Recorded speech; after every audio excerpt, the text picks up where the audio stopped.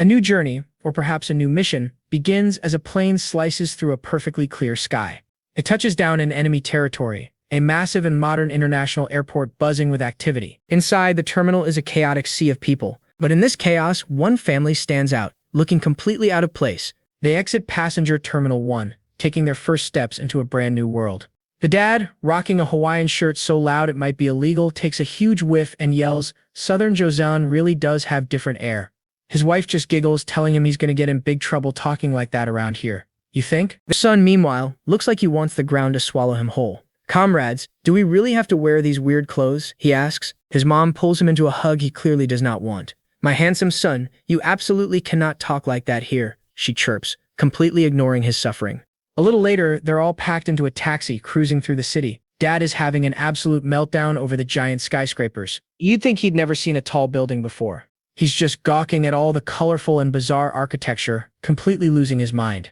And here we have it, folks. The excited dad, the entertained mom, and the son who is 100% done with this trip already. Are all the buildings this tall? The dad asks, his brain apparently short-circuiting. Mom just smiles at her ridiculous husband while their son stares out the window, probably questioning all his life choices.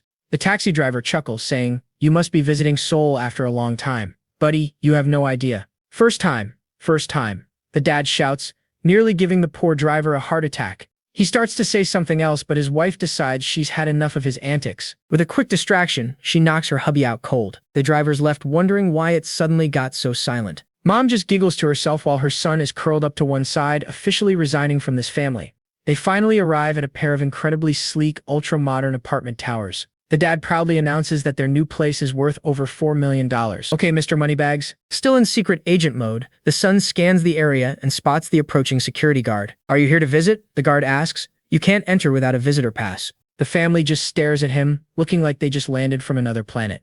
Dad points dramatically at the very top of the building. "The top floor. The biggest house. That's our home." The security guard's jaw just hits the pavement. He was not expecting that. The mom confirms it with a big smile. "We moved in last month," she says cheerfully. The guard is just left speechless, sweating buckets as he tries to process this information. Poor guy. The scene changes, and now we're at Seoul International High School. Inside a classroom, the teacher announces they have a new transfer student, and guess who it is? The students are surprised. Permanent transfers are totally unheard of in their school.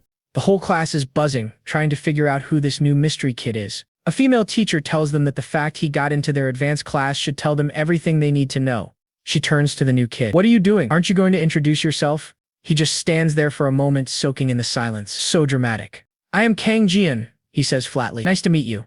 "Wow, what a speech." Girl called Ara smiles. "Totally my type," she declares. "Looks like she's already called dibs on our boy." The teacher claps to get everyone's attention, and Kang Jian heads for an empty desk. He drops his bag down. The red-haired kid and his buddy immediately give the new guy a suspicious glare. The teacher decides to put Kang Jian on the spot, asking if he thinks he can keep up since it's already the second semester. Kang Jian just sits there with his arms crossed, not saying a word. This guy is too cool for school. The teacher points to a ridiculously hard math problem on the board. "If you are confident, want to come solve it?" Without even looking up properly, Kang Jian just glances at the board. 224, he says, not even blinking. What a Chad. The teacher is completely floored. One student is scribbling furiously in her notebook, double-checking the answer. She nervously raises her hand. "Teacher, I just solved it, and—" That is correct. The teacher is stunned. He solved an advanced problem in his head? This is some anime protagonist stuff right here. And he did it in like 2 seconds flat. My guy is a walking calculator. The rest of the class is just as shocked by the new kid's massive brain.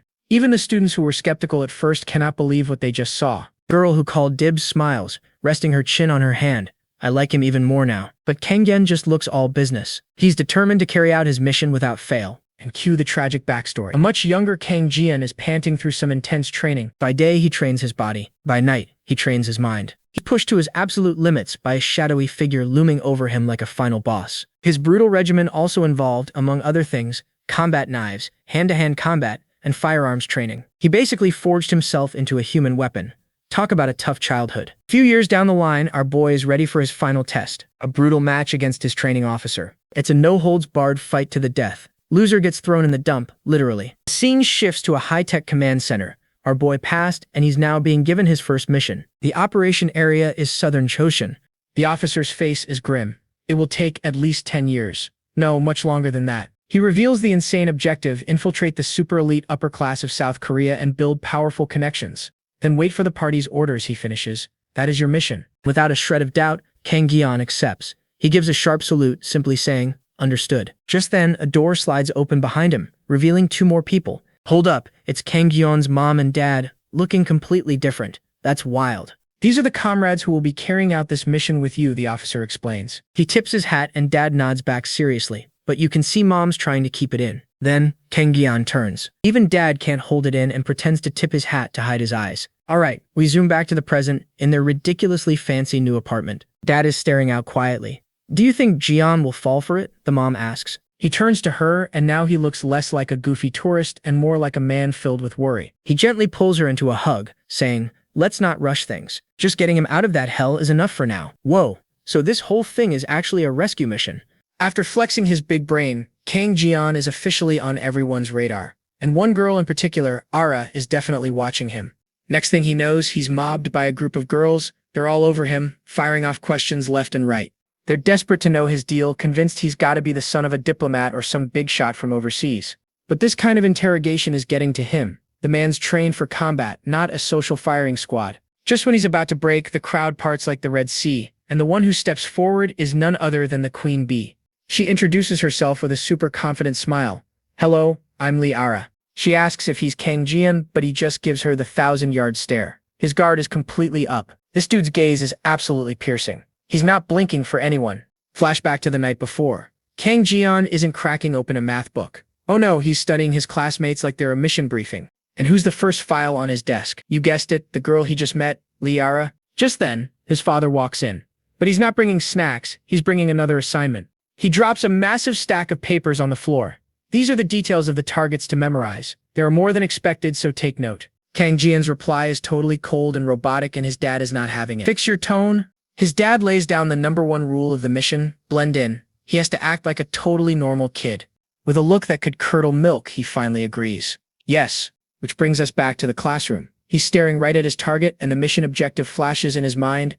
Lee Ara is priority target #1. She's not just some classmate. She's the daughter of the chairman of the Samjung Group, the biggest and most powerful company in the entire country. And the mission is simple. Get close to her, earn her trust, and steal all her family's corporate secrets. Ara finally breaks the silence, clearly getting annoyed. Are you always this tight-lipped? He's about to say something, but she cuts him right off, sliding her phone across the desk. Give me your Insta. Kang Ji-yeon just stares at the phone, completely lost. What is an Insta? Seeing his confusion, she tries again. Maybe he uses another social media app called Obon instead? Changing tactics, she holds out her hand. Then give me your phone. Let me get your number. And this is it. The one thing his years of brutal training never covered. The man is completely glitching out. The girls are in total disbelief. No way, you don't even have a phone? Kang Ji-yeon is sweating buckets. His cover as a normal high schooler is officially blown to pieces. Ara just looks at him in disgust. What's with you? Are you a caveman? She's clearly disappointed, and just turns and walks away. Mission failed. The whole class is dead silent for a second, and then the whispering and laughing starts. The gossip spreads like wildfire. No phone? No Insta? His parents must be crazy strict. Ara and her crew bail, leaving him totally isolated at his desk. He's clenching his fist under the desk, his mind just screaming. Insta, Obon, handphone. All his world-class training is completely useless against the final boss, teenage social life. After school, he's walking home completely defeated, but then he stops dead in his tracks. He senses something. It's a whole fleet of supercars lined up outside the school. This is how the other half lives, folks. He spots another student walking past, a tall girl with long, dark hair. His eyes widen in an instant. This has to be another target. His internal mission file boots up. She's classified as priority 0. But before he can do anything, a massive bodyguard steps right between them. The bodyguard is an absolute unit, glaring down at him like an immovable wall of muscle. The man calls the girl Miss and escorts her to a waiting black limousine. And who should walk by right then? None other than Ara on her way to her own ride. She hops into a light blue Rolls-Royce, and the whole parade of luxury cars starts to pull away. As Kang Ji-yeon is taking in this insane display of wealth, a hand suddenly slaps over his eye. Don't get in the way. Move. It's some punk with red hair who gives him a dirty look and a smirk. You're kinda annoying. And of course, another giant bodyguard shows up to escort this kid to his bright yellow G-Wagon. Kang Ji-yeon is left standing there, a total outsider in this world of the super rich. Just as he's about to head out, another student calls out to him. The new guy introduces himself as Jang Dongwoo. and his family is stacked. He's the grandson of the Minister of Justice. Seeing Kang Jian standing alone, Dongwoo offers him a lift home. A pretty bold move. Kang Jian actually thinks about it for a second. Seeing him hesitate, Dongwoo gets all nervous and starts to backtrack. But Kang Jian surprises him and accepts the offer. Dongwoo is totally stoked. Riding in a clean white Audi, Dongwoo asks where he lives. Kang Jian just coolly replies, Banpo Blue Tower. Dongwoo is completely blown away. That's one of the most expensive places to live. They properly introduce themselves and a new friendship might be forming. Dongwoo even tells his driver to drop Kang Jian off first before he heads to his next stop. They're riding in silence for a bit, but then Dongwoo starts fidgeting. You can tell he's dying to ask something. He finally works up the nerve to ask about that insane math problem from class. How did you do that? Dongwoo asks, completely amazed. Kang Jian just looks at him, a little confused by the question. Dongwoo starts waving his hands around, apologizing for being weird but gushing about how awesome it was to solve it all in his head. Then he sheepishly admits, actually, I'm particularly weak in math. Kang Jian immediately sees an opening. He offers to tutor him and Dongwoo is completely stunned. Really? Dongwoo's face completely lights up when Kang Jian says yes. Dongwoo is over the moon. Meanwhile, Kang Jian is thinking this mission is going even smoother than planned. But then Dongwoo hits him with the one question he was dreading. But is it true you don't have Insta or a phone? And just like that, the mood dies. Meanwhile, in that light blue Rolls Royce, Ara is talking to the guy at the wheel, Secretary Yang. She tells him to look into the new transfer student. She wants to know everything. Secretary Yang asks if he should get the corporate strategy team on it, but Ara shuts that down. She clarifies, I just want to know if there's someone I can get along with. Her secretary gets it immediately. He promises to have a full report on her desk by tonight. Ara looks out the window, a curious little smirk on her face. This is getting interesting. Later, when Kang Jian gets home, his mom greets him with a huge, cheerful smile. Oh son, you're back. He just stares at her, totally blank. She teases him for not saying I'm home like a normal kid. His dad peeks over his newspaper, looking a little worried as Kang Jian awkwardly mumbles a greeting. His mom just laughs and pats him on the back. Good job, my son. Go to your room quickly. He's super confused, but he lets her playfully push him towards his bedroom. He opens the door and... What? His entire room has been redecorated. New desk, new bed, even a keyboard. He's shocked by how much this must have cost, but his mom just laughs. It's all necessary. Don't ever forget our family is filthy rich. Then Kang Jian's eyes lock onto his new desk. There's a laptop, a tablet, and a brand new smartphone. He immediately picks up the phone. You can see the gears turning in his head. He turns to his mom and hesitantly asks the million-dollar question. Perhaps, what is Insta? His mom is totally clueless.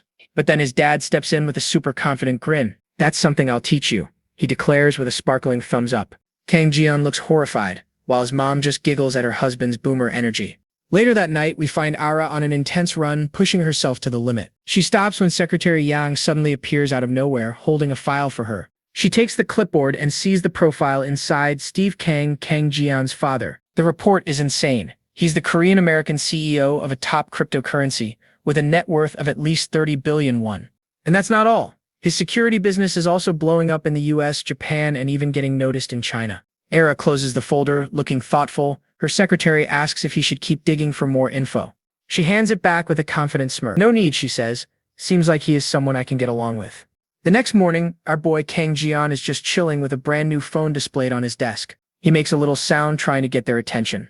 Aura shoots him a curious look from her seat. Kang Jian totally feels her gaze on him. He just crosses his arms and waits for her next move. And boom! Their eyes lock across the entire classroom. The silent standoff begins. Alright, now that he has her attention, he smoothly pulls out a brand new smartphone, a little gift from his parents. Oh, and that gets Ara's attention immediately. Her smile widens. Looks like the bait is working. His new buddy, Jang Dongwoo, slides over, totally hyped. You bought a phone, he says. But the good vibes don't last long. A massive shadow suddenly falls over them. A hand clamps down hard on Dongwoo's shoulder. What is this? The red-haired dude demands. He's got a nasty smirk on his face. You two getting friendly already? Poor Dongwoo is sweating bullets, stammering that Kang Jian is just helping him with math. Meanwhile, another dude with slicked back hair just watches, looking completely unimpressed by the whole thing. And Kang Jian? He's dead silent, just analyzing these new challengers. The red-haired punk scoffs at the excuse. Right. Study hard, he mocks. But I've got business with him. Then he just shoves Dongwoo's head down onto the desk and takes his seat. What a jerk. So now these two absolute units are standing over Kang Jian trying to box him in, but our boy just stares back, completely unfazed by their little intimidation act. You love to see it. He instantly clocks the first guy, Go Jin Sok, the son of a politician with presidential dreams. The other is Huang Wuyong, heir to the massive Daejeon group. These guys are heavy hitters. Kang Jian sees an opportunity. He flashes a friendly smile and asks, "Want me to tutor you guys in math too?" His offer just hangs in the air. Both of them are completely stunned into silence. Jinsuk just scoffs and walks off. "Make sure this guy doesn't get annoying," he tells his buddy. "Hey, transfer student." Wuyong barks and immediately grabs Kang Jian by the collar. He gets right in his face, his voice a low growl. "The most important thing here is knowing your place. Keep quiet and stay under the radar," he snarls, tightening his grip. "Got it?" For just a second, all of Kang Jian's training kicks in. He instantly visualizes the perfect counter. In his mind's eye, his hand is a blur, striking Wuyong's throat with deadly precision. One hit, and it is over. The imaginary strike is clean and silent, a perfect execution from a trained killer. But of course, that is not what actually happens. Wuyong just repeats his threat. "I said, got it?" Kang Jian just smiles, placing a hand on Wuyong's arm, staying under the radar. "What does that mean?" he asks politely. Wuyong is totally confused. "What?" And then he feels it. A sharp, crushing pressure on his arm. Kang Jian's grip is like a steel vice, twisting Wuyong's wrist with insane force. Wuyong starts pouring sweat as the pain becomes unbearable. Kang Jian is bending his arm back like it is nothing. And with that same friendly smile, Kang Jian asks, "Is this how you make friends around here?" What a savage. Jinsuk hears the commotion and turns around, looking super annoyed that his boy is getting handled. Furious and totally humiliated, Wuyong rips his arm free and throws a wild haymaker right at Kang Jian's head. He is roaring, "You little, are you trying to get yourself killed?" But Kang Jian just watches the punch come at him, his face a mask of pure calm. But he is not just watching the fist, he is looking past it right at the security camera in the corner of the room. And we get a flashback. A lesson from his dad. In South Korea, everything has cameras, his dad explained, showing him feeds from all over the city. With just a few clicks, his instructor shows him how to hack the entire school's security system. He even pulls up the feed for this exact classroom. "This place is your classroom." He cycles through the gym, the offices, the music hall, the library, and the sports field. He has got eyes everywhere. His dad boasts, breaking this level of security is nothing. Kang Jian beams. "Comrade number one, I knew you were the best computer expert in the North." But his dad shuts him down fast. "Stop talking like that. Fix it already." And his final warning rings in Kang Jian's ears. "Remember, no violence. Everything is being recorded." Back in the present, Wuyong's fist is just inches from his face, but he easily dodges it. He puts his hands flat on his desk and straight up slams it into Wuyong's gut. The impact is so strong it catches Wuyong off guard and he stumbles back. His attack was totally shut down. He is just staring in total disbelief, absolutely seething. This bastard. Just as things are about to get even crazier, Ara's voice cuts through the tension. She steps up with her friends, calling Wujing out for acting like a total punk. Across the room, Go Jinsuk is watching, thinking that the new kid clearly does not know the rules. And with a nasty look he adds, then he needs to be taught a lesson. But Ara is not done, yelling at Wuyong to stop before he makes himself look even more pathetic. Wuyong glares right past her at Kang Jian, threatening to see him later one-on-one. But Kang Jian is not scared at all. He just grins back and asks, "When? Where? What a Chad." Totally thrown off, Wujing just storms out of the classroom in a rage.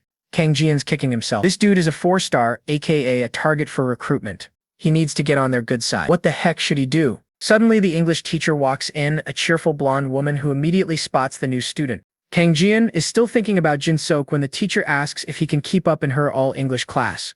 Without missing a beat, Kang Jian replies in perfect English that it is no problem. The teacher is floored by his flawless accent. He rolls out his cover story. He went to an international school in New York and moved for his dad's business. Dongwoo is super impressed and the teacher is thrilled, saying his accent will help the whole class improve. And you know Kang Jian is feeling pretty smug about this. Ara is watching him with a whole new level of interest, while Jinsuk and Wujing just look salty.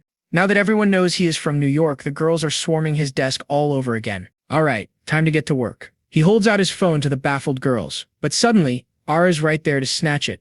"This is from our company," she says with a grin. "You passed." Inside, Kang Jian is celebrating. His plan worked perfectly. Total success. Ara immediately starts scrolling his social media, which is full of pictures of him and his fake family on crazy vacations. She swipes through pics of them in Paris, on a tropical beach, and in Japan. The works. Looking at the photos, Ara is completely sold. Such a warm, happy family. Of course, it is all fake. Kang Jian mentally gives a huge thumbs up to his support team for creating this perfect digital disguise. Let me tell you, that did not fool us at all. The final bell rings, and while everyone else rushes out, Kang Jian stands alone, a lone wolf in a sea of sheep. Outside, it's a car show for the 1%. A whole line of luxury rides is already waiting for the rich kids. And speaking of rides, Kang Jian remembers his dad bragging about some new car he's supposed to be bringing today. Oh boy. He's just standing there as all the other students walk past him. Suddenly, Ara turns and gives him a friendly wave. "See you tomorrow," she says with a smile. As Ara walks away, Kang Jian can't help but smile to himself. Ara's finally paying attention. But hold up, Huang Wuyoung and Go Jin-sok are right behind him. This can't be good. A hand slams down on his shoulder. It's Huang Wuyoung and he does not look happy. "Guess we'll be going together," he growls. Instantly, Kang Jian sizes up the situation. Two new problems have just walked into his life, Huang Wuyoung and Go Jin-sok. But here's the twist. His mission parameters pop into his head. He's not supposed to fight them, he's supposed to recruit them. "All right, where to?" Jian asks. Waiting for them is a massive bodyguard next to a yellow SUV. Wuyoung just glares and tells him to get in the car, while he's still asking nicely. Kang Jian isn't even scared. He's thinking, perfect, this is his chance to get them on his side and finish the mission. So without saying a word, he just plays along, walking straight towards their car. Absolute Chad move. But then, out of nowhere, tires screech across the pavement. A flashy red sports car comes flying down the road. It pulls off a perfect drift, sliding sideways and stopping right in front of them, completely blocking their path. Everyone is just stunned. And who pops out of the driver's seat? It's his dad, rocking a loud Hawaiian shirt and shades, waving like a total maniac. "Isan, I came to pick you up," he yells, completely clueless about the super tense situation he just interrupted. Wuyoung and Jin-sok are just frozen, their whole tough guy act completely shattered by this ridiculous scene. And Kang Jian, his face is pure horror. You can literally feel the second-hand embarrassment. "Dad's here," his father shouts again, grinning from ear to ear like he's the coolest guy in the world. Other students are just walking by, staring at the absolute train wreck unfolding in the middle of the street. Trying to save what's left of his dignity, Kang Jian tells his dad he's hanging out with friends. Wuyoung and Jin-sok just watch, completely baffled. But his dad is just thrilled. "So, you've made another friend, huh?" He beams, giving a huge thumbs up. At this point, Kang Jian's soul has physically left his body. The cringe is just too powerful. He shoves his dad back in the car, yelling that he'll see him at home. He just needs this to end. With one last roar of the engine, his dad peels out, leaving a trail of tire marks and pure confusion behind.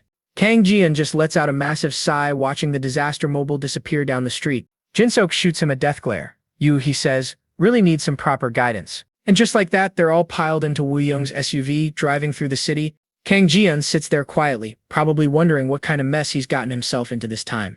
The car finally pulls up to a huge, modern corporate building. This doesn't look like a back alley beatdown. He gets out and looks up at the sign. TJ Sports. "Okay, what is going on here?" Jin-sok tries to wave off his bodyguard, telling him to go on ahead because he'll be late. But the guard isn't having it. He says his orders are to never leave Jin-sok's side, not even for a second. With an annoyed look, the bodyguard just sighs and follows them into the massive building. And inside, holy cow, it's a massive MMA training center with a full-on octagonal cage in the middle. A training center? Kang Jian thinks to himself, taking in the scene. This just got interesting. A guy in a tracksuit greets them, confirming that cage number 3 is all cleared out and ready for them. Wuyoung barks in order to make sure nobody else gets in. The guy just bows and agrees. They clearly run this place.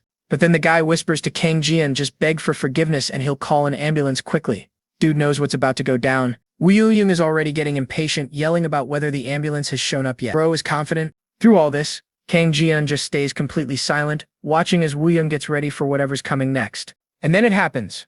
Wuyoung rips his school shirt off, revealing an absolutely jacked physique. This dude is a unit. He straps on a pair of red MMA gloves, giving Kang Jian a look that could kill. It's about to go down. Up on a balcony, Jin-sok smirks. He says it's been a while since he's seen someone walk in here looking so confident. Kang Jian looks up at him. "So you want me to spar with that guy?" he asks, completely unfazed. Jin-sok just bursts out laughing. "Sparring? A match? Call it whatever you want. Bring it on." His laughter gets a little crazy as he tells Kang Jian to hurry up and sign the waiver. Down on the floor, Wuyoung shoves a clipboard in his face, pointing right at the signature line. It's a liability waiver. Basically, it says if you get wrecked, you can't sue. Standard procedure for a beatdown, I guess. Kang Jian's eyes narrow just a little bit as he reads over the terms. The gears are turning. He looks up, cool as a cucumber. "You want me to sign here?" Jin-sok leans over the railing with a nasty grin. "What's the matter? You scared?" But Kang Jian just gives him this cold, calculating stare. His face is a total blank slate. Jin-sok's eyes light up with a sick kind of joy. "Get on your knees and bark like a dog, and maybe I'll let you go." And Kang Jian's reaction? Nothing. Absolutely nothing. He is completely unfazed by the threat. For the first time, Jin-sok's smile wavers. "Why aren't you reacting?" he mutters. "This guy's weird." Kang Jian turns toward the cage and asks the most chilling question. "There are no cameras in here, right?" Check out Jinsok's face. His smug confidence is completely gone, totally thrown by that one simple question. Even Woo-young, who's all ready to fight in the cage, is confused. What? He says, looking over his shoulder. With a tired sigh, Kang Jian just signs their waiver. So we really have to do this, huh? Jinsok recovers and starts laughing his head off. Are you an idiot? Our Woo-young is a national champion. You're gonna get destroyed. Totally unfazed, Kang Jian just pushes the clipboard back. You sign it too. He gives them a stare so cold it could freeze fire. Hurry up, he says. The tables have officially turned. In the fighting ring, we've got Huang Woo-young, looking absolutely shredded and way too confident for his own good. Across from him, our boy Kang Jian calmly adjusts his gloves, rocking a killer poker face. Woo-young, of course, starts running his mouth. Kid, look at that face. Completely frozen. Classic bully dialogue. The two face off. Woo-young is bouncing around like he's had too much sugar, while Kang Jian stands perfectly still. The difference is hilarious. But inside Kang Jian's head, the supercomputer is firing up, trying to find the best way to handle this situation. He runs a quick simulation. Option 1, a devastating punch straight to Woo-young's temple. That would do it. And nope, that's a fail. A little too much force. We're trying to teach a lesson, not send him to meet his ancestors. Okay, next option. A vicious body blow, cracking ribs and drawing blood. That's pretty metal. Nope, that won't work. A finger jab to the eye? Too much. A knee to the ribs? Nah.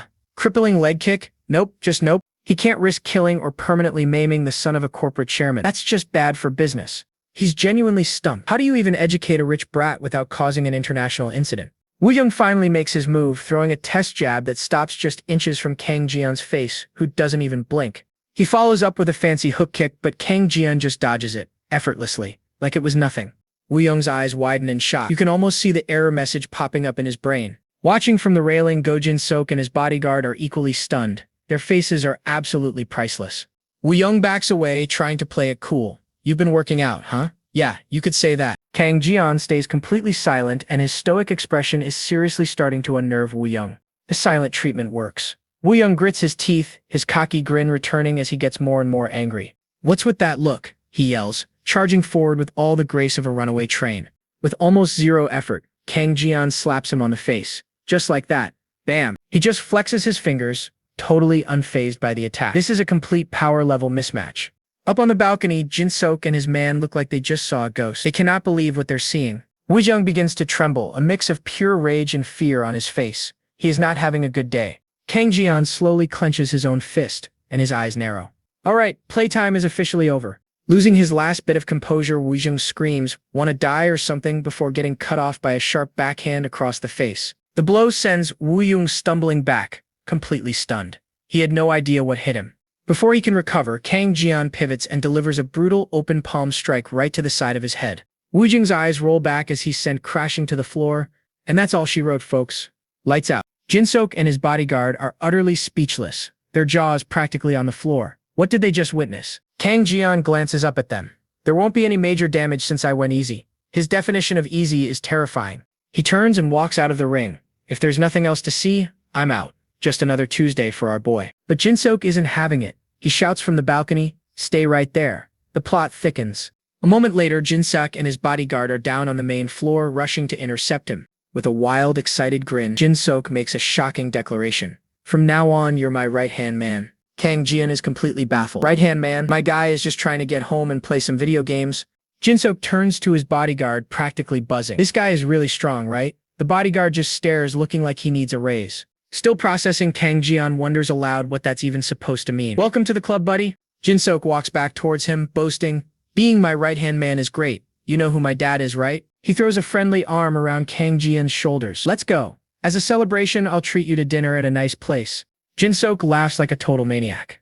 But Kang Jian's flustered. "This is good, right? Everything's going according to plan?" Later that night, Kang Jian arrives back at his family's ridiculously lavish apartment, announcing his return. His dad asks if he made some good friends. Kang Jian tiredly replies, "Yes," which is technically true. His mom cheerfully asks about dinner, but he tells her he already ate with his new friends. As he walks away, his parents exchange a look of silent worry. Back in his room, Kang Jian collapses onto his bed, completely drained from a hard day of manipulation and fighting. He lets out a heavy sigh, the reality of his situation sinking in. Man, this mission isn't as easy as he thought. His mind flashes back to dinner, where Go Jinsok proudly presented the lavish restaurant. "How's it? Pretty cool, right?" Jinsok mentions it's a family favorite and urges him to dig in. "The food looks incredible, by the way. Artist, you're making me hungry." Kang Jian takes his first bite and his entire world just stops. The flavor is so intense he's left completely speechless. Jinsook absolutely erupts in laughter at his over-the-top reaction. Our boy has clearly never eaten at a nice place before. Watching Jinsook's super friendly grin, Kang Jian can't help but wonder if this is the same unhinged guy from school. Jinsook leans in, explaining that being his right-hand man is actually pretty simple. His one and only job? Just crush anyone who tries to climb up. Simple, direct, and slightly evil. I like it. But Kang Jian adds that he doesn't pick on weaklings. He mentions a specific name, Dongwu. Kang Jian confirms he's talking about Jang Dongwu, their classmate. The idea of Dongwu being weak makes Jinsook laugh again, leaving our boy totally confused. What's the deal here? Jinsook reveals that back in middle school he used to be Dongwu's supporter. A very polite way to put it. Seeing Kang Jian's blank stare, he clarifies, a lackey. You don't know what a bread shuttle is? Jinsook's tone turns serious as he explains that Dongwu's family is the most powerful legal family in the country, and his dad is the chief prosecutor. He admits this was before his own father became a party leader. Back then, he had to constantly walk on eggshells around Dongwu. This revelation about the school's hidden power structure completely rattles Kang Jian. The high school food chain is brutal. Jinsook sums it up perfectly. That's what South Korea is like. Your parents' power is your power. A harsh but true lesson. The flashback ends and Kang Jian is back on his bed, the weight of this new reality pressing down on him. He thinks to himself once more, this mission is really not easy. No kidding, my friend. No kidding at all. Suddenly, there's a knock on the door. And look who it is. It's his fake mom and dad who are really actually his real parents peeking in with those classic concerned parents' faces. They're all like, what's wrong, son? You can talk to us. He quickly shuts them down, insisting it's nothing.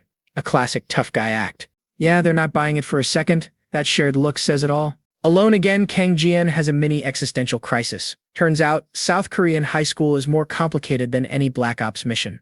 He's clenching his fists, admitting to himself that this whole fitting in thing is a major pain.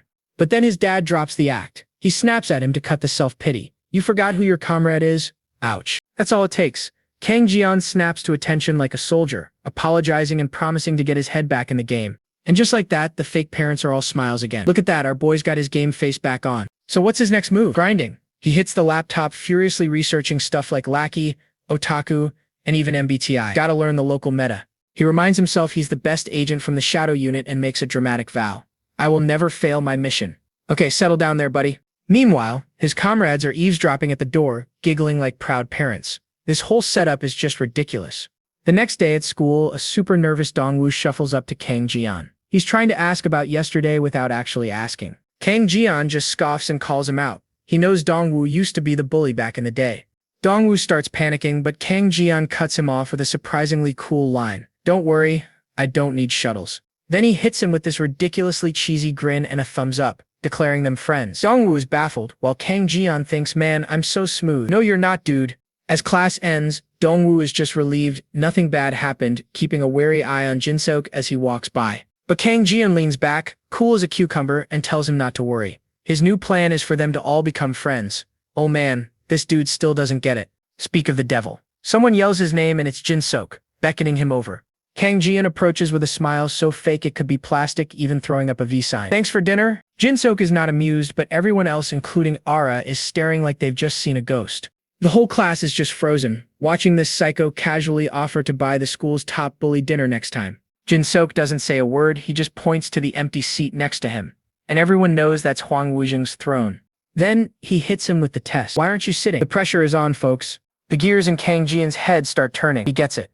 This isn't an invitation, it's a promotion. Take the seat, become the new number 2. And without missing a beat, he plops down and crosses his arms, looking like he owns the place. Total Chad move. Jinsook cracks a smirk. He's impressed. And internally, Kang Jian is doing a victory dance. His master plan is a go. The lecture drones on, but all eyes are on that one empty seat. Huang Wuzheng is officially missing in action. Jinsook leans over and whispers that Wuzheng should have been tough enough to show up, even after that beatdown. Meanwhile, across town at TJ Sports, we see why he's absent. Wuzheng is getting absolutely wrecked with a wooden pole. The guy is screaming at him, furious that he spent so much money to get Wuzheng into that class, only for him to mess it up. And get this, the guy doing the beating is Huang Jaeshul, a big shot CEO, and Wuzheng's own father. Talk about dad of the year. But Jaeshul is on a rampage. He screams that Jinsook's dad is running for president, so Wuzheng better get close to him no matter what it takes.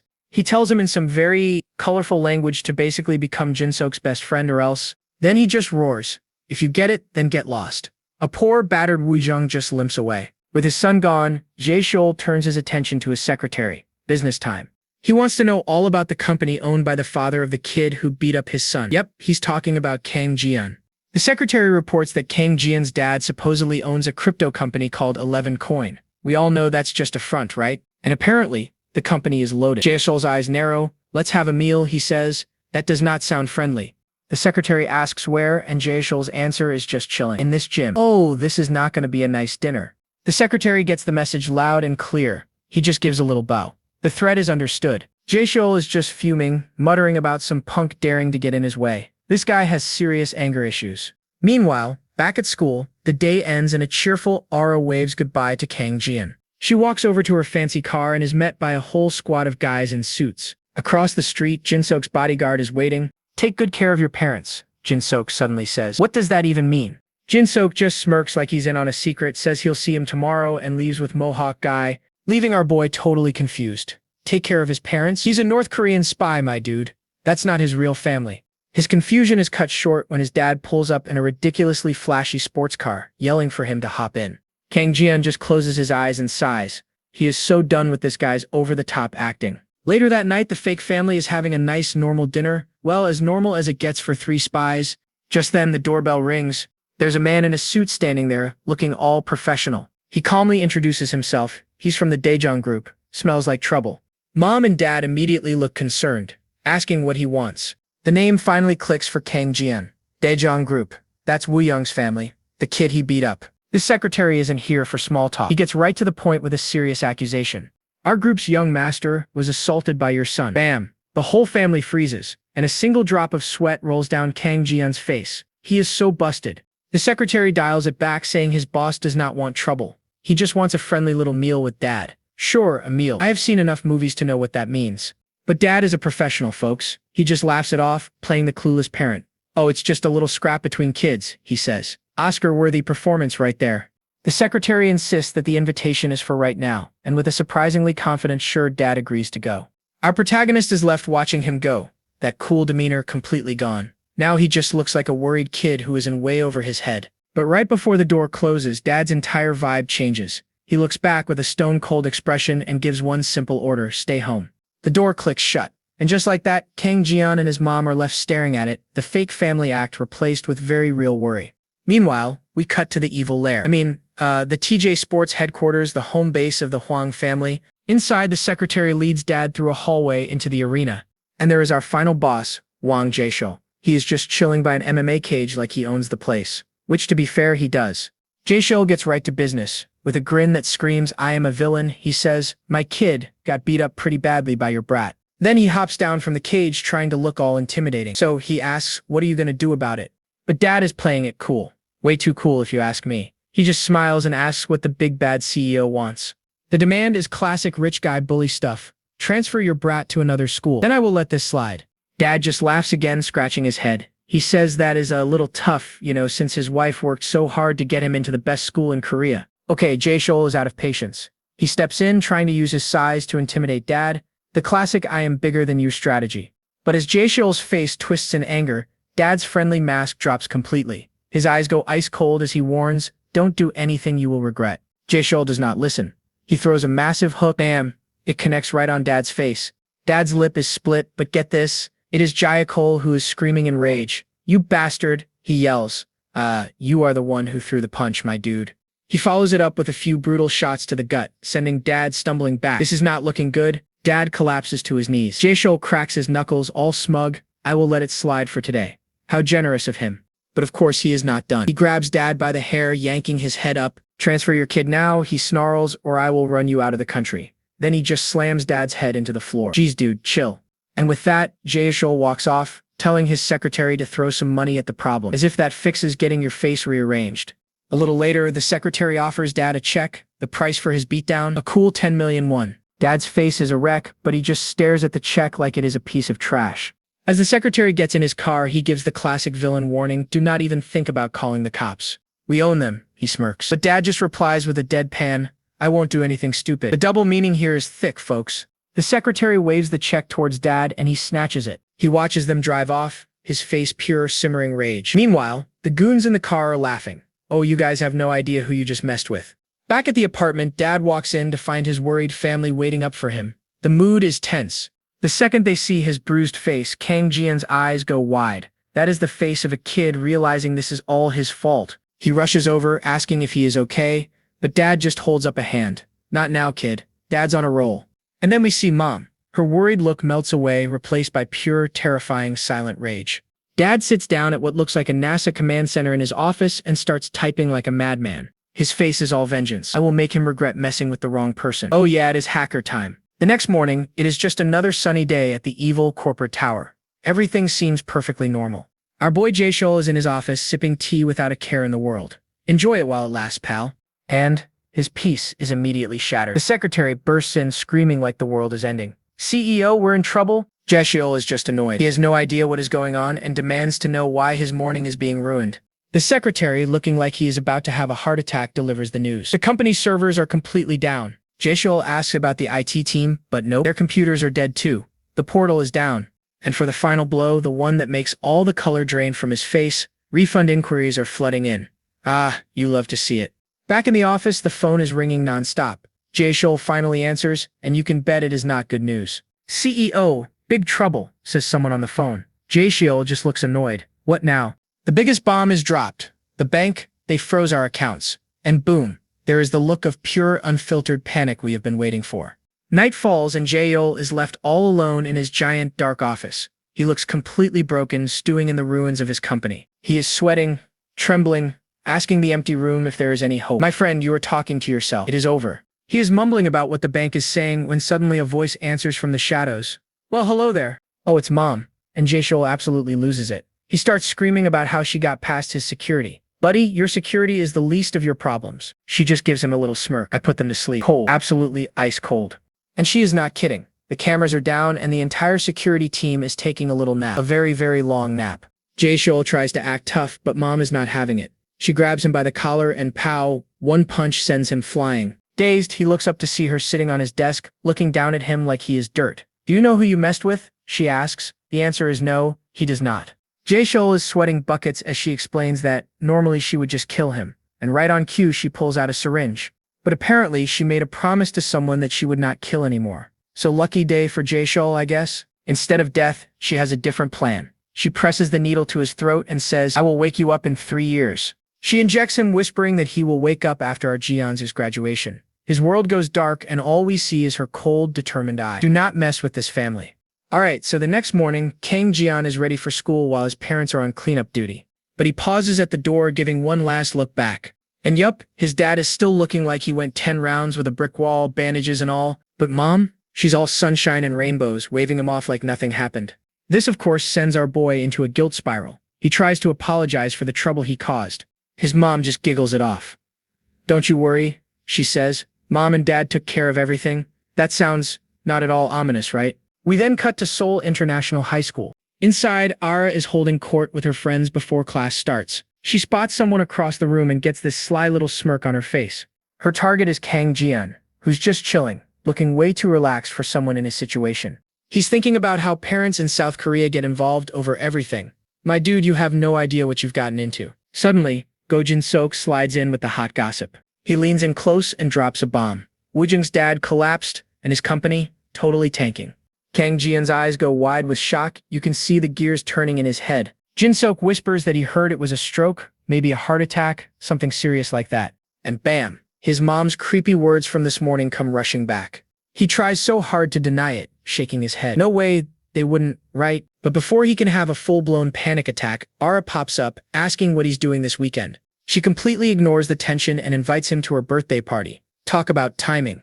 Oh, and you can just feel the daggers Jin-sok is staring from across the room. Someone is not happy. Kang Jian is just stunned.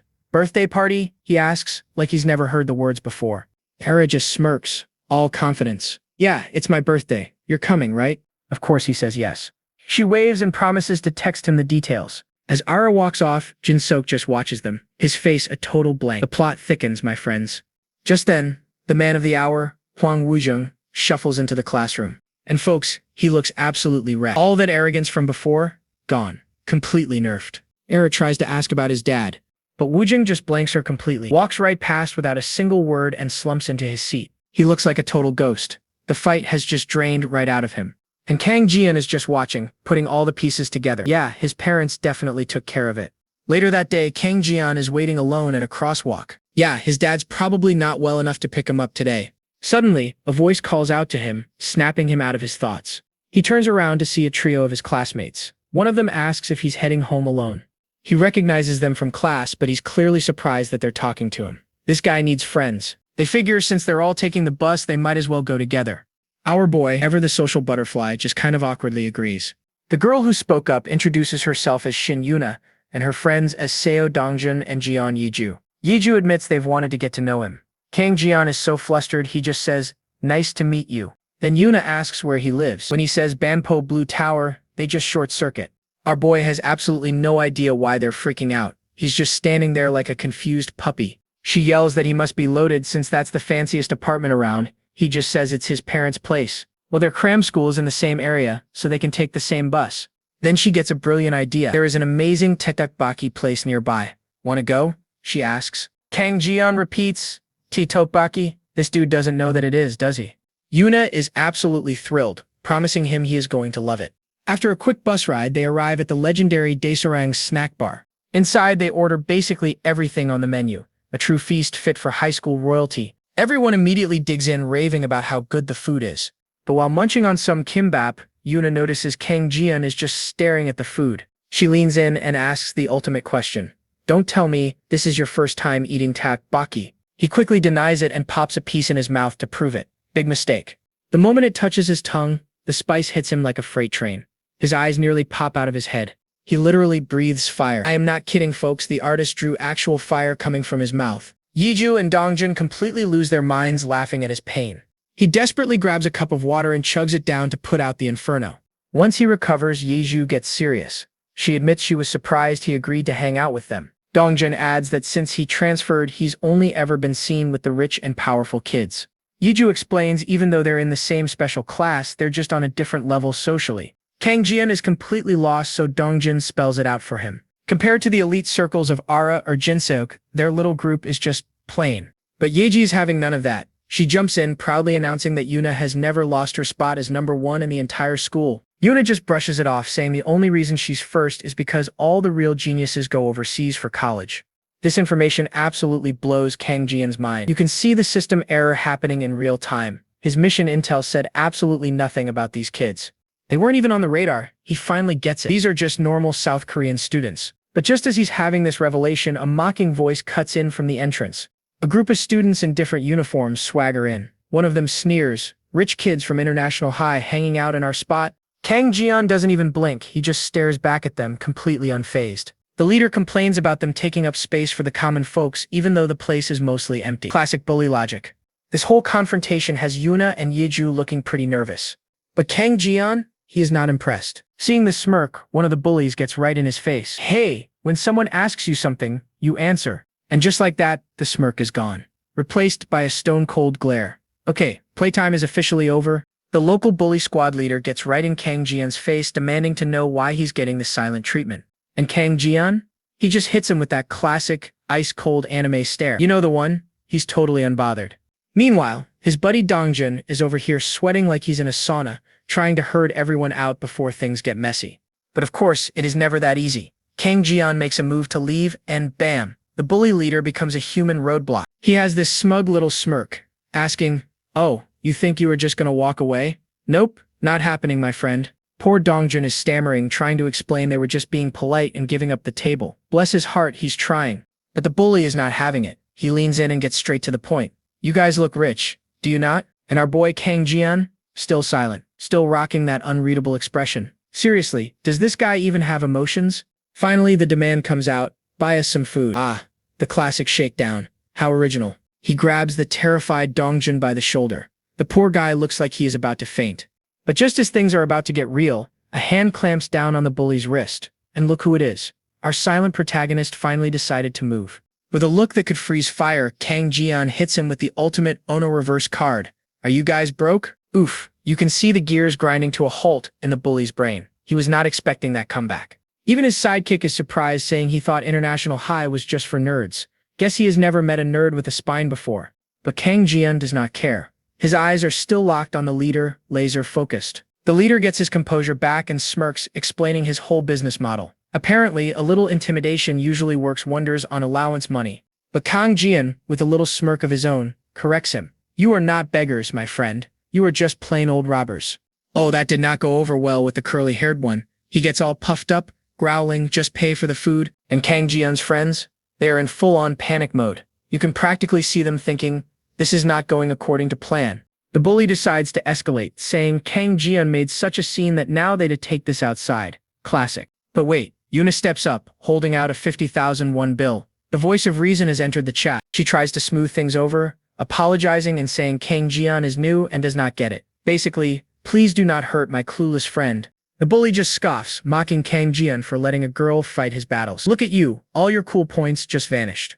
But Kang Jian is not having it. He gently pushes her hand down. The hero complex is kicking in, folks. He gives her the classic reassurance. Do not worry. Nothing will happen. Famous last words, maybe?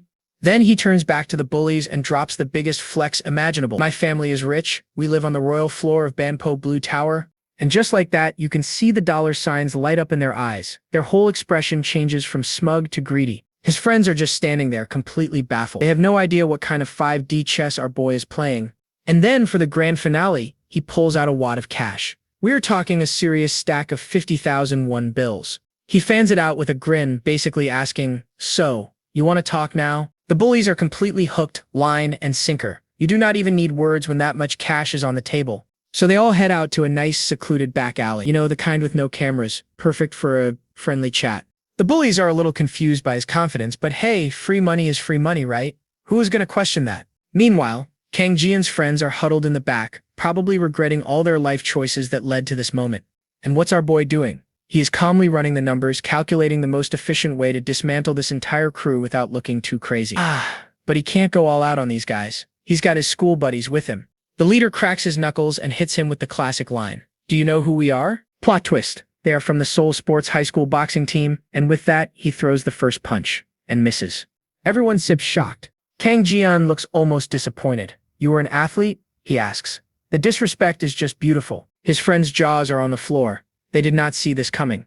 Before the boxer can even process what happened, Kang Jian unleashes a brutal counter. Bam! The impact is insane. You can see the spit fly as his face just crumples. And he is out cold. One punch. Down goes the boxer. The rest of the crew just stares in shock. You can hear them whispering, one punch. Yeah, guys, one punch. The curly-haired one snaps out of it, yelling like a madman. But wait, he tells his own guys to stay put? Instead of attacking, he asks a super random question. Do you know Wu Young? And Kang Jian's eyes widen. He knows that name. Wang Wu Young? The bully grins. Yeah, that one. We used to run in the same crew. Guess he hasn't trained you yet, huh? Kang Jian is confused, but this genius lays out a new deal. Pay 500,000 won a month.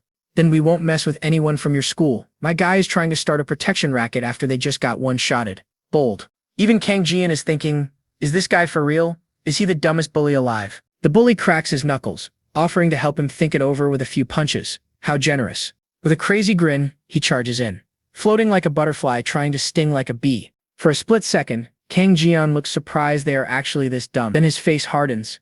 It is go time.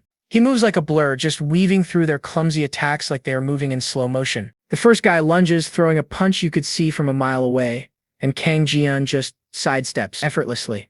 From the sidelines, his friends are just watching this beatdown with their mouths wide open, alternating between shock and fear. Shin Yuna, in particular, looks incredibly worried. She takes a peek and gasps. Kang Jian's foot just blocked the bully without even breaking a sweat. Kang Jian just looks down at him, his expression saying, "Really? That is all you have got?" Finally, the bully snaps out of it and yells the last resort of all losers, "You are asking for it." Too late for threats, my dude, because Kang Jian's foot is already on a direct flight to his face. And that is checkmate. Alright, Kang Jian's just about to deal the final blow. Suddenly, they hear someone yell, "What in the world are you doing?" They all twist around. Uh-oh, sirens. The cops are here. One of the thugs on the ground yells for everyone to scatter. The thugs push past the cop and make a run for it. Kang Jian just watches him go, completely unfazed by the chaos. He even has time to casually take his phone out, and he throws it like a big league pitcher. Whack!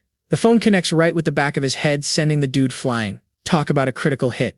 Completely dazed, all he can do is look back in shock as the police corner him. He is not having a good day. Kang Jian just stares with the calmest face ever as the cops surround them and round everyone up. A little later at the police station, Kang Jian and the bully are having a staring contest. The tension is so thick you could cut it with a knife. Meanwhile, the officer is questioning Shin Yuna and the others who are desperately trying to explain that they were the ones getting shaken down for cash. So the cop turns to the bully and asks, "Hey, did you really do that? You know extortion is a serious crime, right?"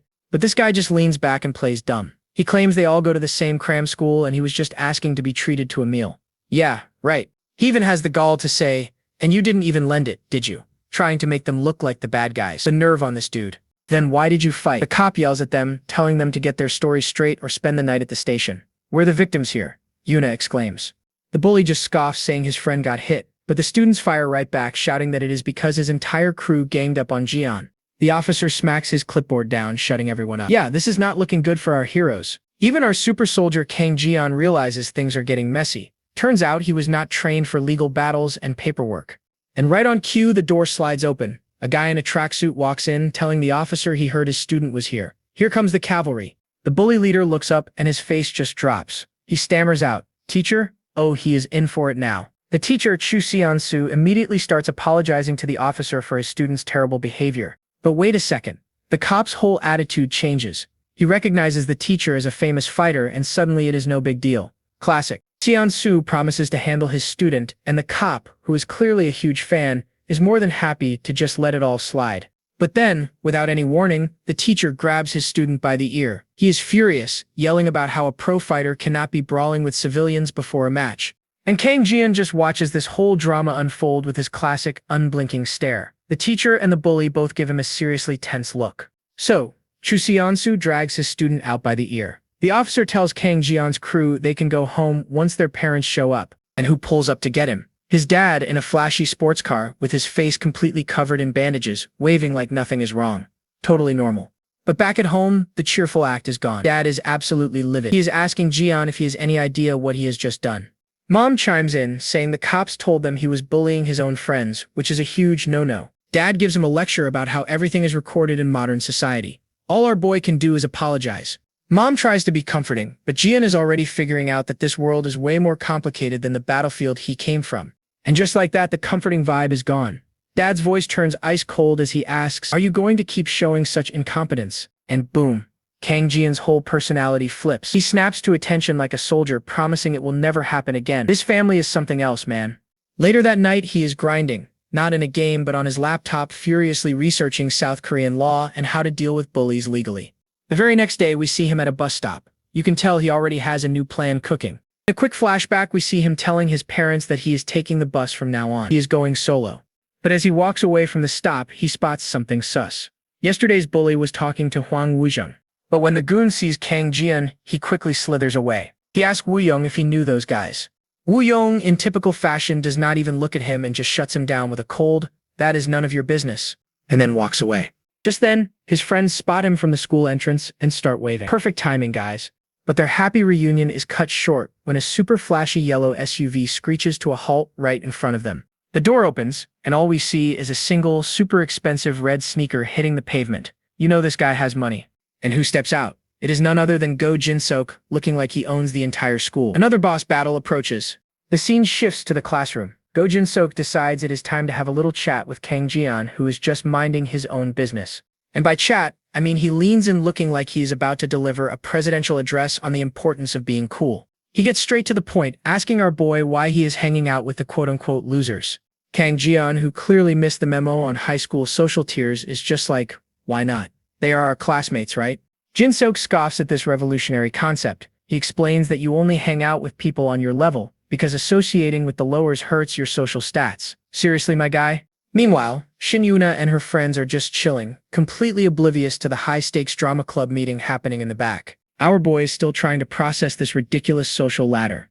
Jin-sok wraps up his unsolicited life coaching session with a simple command: "Stop being so boring." Got it? An awkward silence hangs in the air, thick enough to cut with a knife. Jin-sok is absolutely stewing in his own annoyance while Kang Jian looks as calm as a cucumber. And then a notification sound cuts through the tension. They both whip out their phones, and look at that, it is a message from Era. She's inviting them to her birthday party at the Hilton Hotel Crystal Room. Very fancy indeed. Kang Jian glances over and spots Ara on her phone surrounded by her clique. Her friends are totally shipping her with the new transfer student and they are not being subtle about it. He just smiles cheerfully back. The master plan is working. This of course sends Jinsook into a silent rage. You can almost see the steam coming out of his ears. Look at him gritting his teeth. Someone's precious pride just took a critical hit. A little later in the cafeteria, we find Kang Jian enjoying his lunch alone. And by enjoying, I mean he is inhaling it like a vacuum cleaner. This man has not had this much food on his plate in his life. He looks up just in time to see Shin Yuna and her friends heading his way with their lunch trays. Yuna greets him with a super bright smile, but oh no, the fun police is about to arrive. Jinsook steps in, his face like stone, and just says, "Jian, move." Yuna flinches at his tone and immediately apologizes even though she did nothing wrong. Jinsook completely ignores her, walks right past the group, and sits down across from Kang Jian. He slams his tray down on the table, which makes our boy nearly choke on his food. And here we go again with another lecture. He is all like, "You are being too soft, that is why they keep clinging to you." My dude, they just wanted to sit with him. He finishes by calling the have-nots the worst kind of hyenas. Kang Jian's response, he just keeps on chewing, completely unfazed by this display of pure cringe. And then, Ara pops up out of nowhere. She leans in and asks if he got her message. She smiles, giving him an official, in-person invitation to her birthday party. With his mouth still stuffed with food, Kang Jian just mutters, "Got it. Real smooth move there, bud." As Ara and her friends walk away, Kang Jian gives them a little wave. A couple of other girls walk by, gossiping about how lucky he is that the school's most popular girl has her eye on him. Meanwhile, Jinsook looks like he is about to have a full-blown aneurysm. He dramatically drops his spoon onto his tray with a loud clatter. His appetite is completely gone. Without saying another word, he gets up from the table, abandoning his perfectly good meal. As he walks away, he tosses an order over his shoulder. "Clean this up." The nerve of this guy. Kang Jian just stares at the untouched tray of food, and his expression just darkens. Jinsook continues on his merry way, not even bothering to give him a second glance. Kang Jian's hand clenches into a fist, trembling with a rage. You can practically hear his inner monologue screaming, "Capitalist bastard." Wasting food is like the one unforgivable sin in his book, and he is absolutely livid. But then the rage cools down, replaced by a much more practical thought. Can I eat it? Priorities, my friend. Priorities. After school, among the fleet of fancy cars waiting for the rich kids, our story continues. Kang Jian is ready to head out with Yuna and her crew, saying, "Let's go too." But he stops short when, you guessed it, Jinsook calls his name yet again. Jinsook orders him to get in the car, but our boy is not interested in this guy's drama. "No, I'll take the bus." Jinsook sighs, clearly frustrated, and marches over to his SUV. His patience is wearing thin. He glares back, basically saying, "I was not asking." The others just watch nervously as the two of them have their little standoff. Kang Jian holds his ground, staring right back at him without an ounce of fear. Finally, with a heavy sigh, he gives in. Gotta stick with the mission. He leaves his friends behind and gets into the car of doom. This should be fun. The moment the door closes, Jinsook starts right back up. "Did not I tell you earlier not to hang out with those guys?" Kang Jian is just thinking, why is this guy so prickly? And honestly, we're wondering the same. And then Jinsook drops the real bombshell. And do not come to Ara's birthday party. He says it is just plain annoying and cannot believe Kang Jian does not get it. Kang Jian is still totally lost in this social maze, trying to figure out what is even happening. Then Jinsook just explodes, shouting that it is annoying how friendly Ara is being with him. He tries to pull rank, saying their families are on speaking terms. Kang Jian's secret agent brain immediately kicks in. On speaking terms? Is that a code? Jinsook declares that Ara is basically his property and will be his girl someday. Having her show interest in someone like Kang Jian, well, that is just a massive blow to his fragile ego. Kang Jian just stares at him, his face unreadable. Jinsook gets defensive. "What? Are you mad?" But our boy cuts right through the nonsense. "So, jealousy? Is that why you are acting like this?" Oh, you could hear a pin drop. Jinsook is completely stunned and flustered at being called out. Kang Jian has had enough of this impromptu therapy session and just says, "Please pull over." Jinsook scoffs, completely misreading the room and thinking our boy is backing down. But then Kang Jian repeats it, his voice low and dangerous. "Pull over." And just like that, the tables have turned. The sudden shift in tone has Jinsook actually intimidated. The driver slams on the brakes and the bright yellow SUV screeches to a halt. Kang Jian calmly opens the door and steps out onto the sidewalk without another word. Before leaving, he looks back and delivers the final blow. Friends do not do this to each other. Ouch. The door slams shut, leaving Jinsook sitting in his car completely and utterly stunned. Did he just get dumped? As the SUV pulls away, Kang Jian does not even look back. He is already over it and moving on. But inside the car, Jinsook is absolutely fuming. He turns to his driver and gives a chilling order. The driver, clearly surprised by this, asks him what he means by that. Jin-sook completely loses it, screaming at the top of his lungs, "Beat that guy up, now!" The driver's eyes harden. But outside, our boy Kang Jian is just standing there completely unbothered, a total stone-cold Chad. And get this, Jin-sook's driver just flat out refuses. He's like, "Nope, that is not in my job description." Jin-sook is completely baffled. He pulls the classic rich kid move, "Do you want to get fired?" The driver doesn't even blink. He reminds the little punk that his father hired him, not this whiny kid. So what does Jin-sook do? He scoffs and immediately calls his daddy to tattle. "You cannot make this stuff up." He whines into the phone about his bodyguard not following his oh-so-important orders. The horror. Then he shoves the phone at the driver, ordering him to talk to the big boss. The driver calmly takes the call, and it sounds like he's just getting his original orders confirmed. Oh, this is good. Jin-sook slumps back into his seat. So the driver gets out and approaches Kang Jian. He tries to play the tough guy, telling Kang Jian to apologize so he doesn't have to hurt a kid. But Kang Jian just looks at him, cool as a cucumber. "Apologize for what? I didn't do anything wrong." The driver drops some life philosophy, saying it's not about right or wrong, it's about who has more power. And Kang Jian hits him with the ultimate owner reverse card. "Is that so? Then I have even less reason to apologize." The driver just stares. All his intimidation tactics are bouncing right off this kid. Then Kang Jian pulls a 500 IQ move, glancing up at a security camera and a car's dash cam. He points out that they have an audience. "You sure you want to do this here?" he asks with a smirk. The driver's eyes widen. He's been completely outplayed by a high schooler. You love to see it. Kang Jian even offers to take it somewhere more private, basically calling his bluff. But to everyone's surprise, the driver just turns around and walks back to the car. He's done. Jin-sook is absolutely floored. His own hired muscle just tucked tail and ran. "What are you doing?" he rages. The driver calmly explains that they're being watched by too many cameras. Jin-sook completely loses it. "Then drag him somewhere else and do it. This kid has zero chill." The driver tells him that his job is to protect Jin-sook, so he can't stray too far away from him. As Jin-sook continues his temper tantrum, the driver drops the final nail in the coffin. He says that Jin-sook's dad, who's running in an election, specifically ordered him to keep his son out of trouble. He offers to handle it later, but for now they're leaving. It's a total power move. Jin-sook falls silent, just glaring out the window at Kang Jian, who is still standing there like a statue. Finally, Kang Jian turns and walks off. Jin-sook can only watch, grinding his teeth in pure, unfiltered rage. As they drive away, Jin-sook is still screaming about how much he hates everyone. What a delightful character. Meanwhile, as Kang Jian heads home, a mysterious figure is watching him from the shadows. Classic trope alert. The lurker approaches Jian and shows him a picture of Jang Dongwu beaten and held hostage. Kang Jian's calm demeanor instantly shatters. The look on his face says it all. This just got serious.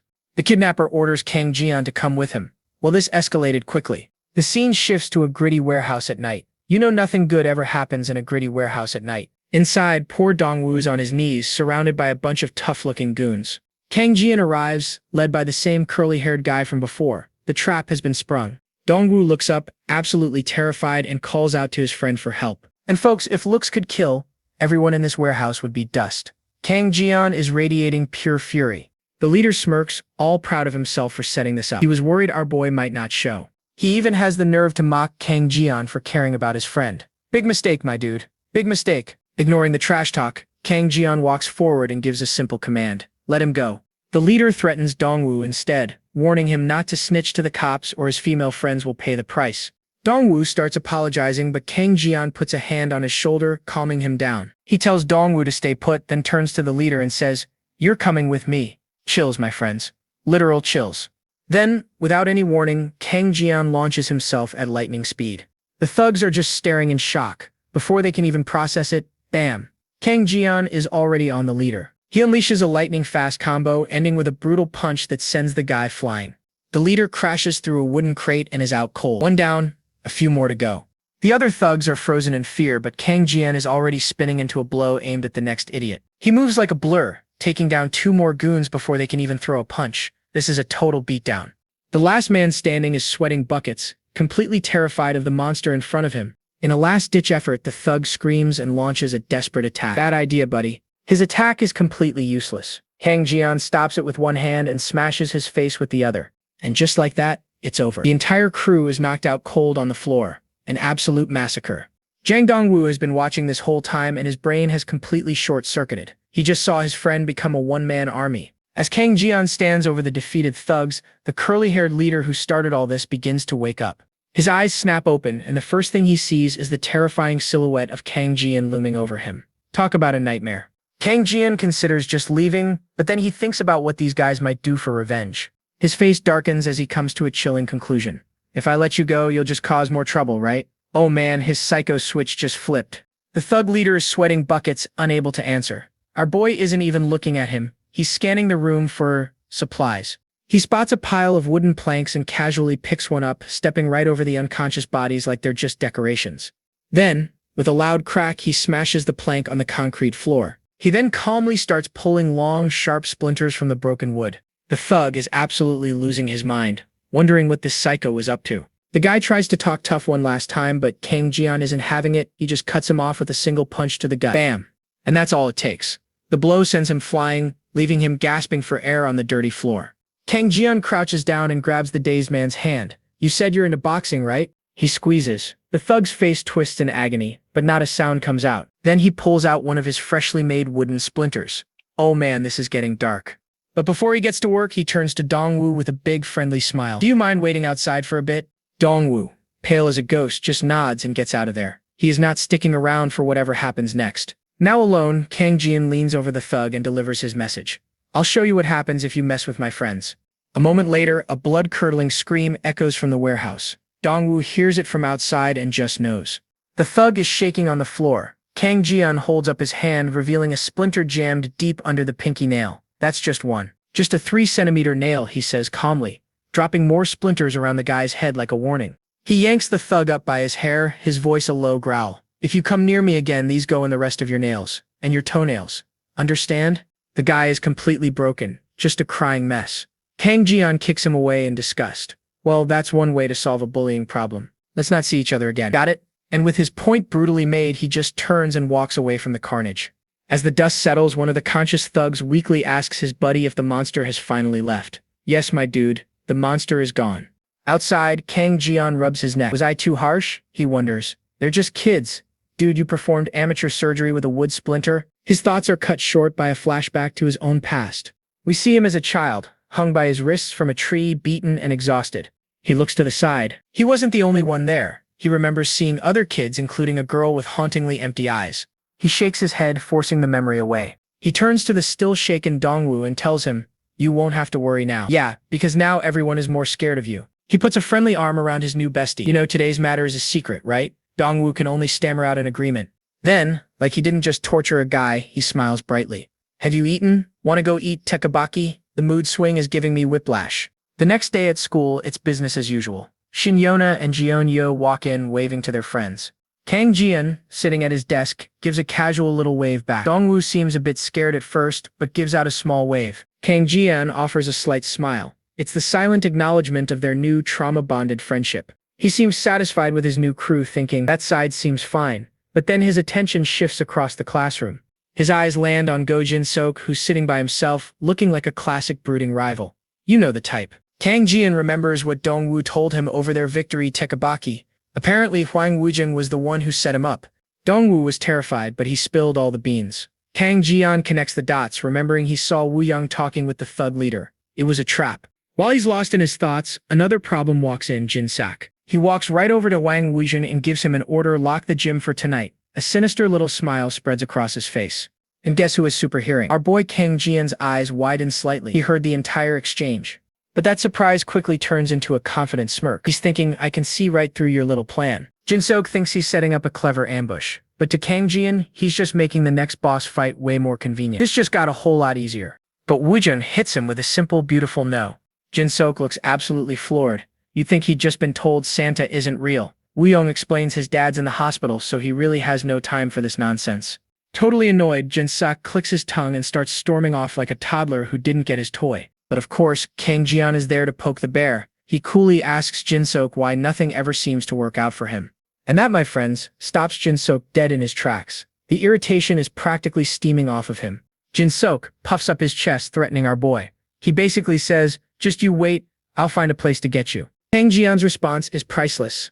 A casual, fine, got it, and he just walks off, leaving Jin-sok absolutely fuming. Suddenly, Wuyong looks up with a jolt, and who's standing there? Yep, Kang Jian looking dead serious. He gets straight to the point, asking why Wujing messed with Dongjun. Wujing just looks completely lost. And bam, no more talking. Kang Jian just grabs him by the collar with a grip that could crush steel. He yanks Wujing in close and lays down the law. Don't mess with them again, got it? Then he lets him go and just casually asks him to use the gym today. A total Chad move. And with a smirk, he announces it's time to finally settle the pecking order. Oh, it is on now. Alright, scene change. We're at the massive TJ Sports building where Jin-Sok's bright yellow SUV pulls up. Jin-Sok's driver gets out, and you can just feel his sigh. He's thinking, really? I have to pick a fight with a bunch of kids? He's remembering Jian's fight with Wuyang. Well, that kid is certainly way beyond their levels. He remembers how confident Jian was. The driver literally scoffs. He's 100% sure he cannot lose to a teenager. Famous last words, buddy. He takes a single step forward and then freezes. Something or someone has stopped him. A mysterious man in a trench coat and glasses is just strolling up like he owns the place. Okay, who is this guy? The man greets him with a long time no see. Then he drops, I heard you quit the company. The driver immediately bows, all respectful. But the trenchcoat guy just waves it off, saying he totally gets it. Then he asks about the driver's mother, which completely catches the guy off guard. This dude knows things. He explains that the driver was one of his best juniors, so of course his sudden disappearance raised some flags. The driver apologizes again, saying he heard the man was out of the country so he didn't contact him. Again, the man is super chill about it. Can't be helped, he says. Then the driver asks what he was doing here. And with a little smile, he says he's here on government business. The driver looks totally busted. He mutters that he must have gotten rusty after leaving the service. The man pivots, asking if he's heard about CEO Huang. Time for an info dump, folks. The driver says, yeah, he read that Wang fell into a coma. A brain hemorrhage, apparently. And then the man drops a bombshell. The higher-ups think it was the work of the legendary assassin, Shadow. The driver is stunned. He's like, wait, you mean the Shadow? But wait, there's more. He also brings up the recent hacking incident, saying they think the North is involved. Apparently, there's a rumor that the legendary hacker Zero is from the North. The plot thickens. The driver's brain is short-circuiting.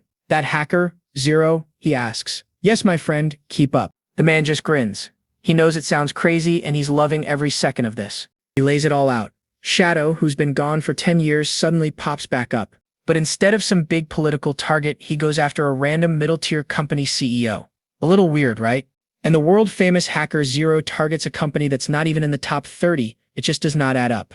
The driver stammers that he's right. It makes absolutely no sense at all. The gears are turning now. The man claps him on the shoulder, says it was good to see him, and then prepares to bounce. The driver bows again, wishing him well as the man walks off, giving a little wave without even looking back. He watches him go, thinking to himself that he hopes the guy has a nice, safe retirement. He just dismisses the whole thing. Legendary figures like Shadow and Zero in Korea? Yeah, right, not possible. Meanwhile, in a crazy high-tech room, Kang Jian's dad is sipping a drink. Yep, that's Zero. What a nerd. And in their super fancy apartment, his mom is just chopping veggies with a knife big enough to scare a ninja. Say hello to Shadow, folks. Back at the gym, the driver is standing across from Kang Jian and Jin-Sok inside an MMA cage. Here we go. Kang Jian takes off his jacket, ready for business. Jin-Sok, meanwhile, is watching with that same smug grin. The driver looks down, thinking about how pathetic this is. He's really doing this for money. Then his eyes harden. He's had enough of this. He thinks to himself, it's time to quit. Wuyong turns and says, I'm heading out. Jin-Sok looks at him and tells him to stick around and watch the show. But Wuyong is so over it. He reminds Jin-Sok that he already lent him the gym and gave him a ride. He's done. Jin-Sok tries to sweeten the deal, promising Wuyong can be his number 2 again after he beats Kang Jian.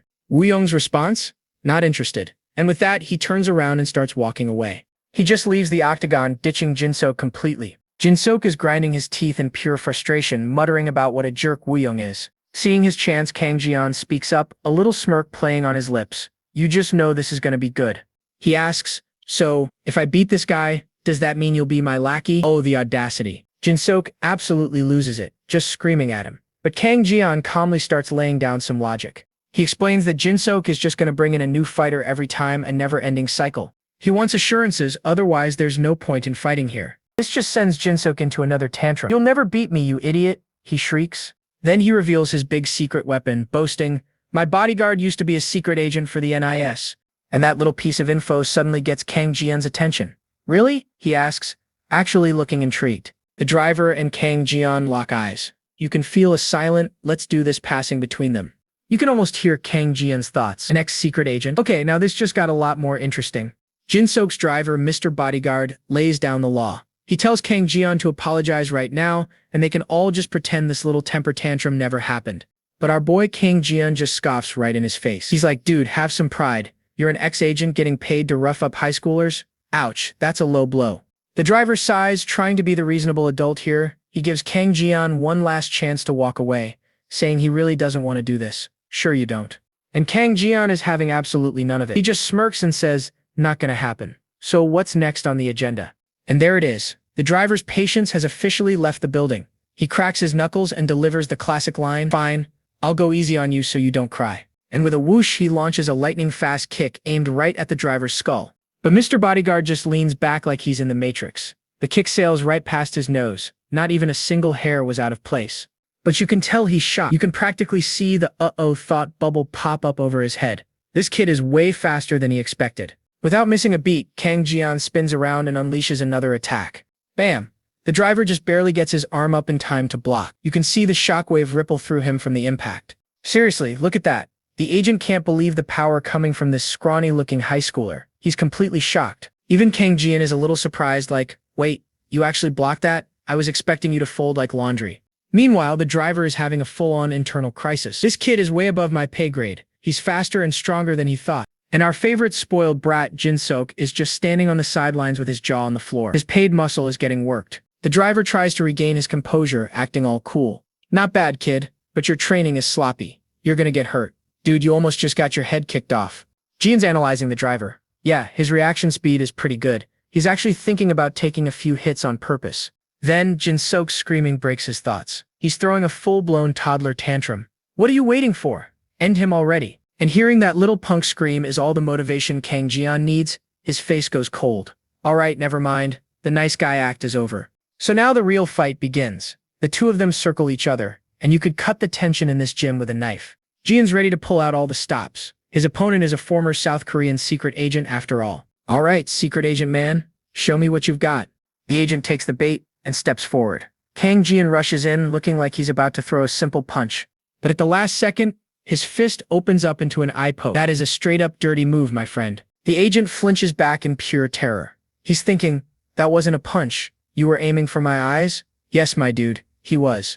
But agent has some slick moves of his own. He dodges. With one hand, he grabs Jian's collar, and with the other grabs his arm. He's about to yeet Jian into oblivion. But wait, Jian wraps his leg around the agent's, much to his surprise. In a surprise move that's more ballet than martial arts, Jian drops to the ground. He grabs the guy's arm. Then he spins, using all his momentum to drive a crushing fist right into the agent's side. The agent stumbles back, gasping for air. He is getting completely dismantled right now. He's thinking, what even is this guy? This isn't MMA, this is straight-up survival. Correct, you are fighting a lunatic. Kang Jian just stands there totally calm. He realizes this ex-agent is tough. Half-hearted attacks aren't going to cut it. And of course, Jin-sook is still screaming from the cheap seats. What? Why? I told you to finish him. The two face off one more time. The agent is sweating bullets, Kang Jian looks bored, and Jin-sook is about to have an aneurysm. The driver makes a desperate charge, but Kang Jian is ready. He just casually parries the punch with an open palm. Then he gives him a little talk to the hand shoved to the face, completely knocking him off balance. And as the agent stumbles forward, Kang Jian brings up a brutal knee that almost connects to his chin. The agent is dazed, but he's not out yet. He grabs Jian's leg, hoists him up, and gets ready to introduce him to the floor. In one fluid, terrifying motion, Kang Jian twists his entire body, using gravity to power up his final attack. And boom, he slams the ex-agent into the mat so hard the whole gym shakes. That's gotta hurt. But the bodyguard's still conscious. How can he even take that? Jian's shocked. Credit where it's due, this guy is tough. Slowly, painfully, he starts pushing himself back up. Kang Jian just smirks and wipes his hand. So mister, I guess you realize now that going easy on me wasn't the best plan, huh? The driver finally gets to his feet and admits he totally underestimated him. So Kang Jian asks, alright, you ready for the real fight now? But plot twist. The agent just looks at him and says, I've lost. He just straight up gives up. This catches everyone off guard. Kang Jian is confused and Jin-sook looks like he just saw a ghost. What a twist. The driver calmly explains that since he lost the fight, Kang Jian doesn't need to apologize. I guess that's one way to solve it. And Jin-sook goes nuclear. What do you mean you lost? Do you want to get fired? He screeches, like the spoiled brat he is. But the driver is so over it, he just cuts him off with a fact. That's enough, and then says, you can't fire me, I quit. What a Chad move. He strolls right past his stunned, now former boss without even a glance and turns back to Kang Jian. He tells him he wants a proper rematch someday, but next time it'll be outside the ring. Ooh, The foreshadowing. Kang Jian gets this little smirk on his face, totally intrigued. Sure, he says, if we get the chance. Jinsok is still screaming impotently in the background, but his ex-driver doesn't even turn around. You just love to see it. And now, with the hired help gone, Kang Jian turns to a suddenly very small, very terrified Jinsok. With a wicked grin, he asks, "So, shall we have a little chat?" With the bodyguard down for the count, Kang Jian looms over the defeated bully. He asks a simple question. "What should I do with you?" Jinsok immediately pulls the "Do you know who my dad is" card, absolutely screaming his head off, but Kang Jian could not care less. Oh, he knows all right. Kang Jian just smirks, replying, "The presidential candidate? Yeah, I heard he'll be president in about 6 months. Losing his mind, Jinsok charges forward with a wild punch, but Kang Jian stops him dead with one hand without even trying. He then grabs a fistful of that spiky red hair, completely immobilizing the spoiled brat. Man, Kang Jian is just thinking what a pathetic kid this is, always crying for his dad. For a second, he actually considers finishing him for good. But then a thought stops him. Wait a second, this guy did buy me meat that one time. Jinsok tries to puff his chest out, but before he can even finish his sentence, wham, a clean slap right across the face. Kang Jian grabs his face, a wicked grin spreading across his own. He asks him, "Are you always this scared?" Jinsok tries to bluff his way out of it, yelling, "You are the one who is scared, right? You can't touch me." Kang Jian just raises an eyebrow. "Oh, really?" He tightens his grip just a little, and suddenly Jinsok cannot breathe. Absolute panic sets in as his air supply gets cut off. He desperately claws at Kang Jian's arm, but it is like trying to bend solid steel. He is completely and utterly outmatched. Tears are just streaming down his face as he chokes. Right when he is about to pass out, Kang Jian finally lets go. And even now, what is the first thing he does? He threatens him with his dad again. "You punk, I will tell my dad. He will crush someone like you." He does not even get to finish the sentence. Kang Jian hits him with a brutal backhand that shuts him up instantly. And just like that, all his tough talk shatters. His threat just dissolves into a pathetic whimper. "No, I will not." Kang Jian peers into his eyes, not satisfied. "You still have some fight in your eyes. You are just going to cause trouble again, are not you?" He lets Jinsok collapse against the fence. Then, in a low, menacing voice, he tells him to listen very carefully. Kang Jian explains, "I can make you suffer in ways that leave no marks. I can turn every single day of school into a living nightmare for you." He leans in, calling his next move before he even makes it. "Of course you will just run to daddy for help, won't you?" Jinsok flinches and Kang Jian gets right in his face, his eyes absolutely wild. "Do you really think I am the kind of guy who will back down? Do I look like that to you?" Then he just stands up, explaining his simple plan. "All I want is to make friends, study hard, and get into a good university. I want to get a good job and build a successful life. That is all I am here to do." All Jinsok can do is sit there and fume, thinking this guy is finished. He has no idea who he just messed with. But then comes the final warning. "If you get in my way," suddenly, Jinsok has a horrifying vision of a giant Kang Jian about to crush him. He screams in pure terror, throwing his arms up to block an attack that is not even there. "Stop!" he shrieks at the top of his lungs. Kang Jian just turns around looking confused. Yeah, that whole thing was just in Jinsok's head. Woo-young rushes over to help the broken bully. Kang Jian just smirks, saying, "This is how you guys usually treat others, right?" Woo-young immediately promises it will never happen again, but Kang Jian looks at the two of them and thinks something still feels missing. The next day at school, Kang Jian strolls into his classroom like nothing happened. He glances around and sees Woo-young keeping his head down, but Jinsok's seat, it is completely empty. He wonders where Jinsok is, and a dark thought crosses his mind. Maybe I should have finished him off after all. But his dark thoughts are interrupted when Ara pops up at his desk with a huge smile. She asks him if he is coming to her birthday party tomorrow. A little surprised, he says yes. "You better be there," she says, waving as she leaves. Kang Jian just gives a calm smile and agrees to go. Simple as that. Meanwhile, a completely traumatized Jinsok bursts into his dad's office, screaming, "Dad, your son got hit." He is on the verge of tears, begging his father to do something, anything to get revenge for him. But his dad stays completely silent. The only sound is the fountain pen in his hand snapping from the sheer pressure. Yeah, this is not just any dad. This is Go Youngchan, the leader of the Liberal Party and a serious political powerhouse. And the look he gives, it is absolutely bone-chilling. Things are about to get serious. Go Jinsok storms into his father's office, absolutely fuming.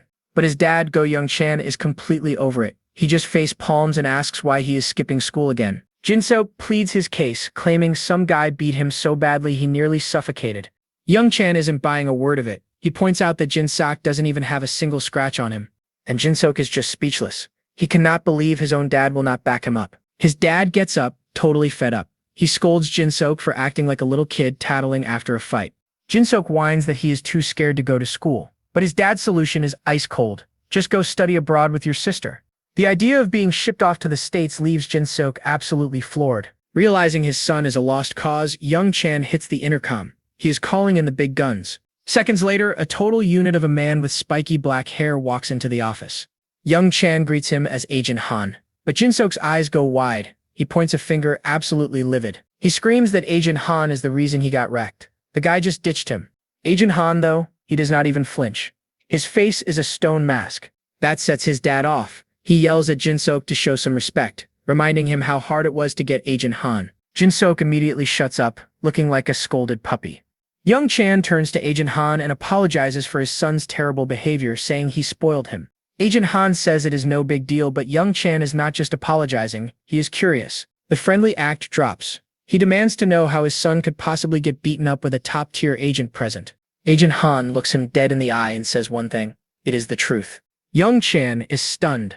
Jin-sook pipes up from the background, yelling that he told him so. Then Agent Han offers a chilling piece of advice. He warns them to never ever cross that student again.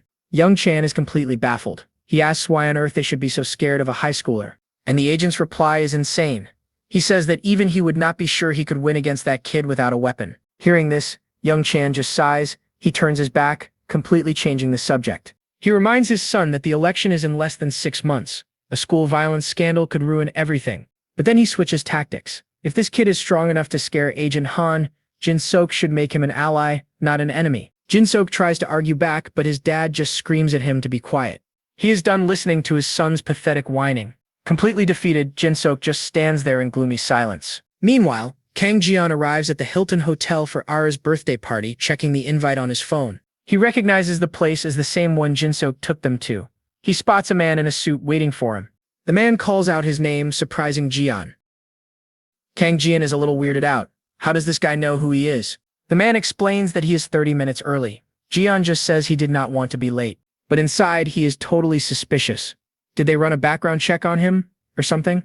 The secretary just gestures for him to head inside and wait. Jian walks in and is completely blown away. This place is ridiculously fancy. He thinks to himself that this looks nothing like the restaurant from before. They've decked the place out. There is even a full band set up on stage with everything plated in gold. A voice calls out his name. It is Ara, waving at him from across the massive room. She strikes a pose, showing off her slick outfit and asking if she looks pretty. She laughs, clearly happy with her look, and tells him the others will be there soon. She tells him to grab a seat while she finishes getting ready. So Kang Jian takes a seat all alone in this giant, empty ballroom. A few moments later, a group of classmates walks in. One of them scoffs, saying Ara is overdoing it with the party. Ara just greets her friends warmly at the door, ignoring the comment. But then, another figure steps through the entrance and the whole vibe shifts. It is none other than Go Jin-sook, looking sharp and rocking an intense glare. Kang Jian watches him walk in, thinking, so he showed up after all. Jin-sook's friends immediately swarm him, but his eyes are locked on one person, Kang Jian. The two rivals stare each other down across the room. You can feel the tension from their last fight. And what do you know? Jin-sook and his crew start walking straight towards Jian's table. One of his buddies tries to get him to sit somewhere else, but Jian speaks up first, telling them to let him sit. Jin-sook just smirks and takes a seat, asking if Jian is trying to show off his little fan club. Before Jian can even fire back, Ara hops on stage and grabs the mic. She jokes that her dad was supposed to give a speech but refused because then all the boring adults would show up. Ara winks at the crowd, hyping everyone up and promising a legendary birthday bash. The guests start buzzing about some huge celebrity singer, but Kang Jian just sighs, feeling totally out of place.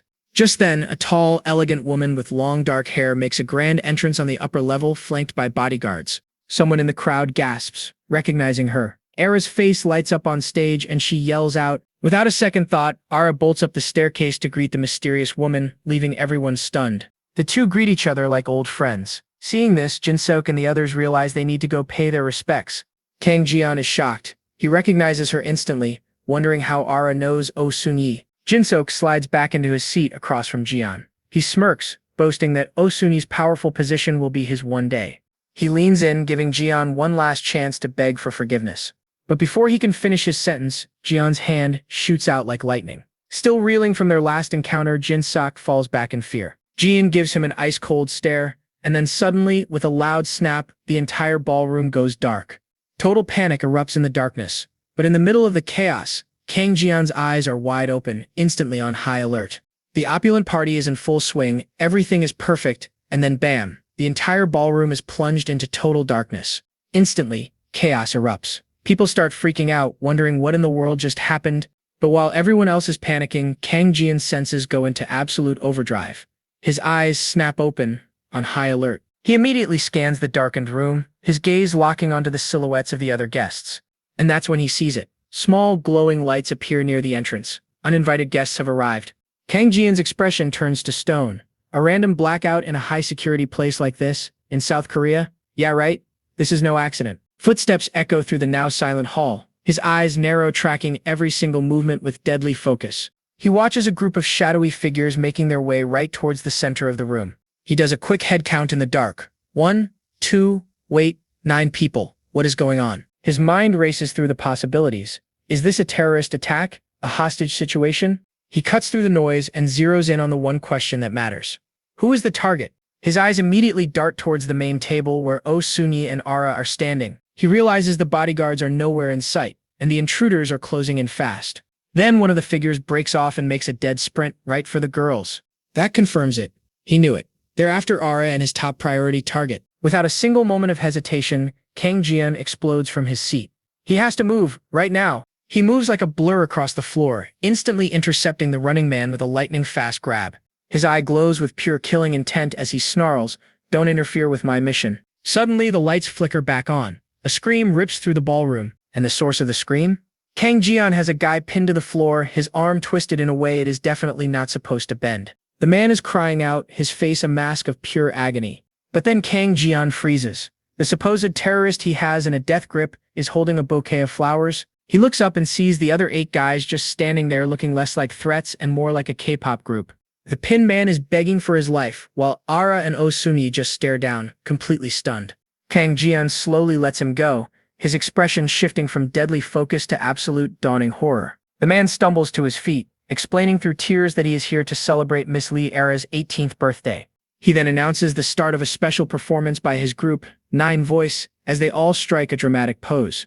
And just like that, they launch into a perfectly synchronized dance routine. Oh, this was never an attack. It was a surprise party. Ara is absolutely fuming, her cheeks puffed out in annoyance, but Oh Sunyi seems genuinely intrigued by the whole mess. A single drop of sweat rolls down Kang Jian's face. The awful realization crashes down on him. What has he done? Later that night, Kang Jian walks home completely and utterly mortified. A hostage situation in modern South Korea? The cringe is so powerful he literally has to stop walking and clutch his head. He flashes back to the party where Ara was absolutely losing it, screaming at him for ruining her birthday surprise. But Oh Sunyi had calmly stepped in, telling Ara that was enough. She even asked, "Still, wasn't it amazing?" Ara was baffled. Amazing? She pointed out that he made the lead singer of 9 Voice leave in tears. But Oh Sunyi just smiled. Didn't he rush in to save you? What if that was not a flower he was holding? How amazing is that?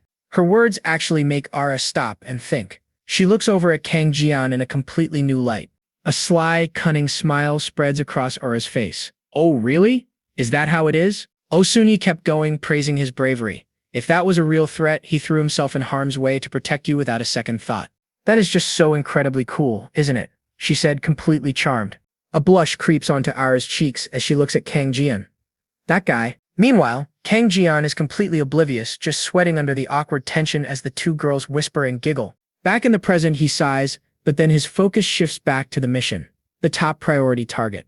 He thinks back to Oh Sunyi, and she is not just anyone, she is the daughter of the president of South Korea. A look of pure determination crosses his face. The party was a complete disaster, but in the end, it worked out. Contact was a success. The next day at school, Kang Jian strolls into class looking cool and collected, as if nothing ever happened. But he does not even make it to his desk before he is ambushed by a group of his female classmates. Turns out, his epic party foul has somehow made him a hero. They are all gushing about how cool he was. He is just trying to figure out if he handled the situation right, while the girls are already trying to ship him with Ara. Across the room, Ara just laughs it off, denying everything with a playful smirk. Sweating bullets, Kang Jian finally manages to escape and get to his desk. But his peace is short-lived. Go Jin-sok immediately starts mouthing off, telling him to know his place for ruining Ara's birthday. This guy is clearly just begging for another beatdown, daring Kang Jian to try something. But instead of a brawl, Kang Jian just casually leans over and flicks him right on the forehead. That one tiny flick sends Jin-sok flying backwards, taking his desk and chair with him in a massive crash. The entire class, Ara included, is left completely speechless at this insane display of power. Jin-sok, sprawled on the floor, just looks up at him with pure, unadulterated terror. Kang Jian, however, just calmly helps him up like it was absolutely nothing. He leans in close and asks him, "Do you like Ara that much?" He tells him to stop making excuses, man up, and just confess his feelings instead of bothering everyone. He gives him one last warning not to mess with him because of midterms and walks away, leaving Jin-sok totally stunned. And just like that, his focus is absolute. Kang Jian hits the books and his goal is nothing less than the top score in the school. Finally, exam day arrives.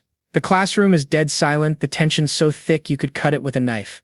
But Kang Jian is a complete machine. His pen is a blur, flying across the page with inhuman speed and precision. He finishes with a dramatic flourish. While Kang Jian looks triumphant, the rest of the class looks like they just barely survived a war zone. When the results are posted, it is not even close. Kang Jian is ranked #1, with the school's top students trailing behind him. Standing there cool as you like among his classmates, Kang Jian thinks to himself that the mission is proceeding exactly as planned. We open on a seriously twisted flashback. A young boy's wrists are bound tight as he's literally suspended from a tree. He's battered and completely exhausted, with scars already covering his back. This is some next-level brutal training. But hold on, he's not alone. The entire forest is filled with other kids in school uniforms, all hanging from the trees just like him. The girl next to him manages to open a single, defiant eye. You can already tell she's a fighter. She warns him, calling him number 7. "Give up. If you keep going, you'll die." But he just grits his teeth, saying he can hold on longer. She's worried that because of their weakness, he's the one who's going to get discarded. The stakes are clearly life and death here. He brushes it off. If he can't hold on, she's next. He's clearly trying to protect her even in this insane situation. She screams that this isn't training, it's torture, pointing out the dark, lifeless shapes of the kids who've already failed. She reminds him of the one horrifying rule they live by. If you become useless, you will be discarded. But he'd rather it be him. He tells number 13 to just rest. He's sacrificing himself for her sake. Her desperate scream, number 7, echoes as Kang Jian jolts awake in bed, gasping for air. He's drenched in a cold sweat, the nightmare feeling way too real. What in the world was that? His mom rushes in, her face full of genuine worry. She asks if he's okay. She gently places a hand on his chest, trying to comfort him and calm him down. But it's not working. She pulls him into a hug, whispering that from now on he will only have good dreams.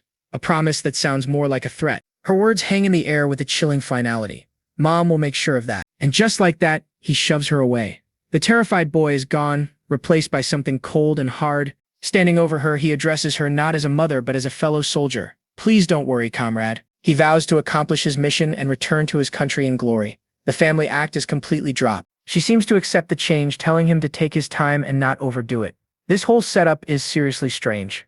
As he turns away, he clutches his chest, a sharp pain hitting him. He wonders why it feels like there's a knife in his chest. Later, at the airport, his friends Shin Yuna and Jang Dongwoo spot him and wave like nothing is wrong. The perfect high school cover. Kang Jian walks toward them, his mind already on the mission. The Asian International Math Olympiad in Jeju is his stage. He's not just any participant either. He's the school's official representative, and there's another player in the game. His friends drop the big news. The one and only Han Yuju is coming with them, his primary target. This is perfect. Kang Jian knows this is his golden opportunity, especially since he's already gotten on her good side. And speak of the devil, Han Yuju herself appears, greeting everyone with a bright smile. She's got no idea what's really going on. She playfully leans in, teasing Kang Jian. "If something happens, you'll protect me too, right, Mr. Dark Knight?" Oh, if she only knew. She laughs it off, telling everyone to just do their best. She's trying to act like a normal, supportive classmate. While the others cheer, Kang Jian's eyes are already scanning the area. His spy senses are tingling. He's not checking flight times. He's counting the men in black suits scattered throughout the terminal. His mental head count quickly reaches 10. All of them are Han Yuju's personal bodyguards. This girl's got some serious protection. One of them, a dude with a nasty scar and a ponytail, looks like he's the leader. As expected of his rank 0 target, they're not taking any chances. The students arrive at the venue for the 11th Asian Math Olympiad, sponsored by the Sunshine Group. A teacher tells them to get some rest. The competition starts tomorrow and will last for 2 intense days. She reminds them that a win here means massive bonus points for university applications, and the students go wild with determination. Shin Yuna notices Kang Jian's sudden shift in mood. He looks way too serious for a math competition. Another student scoffs, reminding him he's just a first year going up against second and third year seniors. They ask if he's really confident. Kang Jian just smirks. They have no idea who they're talking to. Because for Kang Jian, math isn't just a subject. It's a brutal memory of timed tests under extreme pressure, where failure meant more than just a bad grade. A menacing officer looms over a younger Kang Jian, mocking him for just barely passing the test. What kind of school was this? And the price of failure was horrifying. Young Kang Jian could only watch in terror as guards brutally beat the kids who weren't fast enough. He and the red-haired girl could do nothing but sit in silence, forced to witness the brutal consequences. Back in the present, the memory still haunts him. He tries to shake it off, wondering why his past keeps bubbling to the surface. His thoughts are cut short by the arrival of the other teams. A big red bus with a Chinese flag pulls up. The doors hiss open, and the Chinese team steps out looking incredibly serious and focused. These guys mean business. Kang Jian and his friends just silently watch their rivals arrive, sizing up the competition. But right behind them, another bus rolls in. This one is for the Japanese team.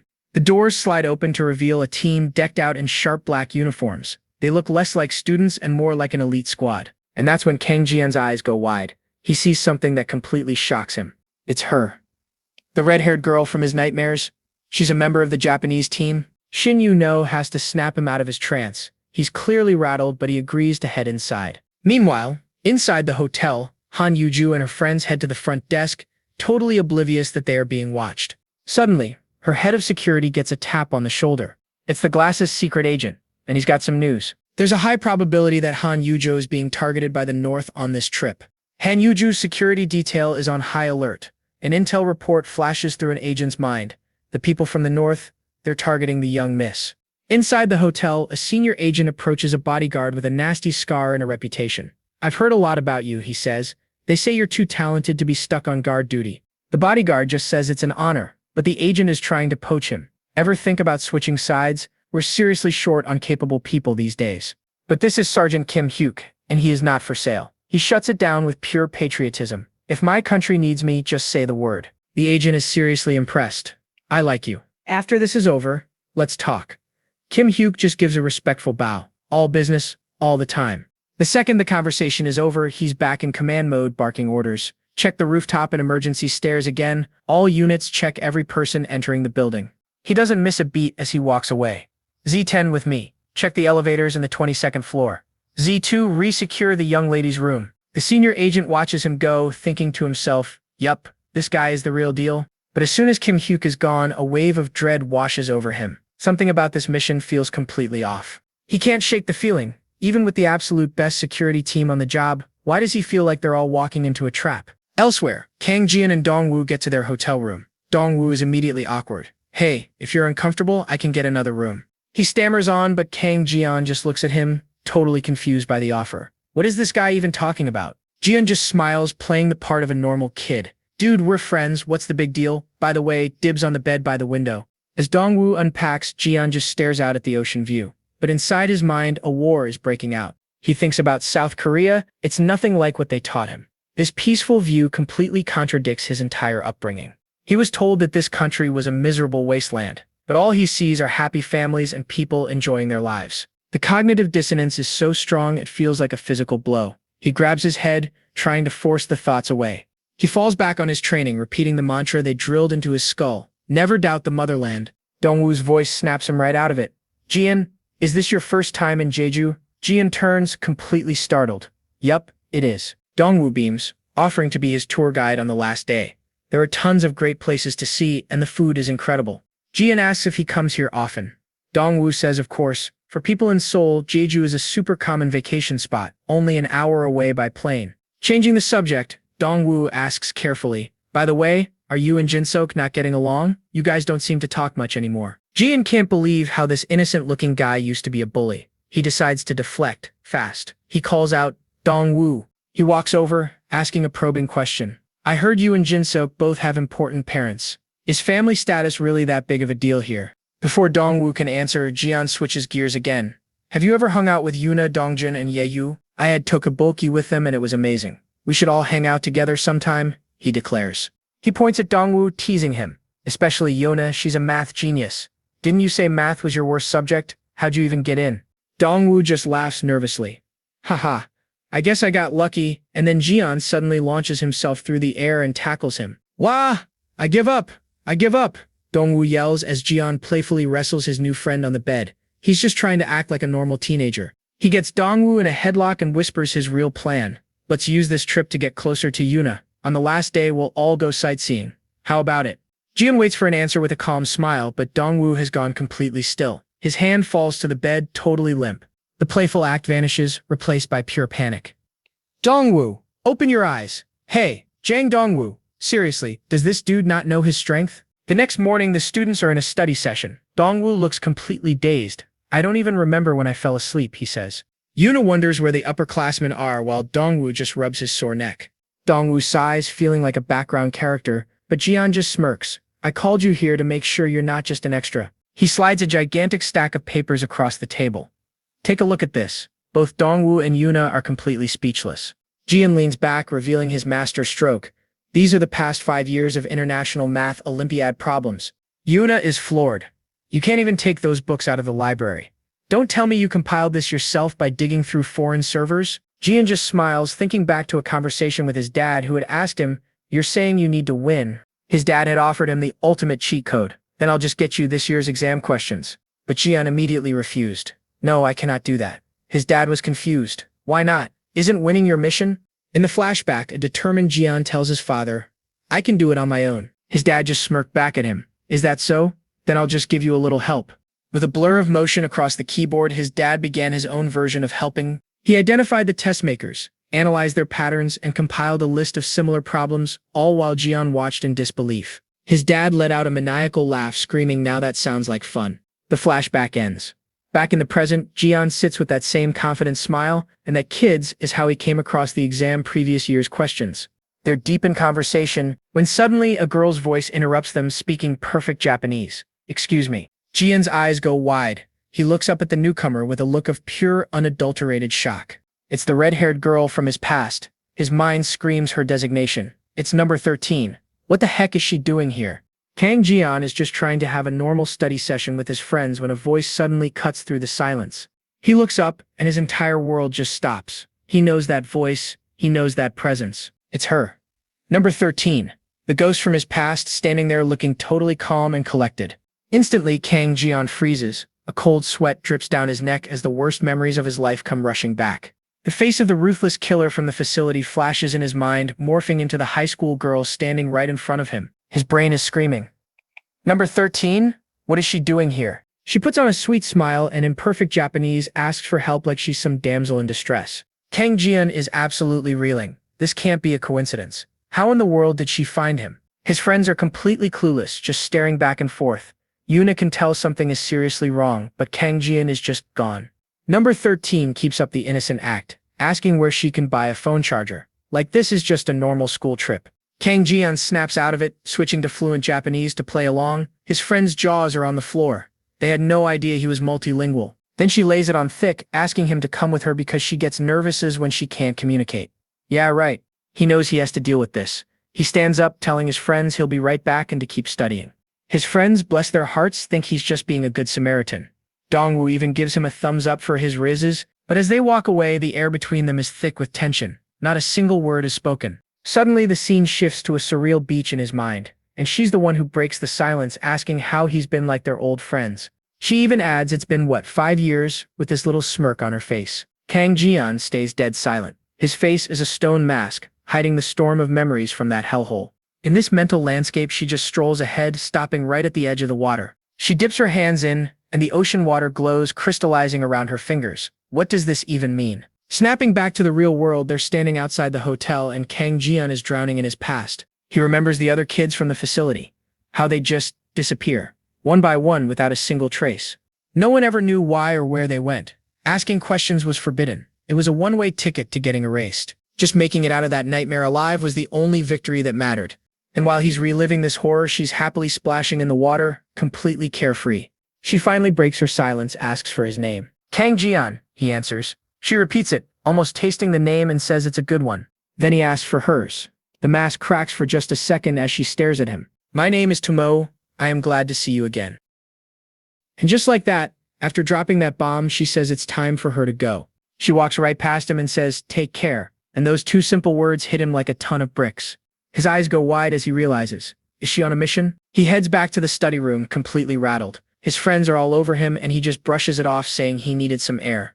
But even with his world falling apart, he casually solves a super complex math problem for Dongwoo in like 2 seconds.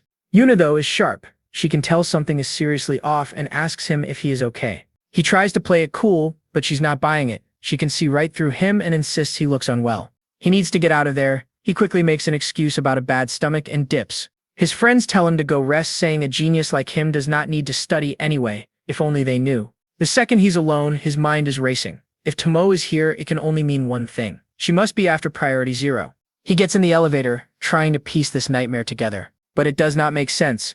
He is number 7, the top agent. A mission this big should have gone through him.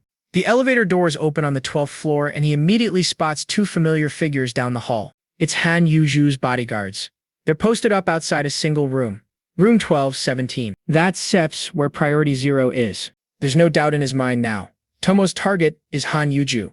Meanwhile, Sergeant Kim Hyuk is on high alert, standing guard in the hotel hallway. Just around the corner, Kang Jian waits, his face grim.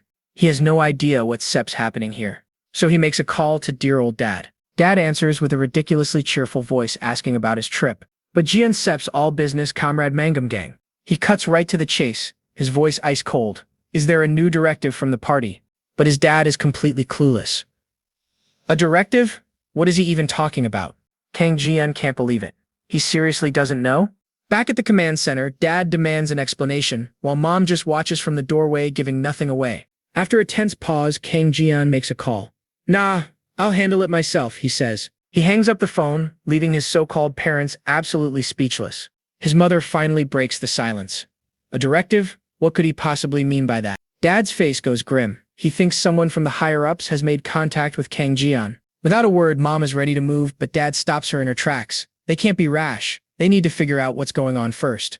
He immediately spins around to his setup, his fingers flying across the keyboard like a master hacker. Dozens of security feeds instantly pop up on his monitors as he starts scanning the entire hotel. And just like that, in seconds, he's got him. He found his target.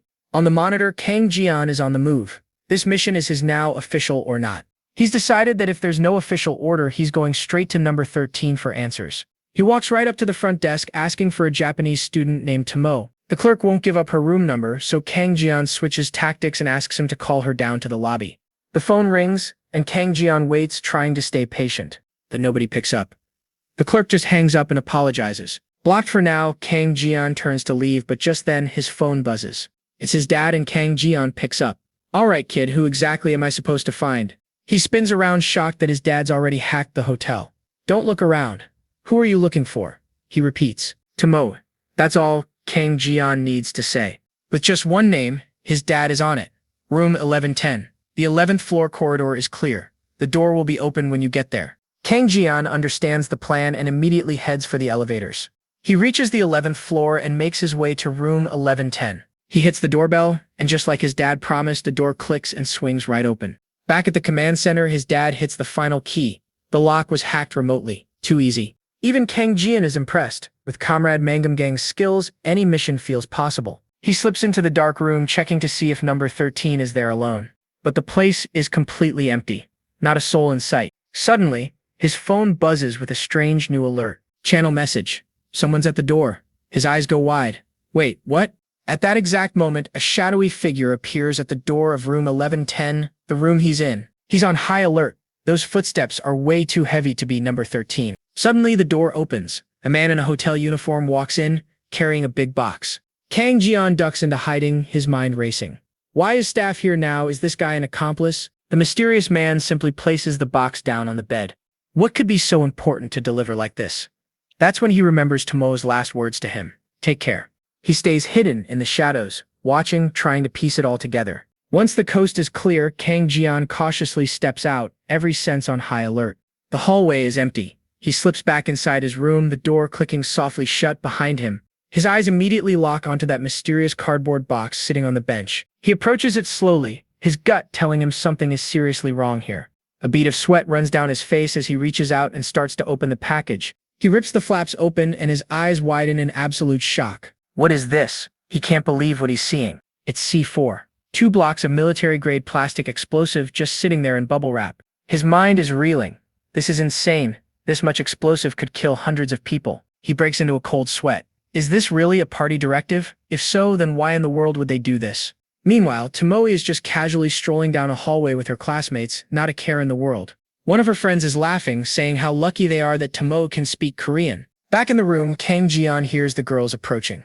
Number 13 is back. Tomoe waves a cheerful goodbye to her friends, telling them she'll see them tomorrow. But the second they're gone, that friendly mask vanishes. Her expression turns ice cold as she unlocks a door. Pure panic sets in. He knows there's absolutely no time to hesitate. Without another thought, he lunges forward and snatches the detonator right out of the box.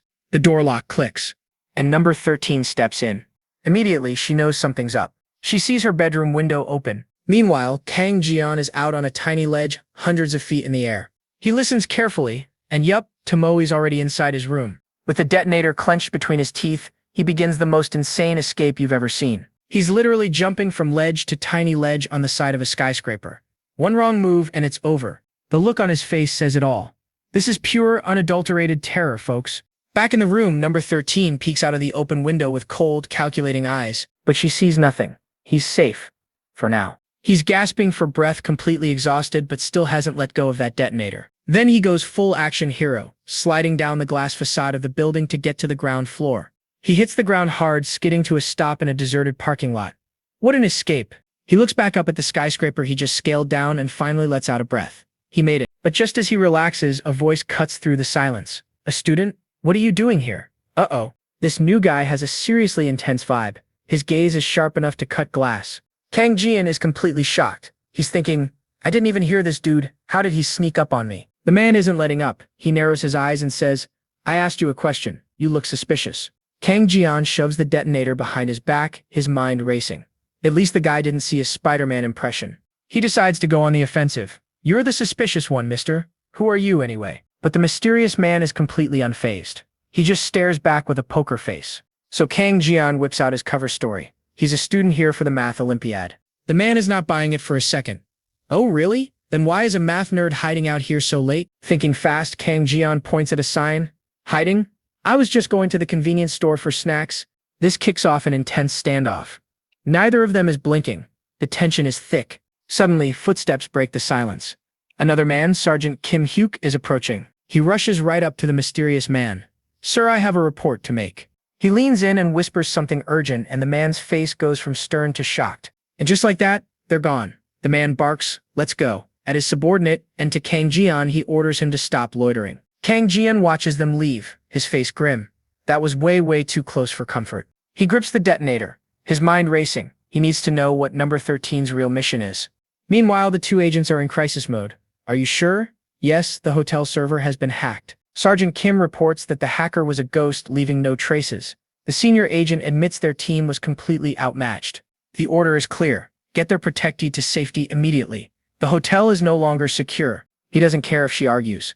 He'll go over her head if he has to. This situation is that serious. He gets on the phone. Director, the intel is confirmed. They have a hacker on their team. Sergeant Kim passes on the orders.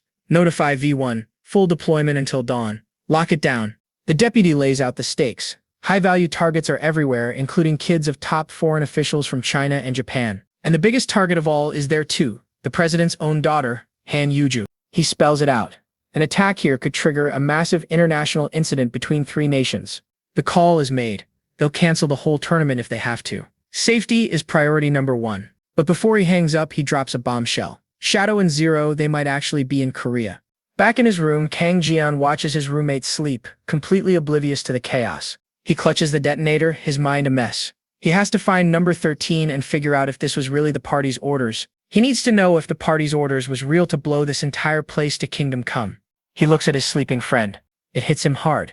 This might not be a simple assassination. What if the order is to eliminate everyone? The question hangs heavy in the air. What am I supposed to do? He slams his fist down in frustration. Why am I even hesitating? Hesitating is equal to treason. He tries to force the brainwashing back in. It's an order from the party, I must follow it. For the Republic. Suddenly, a tranquilizer dart flies in and hits Dongwoo. Suddenly, Tomoe is there, holding up 2 tranquilizer darts. Relax, she says calmly. I didn't actually kill him. She's just chilling like she owns the place and calls him by his old name, number 7. Kang Jian's face turns to stone. She points to the detonator. I came to take that back. His voice is tight with tension as he asks, is this really an order from the party? She looks at him strangely. His doubt explodes into pure rage.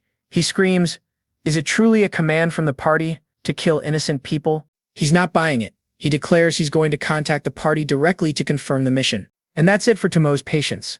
"Enough!" she screams, her playful act completely gone. She lays down the law with a chilling threat. Anyone who interferes will be executed. Before he can even blink, she launches herself at him. With a flying kick aimed straight for his head, the hotel room explodes into chaos. Kang Jian throws up a block as Tomoe comes at him with a flying kick. She is definitely not holding back. But look at Kang Jian's face. He's not fighting back, he's just desperate. Her foot lands beside a knocked-out Dongwu. Kang Jian, meanwhile, grabs the detonator and instantly leaps back. She accuses him of betraying the motherland, but all he can do is plead with her to just listen. She yells at him to stop talking nonsense and attacks again. The two explode into a flurry of strikes and blocks. The small room becomes a blur of pure high-speed combat, and Kang Jian is getting absolutely rocked. He is barely holding on. He drops a bombshell. He's checked with the party himself. He name-drops the high-ranking comrade mangaMangacapped as his ally. But that's not enough to stop number 13 as she unleashes another wave of attacks. That is the last straw for Kang Jian. In one swift move, he evades her attack and wraps his leg around her in a chokehold. And bam, smashes her to the ground. Even number 13 looks completely gassed from that exchange.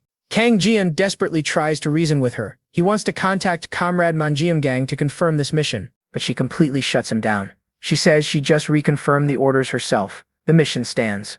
This hits Kang Jian like a truck. Why would the party send an order to blow up the hotel when they had him right there? It makes no sense. But he has no time to think. Tomoe is on him again, jabbing a poison dart on his leg. Oh man, he's so done for now. He's starting to feel dizzy. But he manages to kick number 13 away. They are locked in a brutal stalemate, but just then, a voice from outside the door shouts his name. It is Yuna. She is pounding on the door, demanding they come out immediately. The interruption changes everything. In a split second, Tomoe is across the room, and she has got the sleeping Dongwu in a hostage hold. A second poison dart would end him. Her demand is simple. Hand over the detonator, or Dongwu dies right here. Yuna is still banging on the door, completely unaware of the life or death situation inside. Kang Jian is totally trapped. His eyes dart to the detonator on the floor. He's facing an absolutely impossible choice. In that split second, he makes his choice. He brings his fist down with all his might, smashing the detonator into tiny pieces. "Traitor!" 13 screams. With pure ice in his veins, Kang Jian issues a final, chilling threat. If you kill him, you will die too. And that hits the mark. For the first time, 13 hesitates, her cold resolve finally cracking. She shoves Dongwu back onto the bed and turns to leave. For now, she has been defeated. But instead of heading to the window, she strides calmly towards the front door. Meanwhile, Yuna is still trying to break the door down, screaming her head off outside. The door suddenly swings open to reveal Tomoe, who instantly puts on this sweet and innocent act. She pretends she is at the wrong room, gives a quick apology, and just calmly walks past a totally bewildered Yuna. Yuna peeks inside and sees Kang Jian, looking like he just went 10 rounds. She is completely baffled and immediately starts blushing. She snaps out of it though and delivers an urgent message. They have to evacuate the hotel immediately. Kang Jian's mind immediately starts racing. Did the South Koreans figure out their plan? Yuna tells him everyone is gathering in the lobby, then starts asking questions. Where is Dongwu, and why does he look so beat up? He plays it cool, just telling her he will go wake Dongwu up now. But Yuna looks suspicious. So Dongwu was in the room the whole time? Meanwhile, the full weight of the poison is crashing down on Kang Jian. He falls to the ground unconscious as Yuna screams his name. A chilling memory flashes through Kang Jian's mind. A girl's voice warns him that anyone interfering with the mission will be executed on the spot. He jolts awake from the nightmare completely drenched in a cold sweat. Sitting up, he's totally disoriented. Hold on, this is not the luxury hotel room he fell asleep in. Suddenly, a familiar woman walks right in through the open door. It's his teacher. She looks over and asks if he's finally decided to wake up. She immediately starts chewing him out for sleeping so soundly, saying she was so worried she even brought them to the emergency room. Kang Jian is still trying to figure out where he is as she explains they were all suddenly forced to move yesterday. He asks where the others are. Annoyed, she snaps that they're already at the competition and she had to stay behind just for him. He processes this, a grim look crossing his face. They were moved to a cheap motel, but somehow they're all at the competition? Something isn't right. Without saying a single word, he just bolts right past her and out the door. He tears out of the motel and starts sprinting down the street. He has to get to that venue and he has to get there now. He pushes himself to the absolute limit, panting as he closes in on the convention center. He finally arrives, gasping for air as he takes in the unbelievable scene. But something is seriously wrong. The entire area is on total lockdown, completely surrounded by SWAT teams. That doesn't stop our boy though. He walks straight towards the blockade, but an armed officer immediately steps in to stop him. Kang Jian tries to explain he's a contestant, but the officer isn't having any of it. The competition started a while ago, he's way too late. Thinking fast, he makes up a story. He just needs to run in and grab his stuff from his room since they were moved so suddenly. The officer actually buys it and tells him to be quick. Kang Jian gives a quick thanks and heads inside. The lobby is absolutely crawling with more armed guards. It is painfully obvious that security is on maximum alert. His serious expression comes right back as he spots a familiar figure up ahead. It's Sergeant Kim Hyuk, Han Yuju's bodyguard. He's asking the SWAT team if the security is tight enough to be safe, and they tell him not to worry. But Kang Jian knows better. He's already thinking, no, not if you were number 13. He's already visualizing how easily she could slip through. Security is scanning people, sure, but they would never find what she's hiding. He imagines her walking through the checkpoint without a problem, heading into the empty competition hall. She can easily hide the bomb under her skirt, stick it to some random desk, and then she'd make a clean getaway. They can't stop number 13 if they don't even know who she is. And boom, the whole building would go up in flames. His imagination is going into overdrive. But with 13, it's best not to underestimate. Kang Jian's only relief is that he destroyed her first remote, but he knows this is far from over. He can't let his guard down for a second.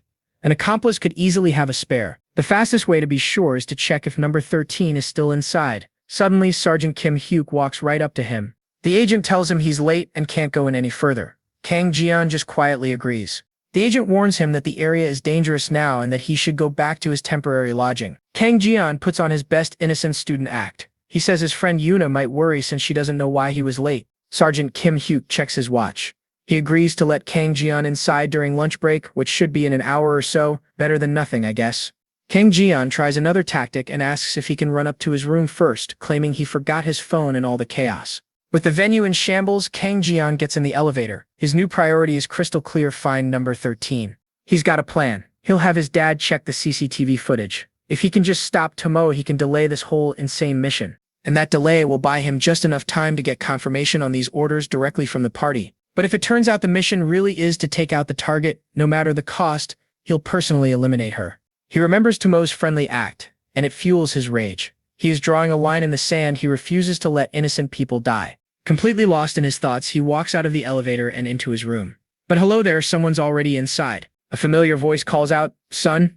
It's his mom holding his phone. She asks how he could leave it behind and says she was worried sick. Kang Jian starts sweating, totally overwhelmed by everything. But she just gently touches his face, pulls him into a hug, and tells him it's all going to be okay. He looks completely stunned, clearly not used to this kind of affection at all. "Don't you worry about a thing," she whispers, holding him close. He shoves her away, his mind an absolute mess. "Comrade, what nonsense are you saying at a time like this? The party has an order to bomb this place," he yells. But she's disturbingly calm, just telling him again not to worry about anything. He's completely bewildered. None of this makes any sense. She thinks for a second. "Here in South Korea, your only mission is to make good friends," she declares. Kang Jian is stunned speechless. "You just focus on that. Got it?" His mom presses even further. He tries to bring up the bombing order again, but she cuts him off. The order has been canceled. She smiles and tells him to just have a good time with his friends and come back home. Seriously? He then asks the one question that matters, what about number 13? She reassures him that the mission was canceled and she got out safely. The relief is overwhelming. He finally accepts her words. She then gently asks him to call her mom. He struggles for a moment but manages to say it. Meanwhile, a team of South Korean agents are scrambling to figure out what just happened. They've got no trace of the perpetrators. The man in charge figures the Japanese girl must be the terrorist.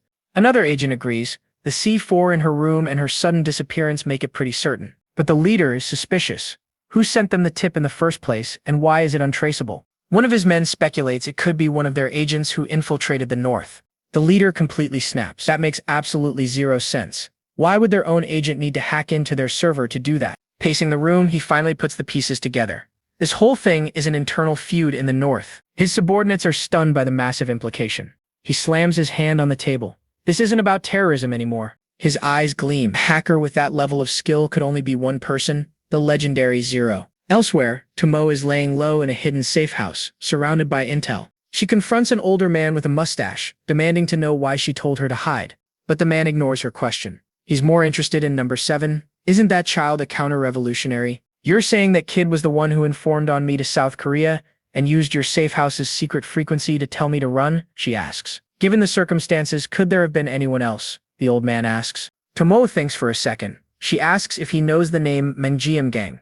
The man absolutely freezes, pure shock on his face. How could she possibly know that name? She calmly reveals, Number 7 said his accomplice is named Gang. Gang, the great people's hero of the Republic, buried in Mansu Hill Revolutionary Cemetery. Are you saying he's alive? Tomoe looks at him, waiting for an answer. Back on Jeju, life is much more peaceful. Dongwoo and Kang Jian are just relaxing by the pool. Suddenly, Dongwoo jolts awake with a massive splash, screaming his head off. He still can't get over how both of them could oversleep during the competition. It's just so absurd. All Kang Jian can do is cover his guilty face while Dongwoo continues to wail. Just then, Yuna arrives, totally blown away by Dongwoo's luxurious villa. Dongwoo grudgingly asks how the test went. Yuna proudly says she nailed it thanks to Jian's review material. This makes him even more bummed, and he sinks back into the water. Suddenly, a sleek black Rolls-Royce pulls up. It's Yuju, and everyone just stares. She smiles and asks if it's okay for her to be there. Dongwoo absolutely loses it, splashing and screaming that, of course it's okay. Watching his friends, Jian faces a heavy question. He's wondering, if he were given the order, could he really bring himself to kill these new friends? As the sun sets, he sits alone, contemplating the peaceful life he's found and the violent one he left behind. The math competition in Jeju is over, but with the tense atmosphere, there was no time to celebrate. Everyone had to pack their bags and get on the first flight back to Seoul. Just like that, they're back to the daily grind. Inside the classroom, Dongjun and Yiju are hyping up Yuna for snagging the silver medal. They can't believe she beat out second and third years. But a flustered Yuna gives all the credit to Kang Jian. She tells them every single question he predicted was on the exam. She's absolutely convinced that if he had actually competed, first place would have been his, no contest. Hearing this, the whole class is in awe. And our boy, Kang Jian, he just soaks it all in with a confident smirk. But of course you know who has to ruin the vibe. Jin-Sok starts sneering from the back of the class. He shoots Kang Jian a death glare, but our boy just smirks. No character development from this guy at all. While school life seems normal on the surface, there was still something seriously wrong. Wishing is just sitting at his desk, silently raging. With a side eye that could kill. Kang Jian's sharp eyes immediately catch it, but Wu Young quickly turns away. Later that night, Kang Jian is having dinner with his fake real mom in their luxury apartment. She's all smiles, telling him to eat up, but you can tell something is weighing on his mind. And then he asks where Comrade Manjiamgang is. He immediately realizes his mistake and tries to cover, where's Dad? She doesn't miss a beat, brushing it off with a bright smile. She says his dad is just on a business trip. She tells him not to worry and to just enjoy his school life. Jian just nods and continues eating silently. Meanwhile, at Sunshine Hospital, a different kind of drama is unfolding. Huang Jaeshul is in a coma, kept alive only by a machine. And standing by his bedside is his son Wu Young. His face is a mask of pure cold fury. Just then, a man in a suit enters the room. This is Wu Young's secretary, and he is about to have a very bad day. Wu Young doesn't even bother to turn around. He just asks coldly, how did it go? The secretary holds up a red backpack, telling Wu Young that he has prepared some clean ones. And inside, the bag is absolutely stuffed to the brim with stacks of 50,000 won bills. Wu Young stares down at the cash. His secretary nervously asks what he is planning to do with 200 million won. That was the wrong question to ask. Wu Young completely explodes, grabbing the poor man by his collar. He roars in his face, my dad is in this state, and you are telling me to just sit still? He is absolutely furious that he had grovel in front of that monster. He flashes back to Jian taunting him after the fight, and Wu Young promising it would not happen again while dragging his buddy out of the ring. Finally, he lets go of the poor guy. The secretary timidly suggests that the evidence they have are all circumstantial. Bad move. Wu Young absolutely loses it. Circumstantial? Are you an idiot? That is all it takes for him to be 100% convinced. He screams, that monster beat up my dad, did not he? He lays out his logic. Kang Jian's dad runs a security company. Their company gets hacked, and on the exact same day his father collapses. Coincidence? He thinks not. His secretary tries to reason with him, reminding him that the police are still investigating the case. But Wu Young is way past logic. Do you need an investigation to tell you what is obvious? He shoves the man aside, calls him an idiot, and snatches the backpack full of cash. As he storms out, his face is twisted with pure hatred.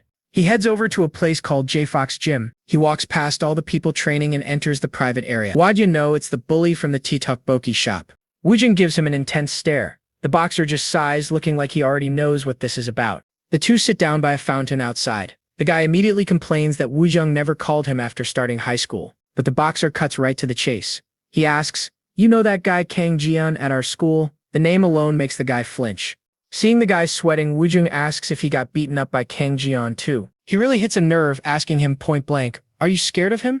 The guy totally flips out. He yells that he is not scared of anyone. Then Woojung reveals his grand plan: gather everyone from middle school and let's absolutely crush him. But his friend is not so sure. He points out their old crew, Sengyum and Juyuk, are all busy with their own training now. Woojung does not even hesitate. He just throws that heavy duffel bag right onto the bench between them. He opens it, revealing the stacks of cash. The boxer is left completely speechless. Woojung tells him to make them an offer they cannot refuse. He will pay for their entire university tuition and even guarantee them jobs after. And he is not stopping there. He tells him to call Youngsik, the guy he bailed out of juvie prison. The boxer is horrified. Even Jang Youngsik, are you being serious right now? That is exactly why Woojung wants him on the team. He is the kind of guy who would actually use a weapon, a true loose cannon. Clutching a stack of the cash, the boxer's expression hardens. It looks like the money was convincing enough. He is in. With a sinister grin, Woojung starts to walk away. He promises to take full responsibility for whatever happens. His final order is simple. You just need to gather the boys. So that weekend, Woojung's buddy with the shaggy hair, who we still don't have a name for, is at some outdoor cafe. Looks like he's been waiting for someone.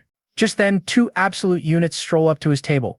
First up is Oh Sang-gun, a first-year high schooler built like a tank at 190 centimeters. And right behind him is his buddy Bang Ju-hyuk, a literal giant who towers over everyone at 202 centimeters.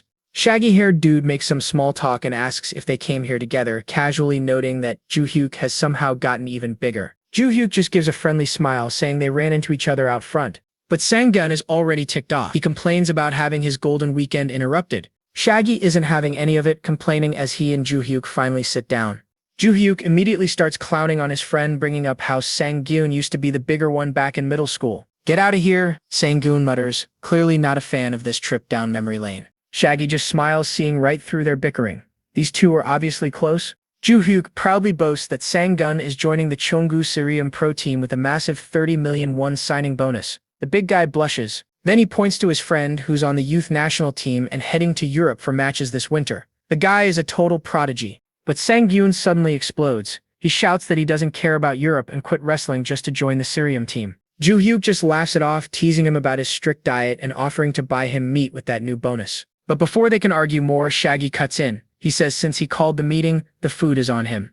Sang-gun grins, asking if he scammed someone for the cash. Shaggy just gives a sly smirk and says no.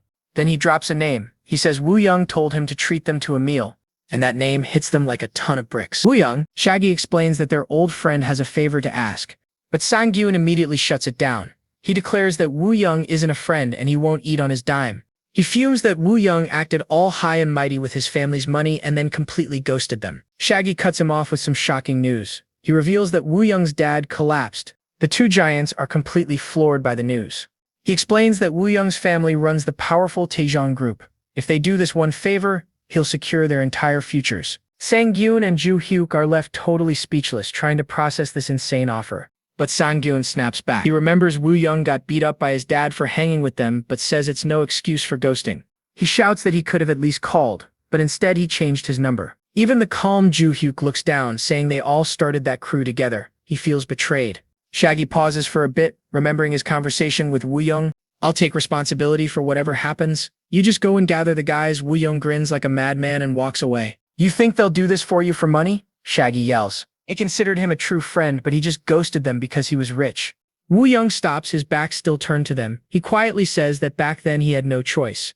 And then he drops the bombshell. His dad threatened to completely ruin his friends' sports careers if he ever contacted them again. The weight of that memory leaves Shaggy completely stunned. Back in the present, the two Jians are furious at the revelation. But Ju-hyuk knows their old friend wouldn't lie about something this serious. Then Shaggy drops another name.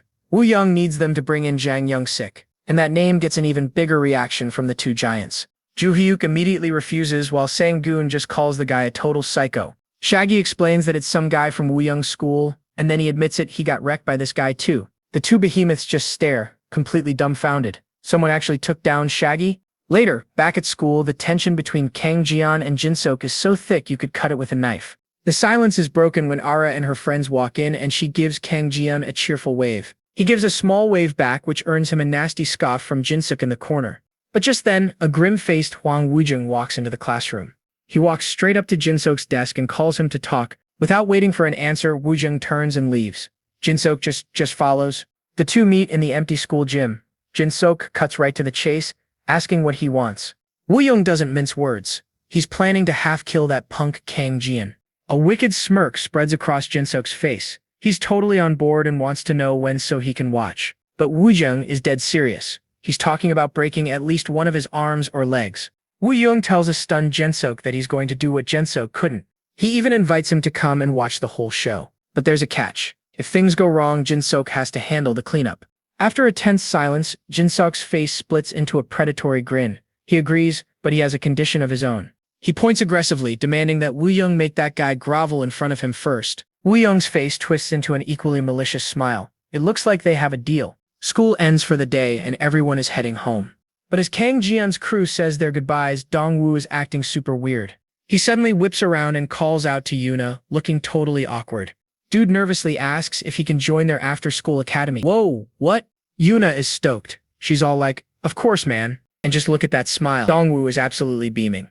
He waves goodbye and hops in his car and zooms away. But as they walk off, Dongjin isn't buying it for a second. Yuna, why is he suddenly asking your permission to join the academy? Doesn't he have some exclusive private tutor? Yuna just laughs, explaining they talked a lot in Jeju and he's a super nice guy. Apparently, he got really interested when she mentioned their academy teacher.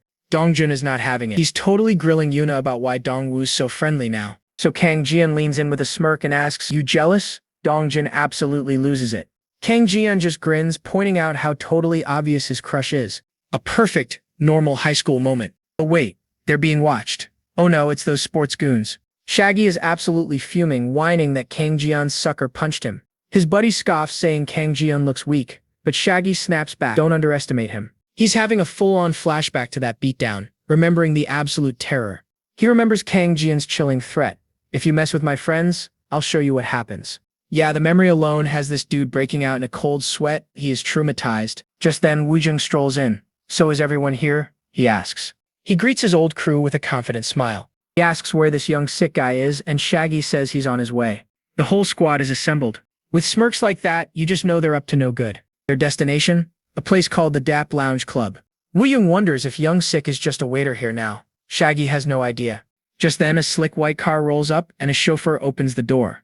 And out steps this dude in a flashy purple suit and checkered shoes. Talk about an entrance. This is young sick. He flashes a smile, revealing he runs this club and invites them in. The crew is completely stunned. Their old friend is a club owner? No way. Meanwhile, Kang Jian arrives back at his massive luxury apartment. He greets his mom, who happily tells him his dad is gone for a few days.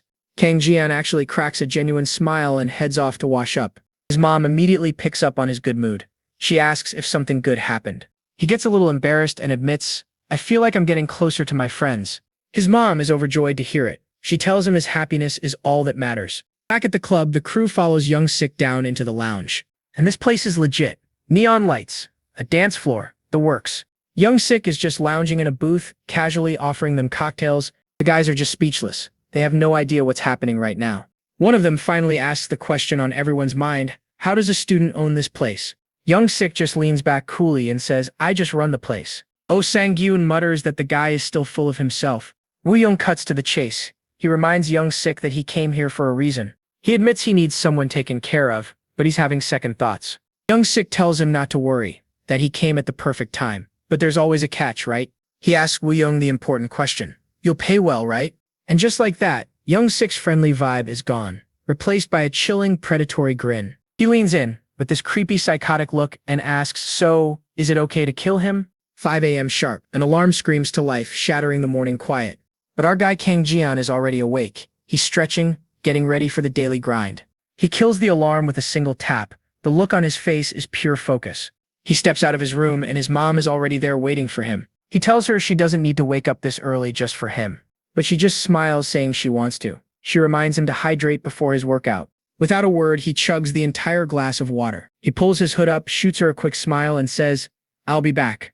And just like that, he's out the door for his morning run. He tears through the empty city streets, a lone figure in the pre-dawn glow. He's pushing himself to the absolute limit. His speed is just unreal.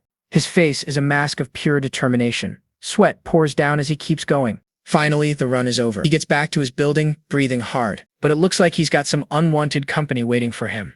The leader of the goons seems nervous. He asks his buddy if they're really doing this.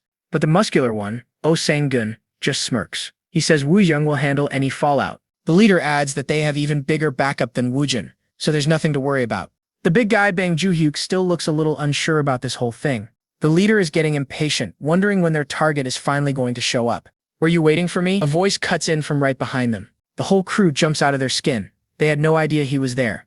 It's Kang Jian, totally calm despite being drenched in sweat. He asks again, I'm asking if you were waiting for me. Sang-gun glares at him, sizing him up. He mutters that this kid has some nerve. Joo-hyuk steps up, getting in his face. You beat up my friend, didn't you? Kang Jian just smirks. What, you came to get revenge for your friend? Oh man, that sets Sang-gun off. He's furious at the disrespect. But Kang Jian calmly points to all the cameras in the area. How about it? He suggests.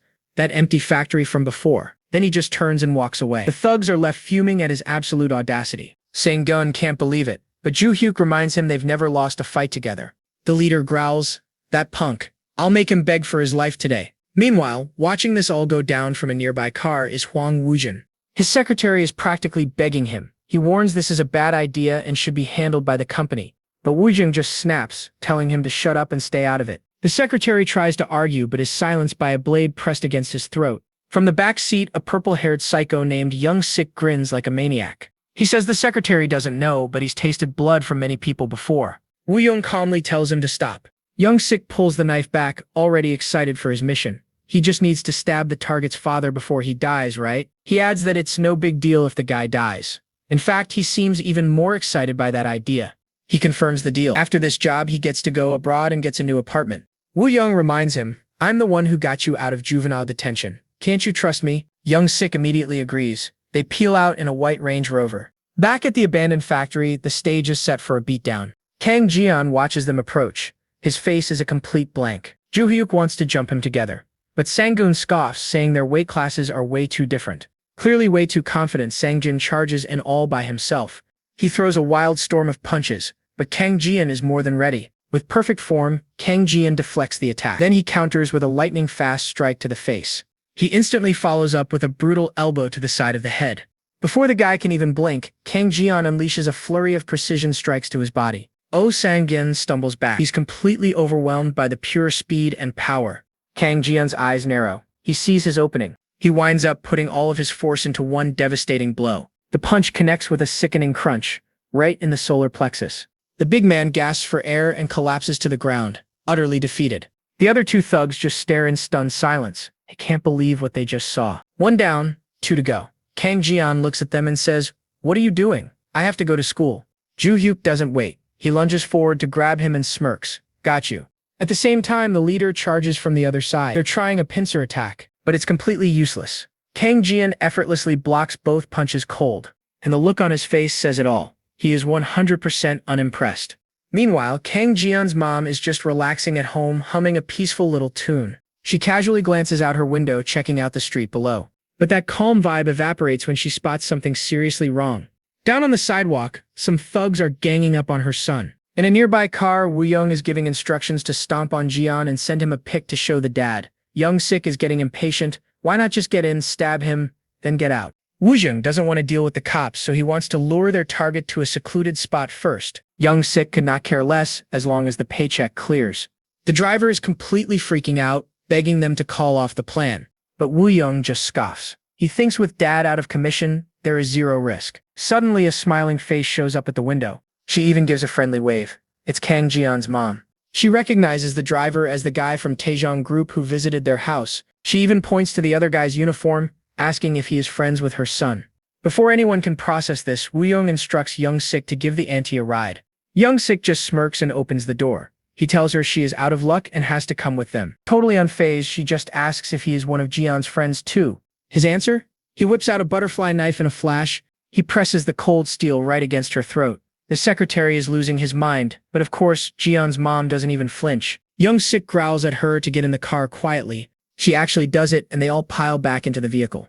Woo-young barks at the terrified secretary to just drive. He screams at him to go where the other kids are. But mom cuts him off, demanding to know what is happening with her son. Then it clicks. She glares, realizing Taejong Group was behind her husband's injuries too.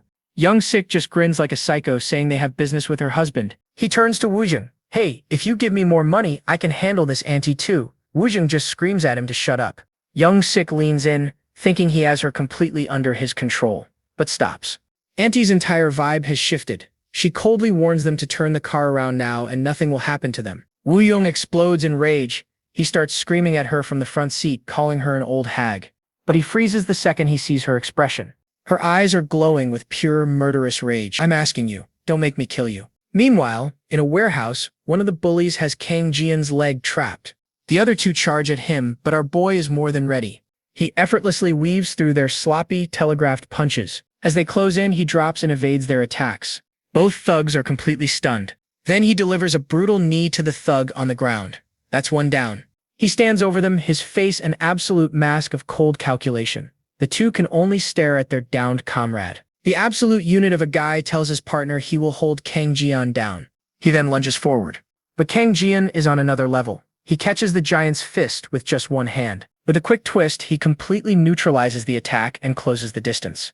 He then slams a devastating elbow strike right into the big guy's ribs. Then another, and another. A lightning-fast barrage of blows leaves the giant reeling. The other guy can only watch in absolute horror. He can't see anything behind the big guy's massive back. And then, the big mountain just collapses. That is 2 down. Only 1 more to go. Shaggy is totally losing his mind. Kang Jian just walks toward him silently, his face showing zero emotion. The bully is silently screaming, "Who the heck is this guy?" And before he can even move, Kang Jian comes charging with one last blow. And with one final devastating blow, Kang Jian sends him flying across the warehouse. He crashes to the ground, joining his buddies on the floor, out cold. And just like that, the fight is over. Not a single one of them even laid a finger on him. Kang Jian looks down at the wreckage, his expression still completely cold. Back with Jian's mom, she's issuing a stern warning. "I'm begging you, please don't let me kill you guys." But Young Sik just scoffs, "What's the problem with this auntie? LOL. He casually flips open his knife and presses the tip against her shoulder, asking if she's scared. Meanwhile, the secretary is sweating buckets, trying to talk them down like a normal person. But Woo-young cuts him off with ice in his voice. "Just shut up and drive to where the other guys are." And Jian's mom? She doesn't even flinch at the blade. Young Sik is starting to get creeped out. This lady is not normal. The car pulls into a deserted industrial yard, the perfect place for a beatdown. As soon as the car stops, Jian's mom opens the door to step out. Young Sik asks where she's going, knife still at her throat, but she just whacks it away like it's nothing. He is left completely stunned at this auntie's utter lack of fear. His buddy in the front seat starts screaming, "What are you doing? Get her." Young Sik stares back with puppy dog eyes. That auntie is weird, man. Woo-young is losing his mind. He cannot believe what is happening right now. Mom just calmly gets out of the car and these two clowns follow, having no idea who they're messing with. Woo-young yells after her, but she's not listening anymore. Because a figure steps out from the warehouse. It's Kang Jian. The cold-blooded killer expression on her face completely vanishes, and she's now just a worried mom. And Jian looks just as surprised to see his mother here. Her expression changes to relief. "My son, I'm so glad you're safe," she says, pulling him into a tight hug. Kang Jian, clearly not used to this affection, tries to play it cool. "It's nothing. I know these guys." But then his gaze shifts to the thugs who brought her here and his face turns to stone. The thugs are totally confused, realizing Kang Jian must have already handled the others. His eyes narrow. The time for playing games is officially over.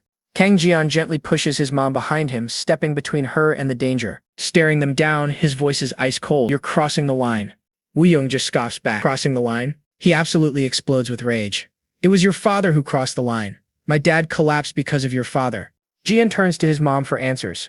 His mom just smiles, confident that her husband would never do something like that. Kang Jian pictures his goofy, harmless dad and agrees. He turns back to Woo-young, his resolve hardening. "I don't know what made you do this, but bringing my mom here is something I can't let slide." Woo-young and his lackey are completely floored. What did he just say? Young Sik steps forward with a cocky smirk on his face. "You think you're that strong?" He laughs, introducing himself as Jang Young Sik. Kang Jian just stares back, completely unimpressed by the display. Young Sik lunges forward, aiming the flashing knife right at Kang Jian's throat. The blade stops just millimeters from his skin. Young Sik sneers. "The son is fearless too, huh?" Not backing down, he grabs Young Sik's hand in an iron grip.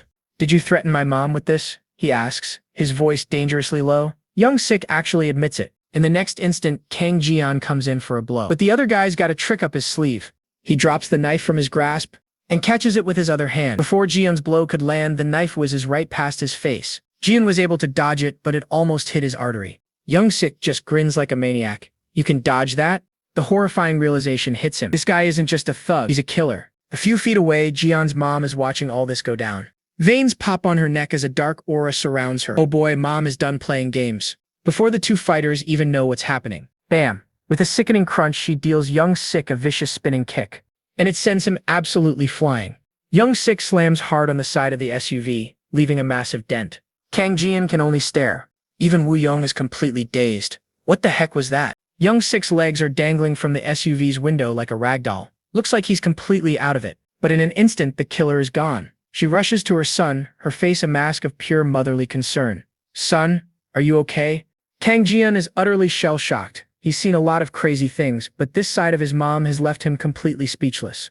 Bro is still processing the beatdown he just witnessed. His mom touches a scratch on his neck, her face full of concern. She smiles, relieved it's just a graze. But that smile vanishes in a heartbeat, replaced by pure, cold fury. She turns to the two thugs who are practically shaking out of their shoes. And with absolute ice in her voice, she warns them, touch my son again, and I will kill every single one of you. Then, bam, the killer vibe is gone. She's all smiles again, chirping, I made breakfast. Kang Jian's brain is short-circuiting. The thugs are left completely broken in the junkyard, looking like discarded trash as our duo walks away. As they leave, she gives him a playful wink. Don't worry, son. He's not dead. Mom doesn't kill people. Sure, Mom. Kang Jian is sweating bullets. Just who is his comrade mother? Is she a super soldier? A demon? What is going on? Back home, it's like nothing happened. She's a perfect mom again, serving up a huge breakfast before school. But our boy isn't buying the act anymore. He's got a bandage on his neck and a million questions. She tells him to eat, but he cuts right to the chase. Comrade mother, are you a field agent? She tries to play dumb, insisting, didn't I tell you not to talk like that? I'm just your mom. He's not letting it go. I need to know, is that why you went to Jeju Island? She finally breaks, admitting he's right. But here's the twist. He says the mission was too sloppy for the North. So, who sent them? Suddenly, she hugs him from behind. Your father and I, we're so sorry, she whispers, her voice full of emotion. With tears streaming down her face, she finishes her thought. For letting our son grow up in a place like that. She pulls back, smiling through her tears. She promises to explain everything when his dad gets home, leaving our boy totally floored. Later at school, Kang Jian is completely zoned out, still trying to process the morning's bombshells. Aura has to basically scream his name to snap him back to reality. Hey, Kang Jian. She's super excited, telling him about a group trip to the river she's planning for the holidays. And get this, she declares him the special guest for their family trip. Even Jin-Sok and Dongwoo are coming along. Of course, Jin-Sok is not happy about this, already grumbling about why he's even invited. Era ignores him and asks if he's in. But Kang Jian, ever the soldier, says he has to ask his parents. Era is baffled. Ask, just go if you want to go. The very idea of personal choice is blowing his mind. She just decides for him, saying she'll handle it. But Jin-Sok steps in, trying to warn him off. He hits him with some lame proverb about a sparrow following a stork, basically calling him a peasant. Kang Jian plays dumb, asking, do sparrows even have legs? Which just makes Jin-Sok furious. He is not the brightest. Jin-Sok gets right in his face. Laugh while you can. Soon you'll be trembling before me. Oh, big mistake. Kang Jian comes closer. Ah, were you involved in Huang Wuyong's plans too? He grins like a psycho. Oh my dude, you are so busted. Let's talk when Woojin comes back, okay? Jian finishes. Meanwhile, we cut to a North Korean office. Some poor officer is literally trembling. He's losing his mind at Jian's dad, Gang. He screams. Are you insane? How dare you stand before me dressed like that? But Kang Jian's dad just smiles, saying, Gang? He's been dead a long time, comrade director. But Jian's dad isn't intimidated at all. For the homeland and our comrades, I, Gang, risked my life to make that money for you. The director tries to save face, stuttering that he's grateful and even awarded him their highest medal after he quote-unquote died. But Gang is having none of it. You think I wanted that medal? I only asked for one thing. He absolutely explodes, screaming with pure, unfiltered rage, my son, my boy. The son of Gang. All I asked was for you to raise him safely, and you failed. The official panics, insisting they raise the boy in the best facilities, at least until Gang came and took him. Gang turns away, remembering the ultimate betrayal. Even when my homeland sold me out to the Americans, I could still smile. He says he even understood why they sent assassins for him. But the director denies everything, shaking his head. With a grim smile, he recalls his savior. The one who saved me back then was Comrade Shadow number 2. The director's face drains of all color. He can't believe it. Number 11. You mean that woman is still alive? Gang warns him that if he hadn't shown up today, number 2 would have come instead, and that would be much, much worse. He slowly takes off his sunglasses, his expression twisting into something monstrous. And yet, you raised my son as a shadow? Man, he is losing it. Is that the answer my homeland gave to my loyalty? Mangacapped says his son will grow up fine in the South. Completely confused, the director asks, why South Korea? Why not America? It would be so much safer. Mangacapped gives one final ice-cold command. Do not lay a hand on my family if you want me and number 2 to stay dead. He slams his hand on the desk, cracking his glasses on the desk. Or do you want her to return as a shadow once again? Who do you think her first target will be? That's all it takes. The director folds completely. Fine, I'll take care of it. Just go live comfortably in the South. As he leaves, Mangacapped drops one last bombshell. I deposited $1 million into your Swiss account. A final farewell gift.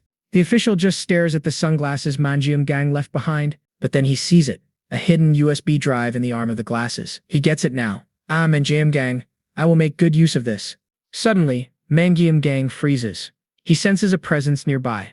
At the other end of the hall stands a high-ranking officer. They pass each other in complete silence, the tension so thick you could cut it with a knife.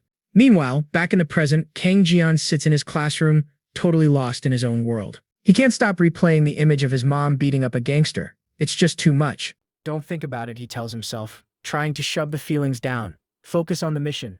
Go Jin-sok, meanwhile, is staring at Woo Young's empty seat. A dark thought crosses his mind. Maybe I should have properly settled things with him this morning. But his train of thought is broken by the teacher. He announces they're getting a new transfer student right before the holidays. Another student points out how hard it is to get into their school. The whole class starts buzzing with curiosity. The teacher calls the new student in, and when the door opens, Kang Jian's jaw hits the floor. No way. It's Tomo. She introduces herself in Japanese, giving a cute little wave to the class.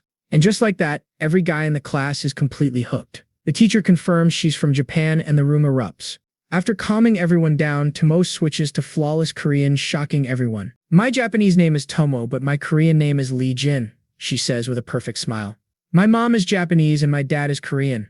The class goes wild all over again. Dongwoo's friend asks him if he knows her since he looks so stunned.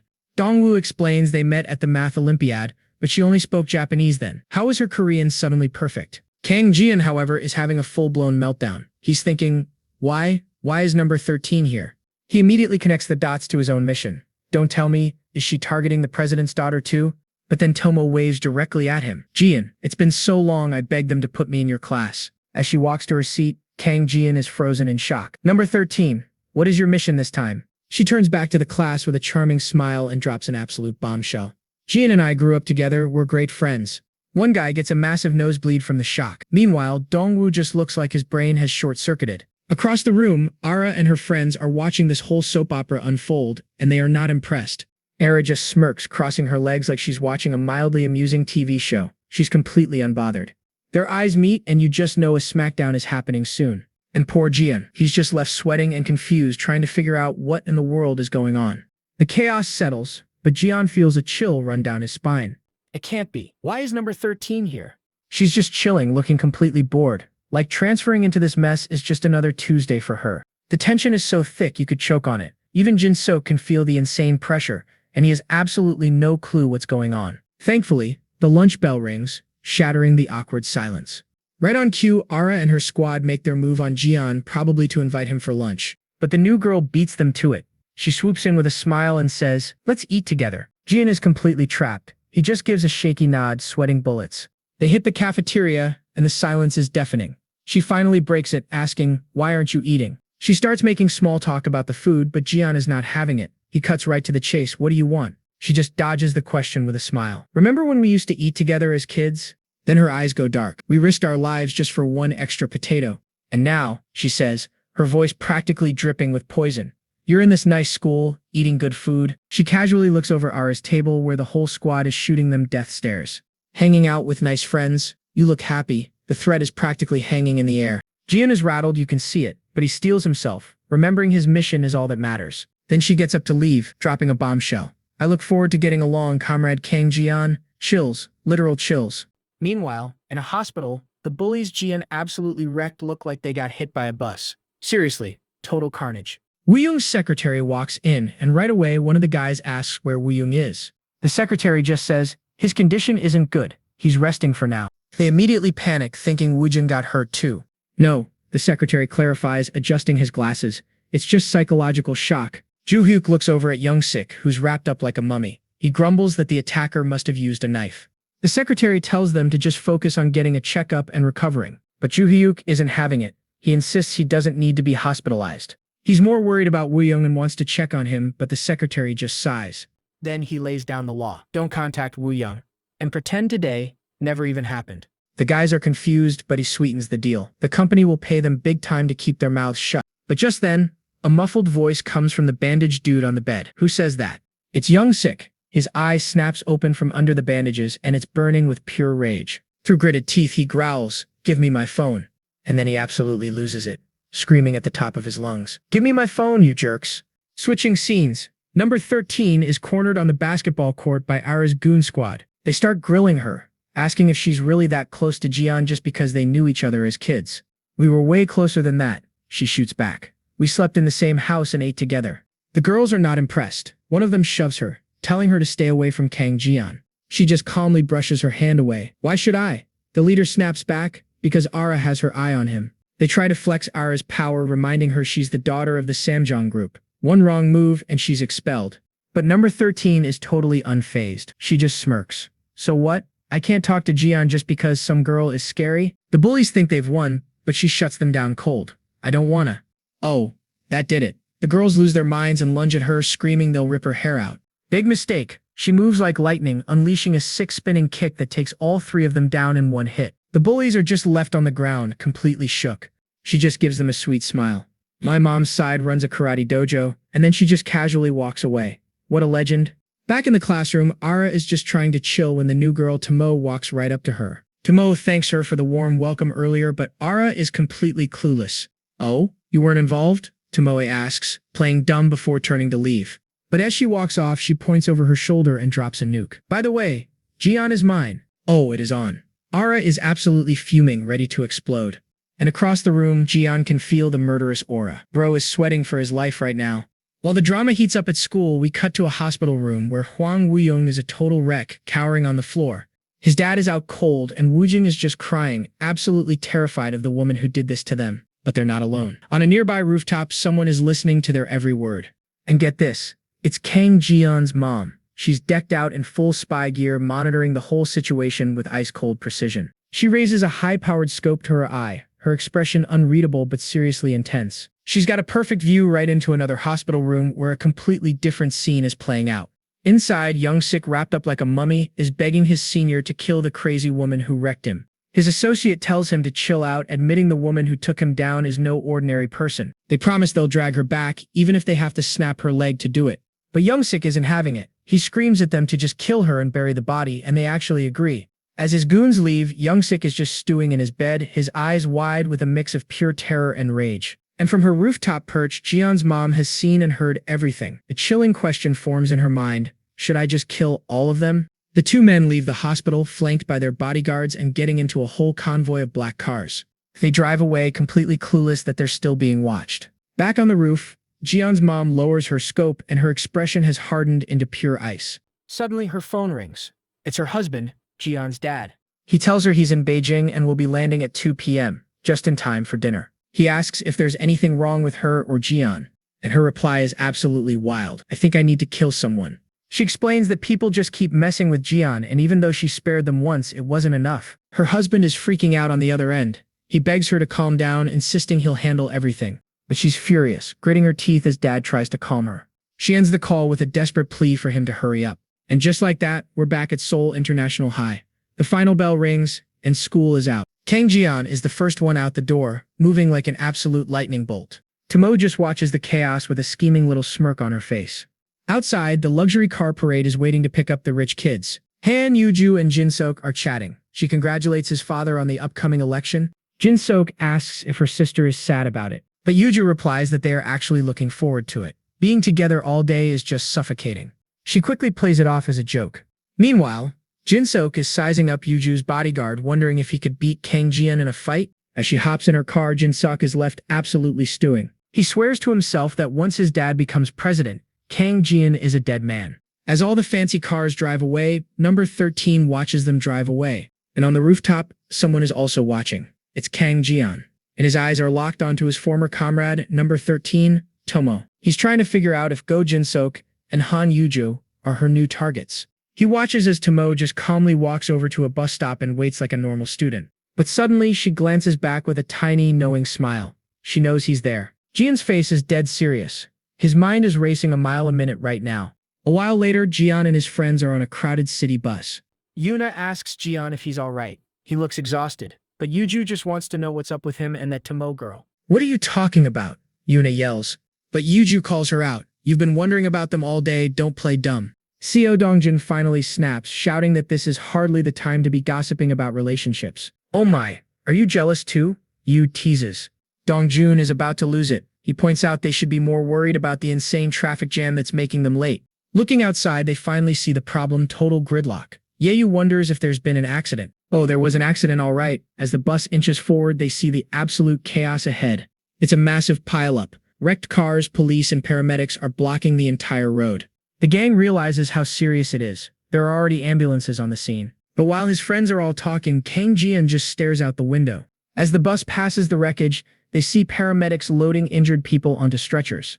Wait a second. Holy crap, it's Young Six goons. The same guys from the hospital, now looking completely broken. The whole area is busy as the injured are rushed towards the waiting ambulances.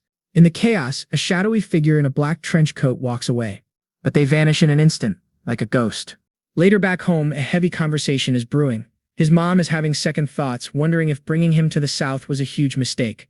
Dad isn't having it, though. He argues that wanting a better life for your kid is totally normal, especially in a capitalist world. But she's still worried. With all the trouble sticking to Jian like glue, she thinks a regular school would have been way safer. Dad hits her with the hard truth. Jian is anything but normal. He promises he's already handled the situation up north and will take care of things here too.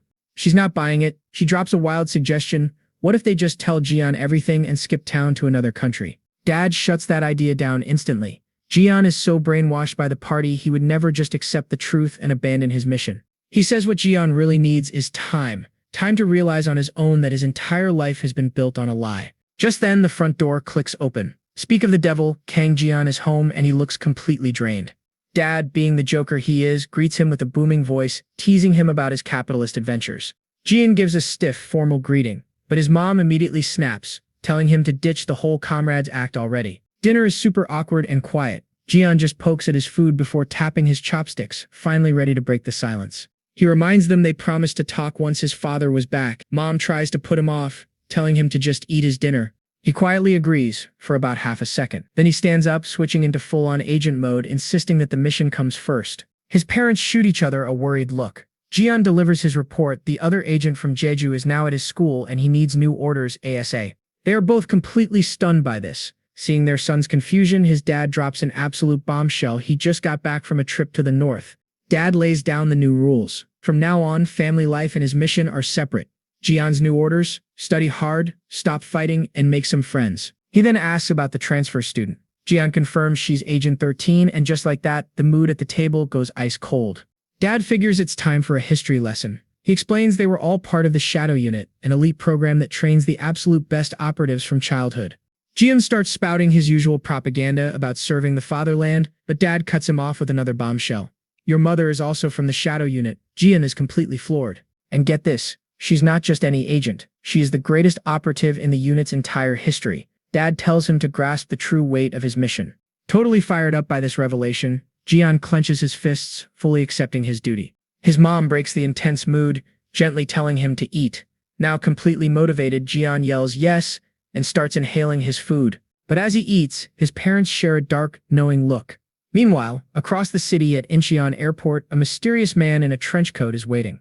A sharp, silver-haired man walks through the arrivals gate. The agent greets him, and we learn this new guy is the CIA's East Asia branch chief. The chief says he had to come personally, with legends like Shadow and Zeros possibly on the move. The agent says it's not confirmed, but the chief is certain the recent hack points straight to Zero. And just as they're leaving, the chief reveals he brought some backup. Two seriously intimidating figures approach, catching the agent completely off guard. One is an absolute unit of a man with a crazy mustache, and the other is a woman with a stare that could kill. Yeah, the local agent is definitely shook. The chief smirks, impressed the agent knows who they are. When asked if this much firepower is really necessary, he just says Zero always has Shadow by his side. He even says these two might not be enough, and plans to call in more support. The agent is losing his mind, asking if the chief is trying to start a war. The chief's reply is ice cold. If necessary. The local agent furiously warns him not to cross that line. The chief brushes off his concern, his mind flashing back to an incident 10 years ago. It was the one time they almost caught Zero and the day Shadow showed their true power. The agent only knows the rumors Shadow rescued Zero and they both vanished. The chief just scoffs at that, leading the way out of the airport. In the car, the chief tells him the horrifying truth. He was the first agent on the scene after that incident, and what he found was total, absolute annihilation. Even their allies from China were completely wiped out. The final body count was in the hundreds, either dead or missing. This is the real power of Shadow and Zero. The subordinate is speechless, completely horrified by what he's hearing. The chief clarifies that it was not just the people who saw Zero's face who vanished. Every single trace of their existence, down to the smallest record, was erased. After a decade of chasing these ghosts with nothing to show for it, he lays it on him thick. So, do you still think I am overreacting? The agent is sweating buckets now, totally silent. Yeah, I think he finally gets the picture. A while later, they're all at a war council in a secure NES conference room. The air is thick with tension. All eyes are on the man at the head of the table. He's shooting daggers at an absolute unit with a killer mustache who's got his feet kicked up like he owns the place. An agent steps forward to start the briefing. It's time to get down to business. He taps the screen and the first piece of evidence pops up. The C4 found back on Jeju Island. Next up, he pulls up a group photo from the Math Olympiad, and their only picture of the suspect? A super pixelated, grainy image of Tomoe. The white-haired man looks completely unimpressed. Is that seriously all you have? He asks. The agent confirms it. The hotel CCTV was wiped clean. Her name, Tomoe? Totally fake. She's a ghost. The white-haired man mutters to himself. She must be one of those children. The man with glasses confirms his worst fears. She's a product of the North, a spy trained from birth. The white-haired man nods. He's heard whispers of this, a so-called shadow unit. Intel suggests a ruthless unit was formed 30 years ago. They took kids and forged them into perfect, emotionless spies. This can't be everything. The white-haired man presses, clearly getting impatient. The briefing continues, showing a critical message they intercepted. A bomb warning for room 1110. And here's the crazy part. This warning came through a hotline used exclusively by their top field agents. Their encryption is basically unbreakable. It requires matching codes, even matching voices. But this time, someone bypassed everything. They hacked all their lines at once and planted the message directly on their main server. The white-haired man scoffs. This is way too crude. This is not how the legendary hacker Zero operates. But the other man poses a chilling question. What if Zero was in a hurry? For instance, if he had to save someone from an explosion? That possibility hits the white-haired man like a truck. He is completely stunned. The briefer then pivots to another case, the collapse of Chairman Huang, the head of Taejung Group. The official story is he collapsed from shock after a massive DDoS attack hit his company. The man with the glasses smirks. He admits he didn't buy it at first, either, but then he found a connection. He pulls up a picture of Huang Weiyong, the chairman's son, he says, attends Seoul International High School. And the Jeju Island incident? It involves the same kids from the same school. And who is at the center of it all? The president's daughter, Yuju. He lays out his theory. The puzzle isn't complete, but he's betting Zero is protecting one of those students. The white-haired man is still not convinced. The timing doesn't add up. Zero wouldn't reveal himself this easily. The man with glasses just smiles. I did say nothing is certain yet, didn't I? That's enough for the white-haired man. He stands up. Thanks for the info. We'll take it from here. As they leave, the agent gives one last warning. The presidential election is 2 months away, so they should avoid any trouble. But the white-haired man just smirks. He's confident the election is already in the bag. Speaking of which, presidential candidate Go Young-chan arrives at the National Assembly, looking like an absolute boss. Meanwhile, back at Seoul International High, class is in session and a new transfer student is being introduced. And it's Tomo. She stands up and answers the teacher in perfect English, saying she'll have no problem at all. The teacher is totally blown away by her accent and asks if she used to live in America. Looking right at Kang Jian, Tomo says she's never been, but she studied hard to meet a friend who had. Oh, the teacher is just eating this up. She thinks it's some epic romance story about a boyfriend. Kang Jian breaks out in a cold sweat. He knows exactly how dangerous this is. And Ara? She looks furious. Jian is suddenly jolted awake as someone approaches. Ara asks him about a class trip to Guam, but he nervously admits he hasn't even asked his parents yet. Butting in, Tomo appears with a sly smile. Guam? Just the two of you? Ara immediately snaps back, telling her some other classmates are going, not just them. From his desk, King Jian can only watch this train wreck happen, sweating bullets the whole time. Tomo just keeps smiling, completely unfazed. Really? In that case, I want to go too. Ara looks like she's about to explode. The tension between these two is so thick you could cut it with a knife. And caught right in the middle of this war zone is one very, very scared Jian. But Tomoe just keeps that smug grin on her face, completely unfazed by the absolute nuke she just dropped. And that is the last straw for Ara. You can practically see the sparks flying between them as she loses her cool. She flat out rejects the idea, telling Tomo she doesn't just hang out with anyone. Then she goes for the throat, saying she would never ever travel with a bully. Tomo plays dumb for a second, then hits back with a wicked grin. You're saying I bullied them? Immediately, the girls behind Ara start sweating buckets. They look absolutely terrified. Ara just sighs, realizing that they started it, but she makes it clear she won't travel with someone she's not close to. But Tomo is not taking no for an answer. She walks right over and grabs onto our boy Jian. She basically takes him hostage. If I can't go, Jian can't go either. Jian's mind is racing. What the heck is number 13 up to? Having reached her limit, Ara screams for her to just stay away and storms out of the classroom. This is bad. Jian is having a full-blown panic attack. His priority 1 mission is about to go up in smoke. He shoves Tomo off him and bolts after Ara, frantically yelling that he's going. Ara pauses at the door, turns back with a smug little smile and points. Okay, but that one is absolutely not allowed. Got it? Tomo just leans on Jian's shoulder, whispering about how amusing this all is. And poor Jian is completely miserable, internally screaming, "Comrade, why are you doing this to me?" Later, Jian makes his way to the rooftop. He has a much more important mission on his mind now. He's certain that the priority 0 is Tomo's target, and he's trying to check out where her classroom is. Scanning the courtyard below, it doesn't take him long to spot his target, Han Yuju. But just as he locks onto her, he sees a familiar figure walking right up to Yuju. No way! It's number 13. Jian is stunned. How did she even get into the restricted third-year building? Tomoe looks up with a sinister expression, standing just feet from the target as Jian watches in horror from above. He knows he has to stop her now. He's about to launch himself, but then stops. Down on the ground, Han Yuju's bodyguard steps between them, blocking Tomoe's path. With a wicked grin, Tomoe points right at Sergeant Kim and says, "He's my cousin." She explains that she just started living with him. Yuju is shocked, realizing the team leader has a relative at their school. Playing the part perfectly, Tomoe introduces herself as Lee Jin. Yuju smiles and introduces herself right back. Sergeant Kim, looking seriously annoyed, reminds his supposed cousin that he's on a mission. She just playfully calls him strict. As they walk away, Yuju even notes how much of a stickler for the rules her bodyguard is. Tomoe waves them off with a cheerful, "See you at home later," completely selling the act. Meanwhile, Kang Jian is just standing there, completely bewildered. What in the world is going on? He knows this is the same exact guy who was protecting Priority 0 back on Jeju Island. He never clocked the guy as a spy at all. This is wild. Returning to his lavish apartment building, he announces his arrival. His parents greet him like nothing's wrong. His mother immediately notices his troubled expression and asks if something is wrong. Should he tell them what he just saw?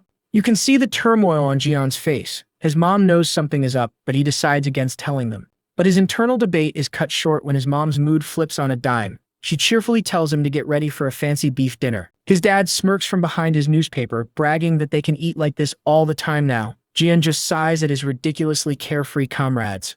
Meanwhile, in a high-rise office overlooking the city, Tomoe looks calmly out the window. She turns and greets Sergeant Kim Hyuk with a smirk, calling him Appa like a little sister. "You're late," she teases. Sergeant Kim isn't playing along. He demands to know why she pulled that stunt, but she just casually calls it a test. And then he attacks. He grabs her by the throat and slams her against the glass. He's been waiting 15 years for this moment. With pure fury in his eyes, he growls that if not for the party's orders, she'd already be dead. Even while choking, she mocks him. Enjoying life in the South so much the party's orders are a joke now, his grip tightens. "You dare doubt my loyalty?" he roars. But just then, an older man steps from the shadows, telling them that's enough. Sergeant Kim instantly snaps to attention, releasing Tomoe and bowing respectfully. He greets the man as Comrade Shion Ji-sun. Coughing on the floor, Tomoe asks how they know each other. Sergeant Kim just ignores her, coldly adjusting his tie. Shion Ji-sun looks at Kim, reminiscing about putting him on a submarine when he was just a boy. Now all 3 operatives stand in silence. Shinji-san remarks that it must have been hard for Sergeant Kim to get that position. Kim remains standing at attention. He tells his superior it was simply his duty. Shinji-san loves the loyalty, saying it's what they need most. But the pleasantries are officially over. Shinji-san's face darkens as he announces, an order has come down from the party. The mission is blunt and brutal. Eliminate the traitor to the motherland, Man Gungang, and recover every single one of his assets. Sergeant Kim looks completely lost. Seeing his confusion, Shinji-san asks if he's seriously never heard the name before. He explains that Man Gungang was a legend, considered the single greatest talent the Republic ever produced. He was the world's #1 hacker. In other countries, they knew him by a different name, a code name that struck fear into everyone. They called him Zero. The name hit Sergeant Kim like a freight train. His eyes go wide with absolute shock, the sweat pouring down his face. Shinji-san is practically vibrating with rage. Not only did Zero survive, but he ruined their Jeju Island operation and is now working against them. He absolutely roars, his voice echoing in the silent room. How can we just leave someone like that alone? Then he drops another bombshell. A blood relative of mangaMangacapped attends Seoul International High School. The mission is now to eliminate them both. Tomoe actually hesitates, asking if they really have to kill the kid. Shinji-san gets right in her face, his voice dripping poison. Are you refusing the party's will? Terrified, Tomoe immediately backs down. Sergeant Kim steps forward, vowing to handle both targets, but admits killing in the south will be tricky. We'll see, Shinji-san smirks. He then adds a final command, bring Man Jungang to him alive first, to find out where he hid his wealth. He turns to Tomoe, telling her to cooperate with Kim. And with that, Shinji-san leaves the two agents alone to prepare for their grim new mission. Meanwhile, Kang Jian is wide awake in bed. His mind is racing, trying to connect the dots between number 13's mission and the bodyguard. He thinks about asking his dad for help, but quickly shoots the idea down. He doesn't want to cause him any more worry. He gets up and heads to the kitchen, determined to report what he knows. But the house is empty, and on the counter he finds a plate of food with a little smiley face note from his mom. He grabs a carton of milk from the fridge, his expression hard to read as he stares at it. Meanwhile, Shinji-san waits on a quiet street corner before flagging down a taxi. Looks like he's making his move. He gets in and asks for a ride to Pyeongtaek Port. The driver grumbles about the long trip, but Shinji-san promises to pay him well. The driver seems happy at first, but then his entire tone changes. Is it okay to waste tax money like that, comrade? Oh, he's so busted! Shinji-san's eyes widen in pure horror as he whips out a pistol. But it's already too late. Suddenly, a figure in black appears outside the car, smashing through the window in an absolute blur of motion. Before Shinji-san can even blink, the assassin is inside, guns drawn, moving with impossible speed. The attack is swift and totally brutal. Shinji-san is disarmed and slammed back into the seat, completely and utterly overpowered. A vicious punch sends his head snapping back, and just like that, he is captured. The assassin looms over him, seething, I really want to kill this bastard. Then the driver yells, honey, calm down. Let's move first. Later, Shinji-san groans as he wakes up. He's in a desolate concrete room tied securely to a chair. As his vision clears, he sees a familiar face sitting across from him. It's Kang Jian's dad, Man Jungang. He smiles as he rattles off Shinji-san's entire classified file like it's nothing. He even asks, we met not long ago, right? Shinji-san breaks into a cold sweat. His captor just leans forward, casually asking, why? Are you looking for someone? He mentions number 11. Shinji-san is surprised she's alive. Then he drops the hammer. I barely stopped her from killing you. I heard you did something awful to my wife. Shinji-san flinches in pure terror. Jian's dad leans in close, his eyes ice cold, and asks a single chilling question. Do you want to live? Shinji-san tries to act tough, asking Jian's dad if he has a death wish. But Jian's dad is completely unfazed. He has one simple chilling request, leave his family alone. Was that so difficult? Shinji-san actually scoffs. He starts screaming, calling Jian's dad a traitor, and demands to be released to face judgment from the party. Shinji-san accuses him of embezzling North Korean assets and colluding with American imperialists. Then Jian's dad drops an absolute atom bomb of a secret. Their own new dear leader sold him out to the Americans so they could get a seat at the table. He even tells him who to ask for confirmation. General Kim Dal-young, the man who personally handed him over. You can almost hear Shinji-san's brain short-circuit. The look on his face is pure, unfiltered shock. The tables have completely turned. A desperate, broken Shinji-san finally asks, what does he want? And Jian's dad just starts listing names. He knows every sleeper agent, their location, their new job in the South. He even knows about Sergeant Kim Hyuk, who's now a Black Ops agent for the South's NIS. This man has eyes and ears everywhere. He lays it all out. Every operative, every hidden cell, every single secret plan. And he makes it clear he can burn their entire network to the ground with a single phone call. Shinji-san is completely shattered. He just screams, tell me what you want. Turns out, Jian's dad isn't just some hacker. He can literally reroute missile shipments and disable nuclear warheads at will. He grins, asking if he should list more ways he can cause global chaos. Shinji-san looks like he's about to pass out. But all that power comes down to one simple demand. Don't touch his family. Shinji-san pathetically admits he doesn't have the authority to make that promise. So Jian's dad adds more pressure. He reveals the CIA's East Asia chief is in town with his team. He wonders aloud what might happen if he just handed over his entire intel package to them. Shinji-san can only stammer his name in pure terror. Man Jungang admits it'd be easier to just sell the info and disappear. But going into hiding is such a pain in the neck, so he asks one last time to leave his family alone. That's it. Shin-Ji-sun finally breaks, gritting his teeth and agreeing to pass the message along. But Ji-yeon's dad isn't done. He adds one more condition: leave Agent 13 alone too. Why? Because his son is worried about her. Shin-Ji-sun agrees, begging to be let go. With a smile, Ji-yeon's dad tells him that it's time to sleep. When he wakes up, he'll be at the Pyeongtaek hideout. Fishing shop in front of the pier, right? Ji-yeon's dad casually mentions, and Shin-Ji-sun is shocked he even knows about that. Meanwhile, a shadowy figure appears behind him and stabs him in the neck. It's Ji-yeon's mom, and she just took him out of commission for a good long while. With the problem handled, Ji-yeon's dad just looks on, but he looks a little worried. Meanwhile, back at school, Ji-yeon is wondering where Comrade's mom and dad have disappeared to. A slick black limousine pulls up right in front of him. The window rolls down and it's Han Yuju. She says Ara told her all about the class trip to Guam. Ji-yeon is totally caught off guard. Yuju just smiles and announces she's decided to tag along. He forces a smile, but in the driver's seat, Sergeant Kim Hyuk looks like he'd rather be anywhere else. As the limo drives off, Ji-yeon is left standing there, realizing his mission just got way more complicated. His friends run up, breaking his train of thought. Yuna immediately demands to know what the popular senior wanted. He tells them Yuju is coming on their trip, and they all just stare at him in shock. Ji-yeon asks how Yuna knows about the trip. She puffs her cheeks, annoyed because Ara and her friends have been bragging about it all day. Ji-yeon offers to go talk to Ara for her if she wanted to come along, but she completely shuts him down. Instead, she's going to study like crazy to take back the #1 school rank he stole from her. As she marches off with a determined smile, Ji-yeon just looks on, completely bewildered. Yeju immediately starts teasing Dongwoo, asking if he thinks Yuna has a crush on Ji-yeon. Dongwoo just huffs, clearly not a fan of that idea at all. As Ji-yeon watches his friends at the bus stop, his peaceful day is about to be completely destroyed. Suddenly, a massive explosion rips through their school building. Debris and smoke fill the air. His friends are thrown to the ground in terror, but Kang Ji-yeon, he stands perfectly still, not even flinching.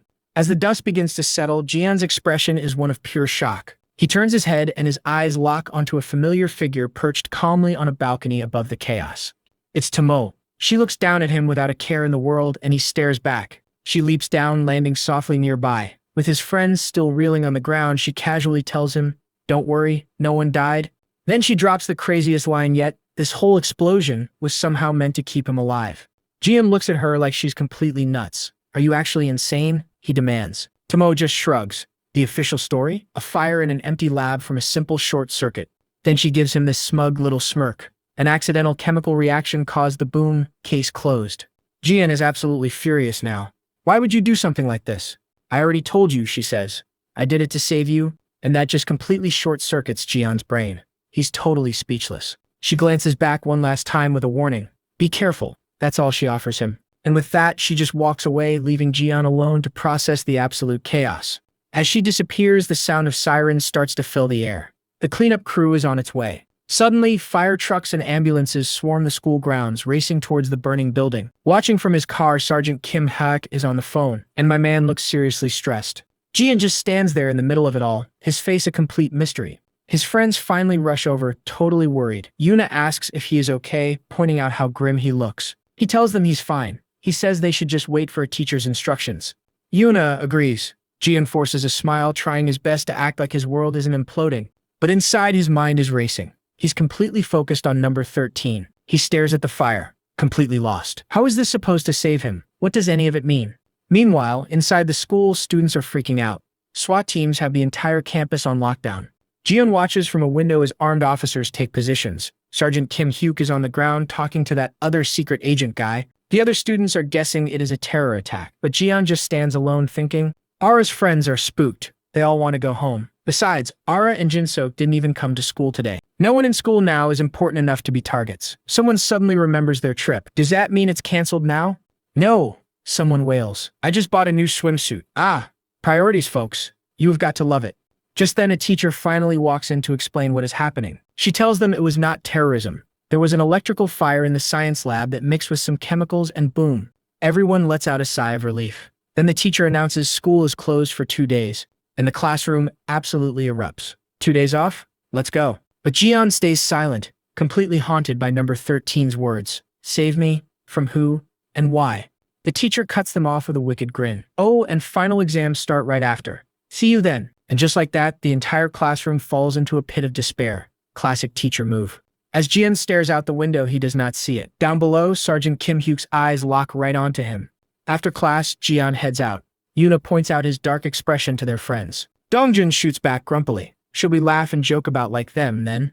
Yuna snaps back, accusing Dongjun of picking fights over everything lately. Yiju has to jump in and play peacemaker. She tries to get them to loosen up with karaoke or a cafe, but Yuna declines, saying she just wants to go study. Yiju sighs, completely exhausted. The stress of the day is clearly getting to her. Meanwhile, Jian keeps a close eye on the agents on the ground. As he walks home from the school, a sleek white car suddenly pulls up around the corner. The door opens. A man in a suit steps out. This is the CIA's East Asia branch chief. Elsewhere, we see two new faces, a grim man with a mustache and a silent woman. Jian's eyes go wide, his danger senses screaming that these guys are bad news. The man in the suit, the CIA's East Asia branch chief, locks eyes with our boy Jian. This is it. The confrontation he was trying to avoid. The chief calls out, stopping Jian dead in his tracks. He can't just walk away now. Jian turns, and the chief immediately starts with the small talk, complimenting his perfect accent. But Jian is not having it. He hits him with the classic "I have exams" excuse to try and dip.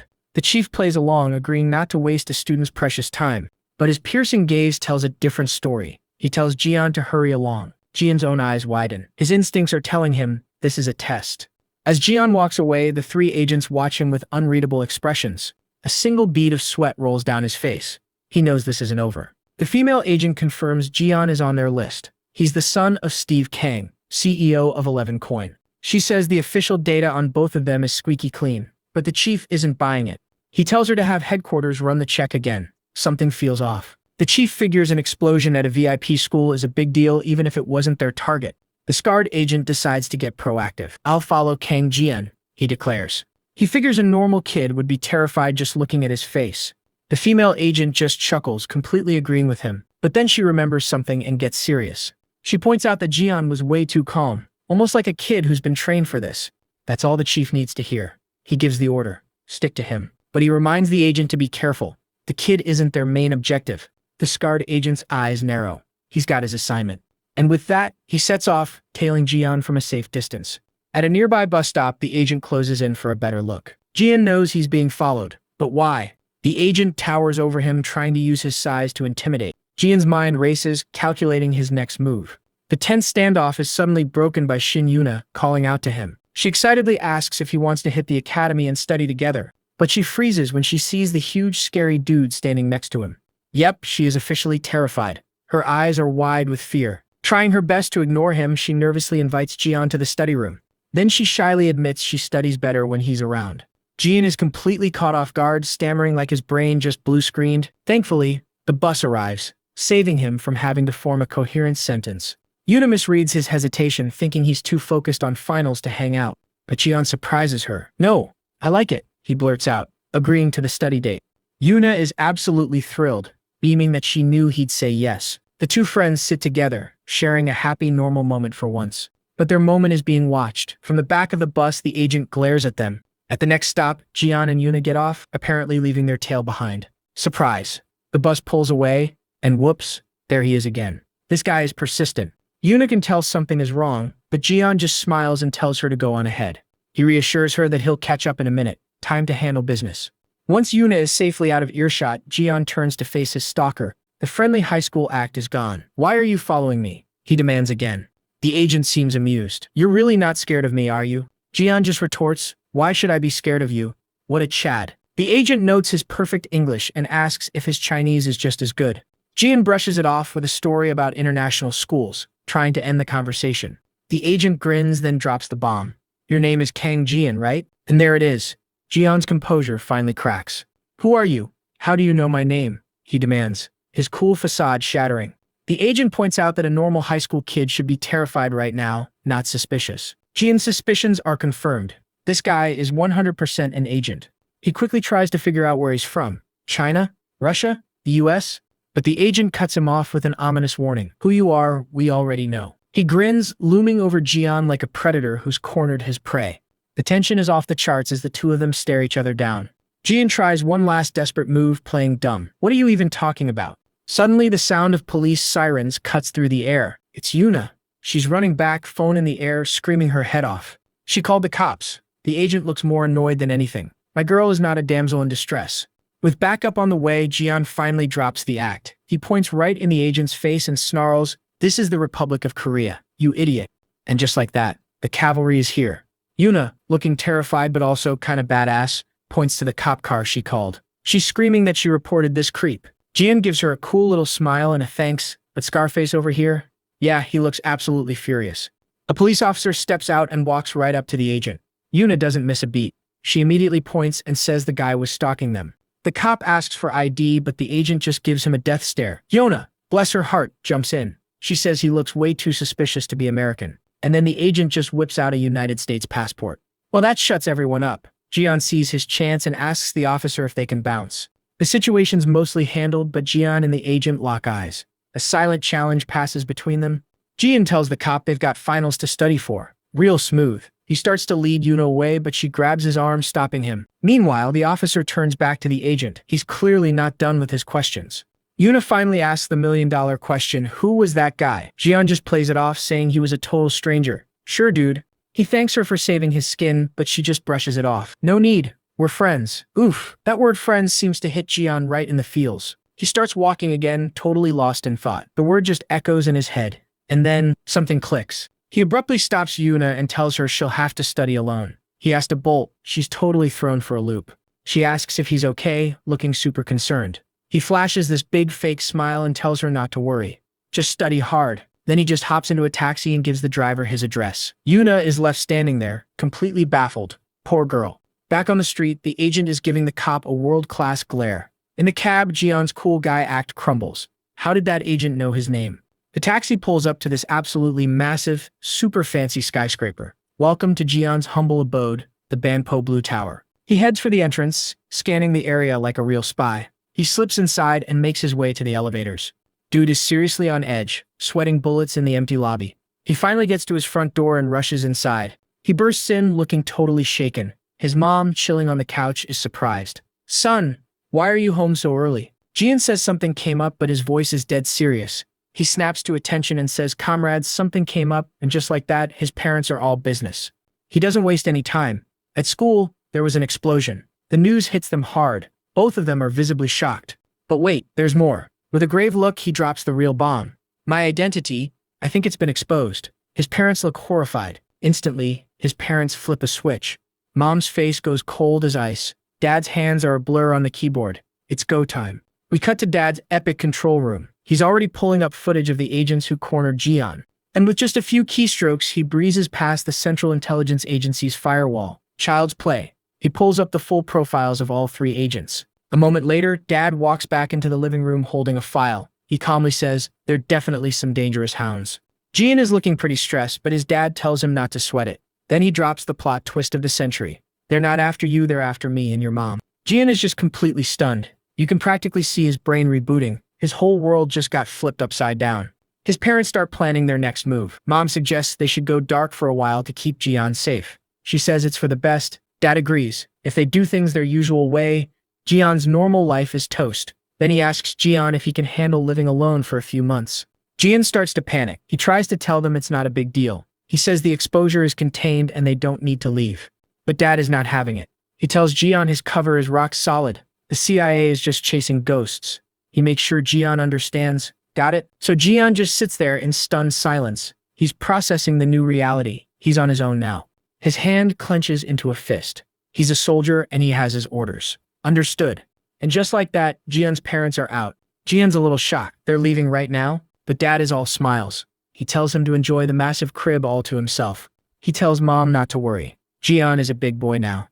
A fair question from Jian. Where are they even going? Dad yells, Africa. Apparently, Mom wanted to see a real wild lion. Or maybe he jokes she wanted to fight a lion instead. Jian is just speechless. Africa? A lion? Mom looks about as thrilled as you'd expect. Dad gives one last happy wave. And with a screech of tires, they're gone. He watches them disappear. Yep, they really left. He lets out a really stressed out sigh. But wait, he slaps himself back to reality. Time to get serious. It is all about the mission. Inside his ridiculously huge new apartment, he spots something on the table. A full meal is laid out with a note from Mom to eat well. He picks it up, touched by the gesture, but his eyes drift to something else on the table. Oh yeah, an unlimited black card from Dad. No spending limit. He flashes back to his parents before they left. And now, he stands alone in this vast, empty palace. He takes a moment to absorb the sheer size of the place. He clenches his fist. This is no time to slack off. His mission is clear. Infiltrate the South Korean elite. Failure is not an option. So he gets right to it, grinding away at his desk. Suddenly, the doorbell rings, shattering his focus. He gets up, wondering who could possibly know he is here. He checks the intercom, and his eyes go wide. What is he doing here? With a grimace, he opens the door. It is Sergeant Kim Hyuk. The agent immediately asks if his father is home. Jian plays it cool, lying that dad just left on a business trip. He tells the agent to beat it and tries to shut the door. But Kim Hyuk slams his hand on the door, stopping it cold. He wants in. Jian's face is pure ice. He is not happy. Hyuk ignores the death stare and walks right in, planting his feet. He starts rambling about his tragic backstory, about how he crawled his way to where he was now. But Jian cuts him off. What does he want? But Jian is having none of it. He points down. Take off your shoes. Then Kim Hyuk drops an absolute bombshell. His mission was to eliminate Jian's entire family. Those were his orders until yesterday. But the order was suddenly canceled, and then an explosion rocked his workplace. He looks Jian dead in the eye. Why do you think I am here? Jian stays silent, processing everything as the two of them face off. Kim Hyuk continues his monologue. 20 years of struggle to get where he is. Jian scoffs. What is this guy even talking about? Done with the games, Kim Hyuk demands to know where his father is. Jian plays dumb, but the agent sees right through his act. That is it. The agent has had enough. He attacks. And just like that, two elite agents are brawling in a luxury apartment. Kim Hyuk stands over him. You're better than that girl, at least, he says. Jian explodes, threatening to call the cops if he does not get out. But Hyuk just smirks. He drops a name that stops Jian cold. Number 13. That name flips a switch. Jian's eyes blaze with fury. Kim Hyuk does not hesitate. He unleashes a lightning-fast kick at Jian's head. But the kick never lands. To Hyuk's total shock, Jian blocked it. Effortlessly. Not just blocked. He caught his leg midair, stopping him completely. Tightening his grip, Jian hits him with the ultimate comeback. Do I have to take those shoes off for you? Hyuk lands lightly, almost looking impressed. You're pretty good, huh? Jian tosses the shoe away, his face a complete blank. Not a single word. Hyuk's patience finally runs out. I'll ask one more time. Where is mangacap? But Jen is stuck on one thing. I said take off your shoes. That's it. Hyuk explodes in a furious kick. You really don't understand what people say. His attack obliterates a coffee table, but Jian dodges it like it was nothing. The two spies lock eyes. The tension in the room is off the charts. Hyuk drops into a fighting stance. No more games. He reaches behind his back and pulls out a massive combat knife. Okay, this just got real. With a deadly look in his eyes, Hyuk lunges forward. Blade flashing. He darts forward with a lethal stab, but Jian twists out of the way just in time. Hyuk strikes again. He swings the knife, but Jian's already got eyes on it. Dodging it's gonna be easy peasy. But hold up. Memory flashes of his dad bragging about the expensive sofa. Hyuk plunges the blade. But surprise, mofo, Jian has intercepted the blade with his shoulder. He growls. This sofa, my dad cherishes it. Hyuk just scoffs at him.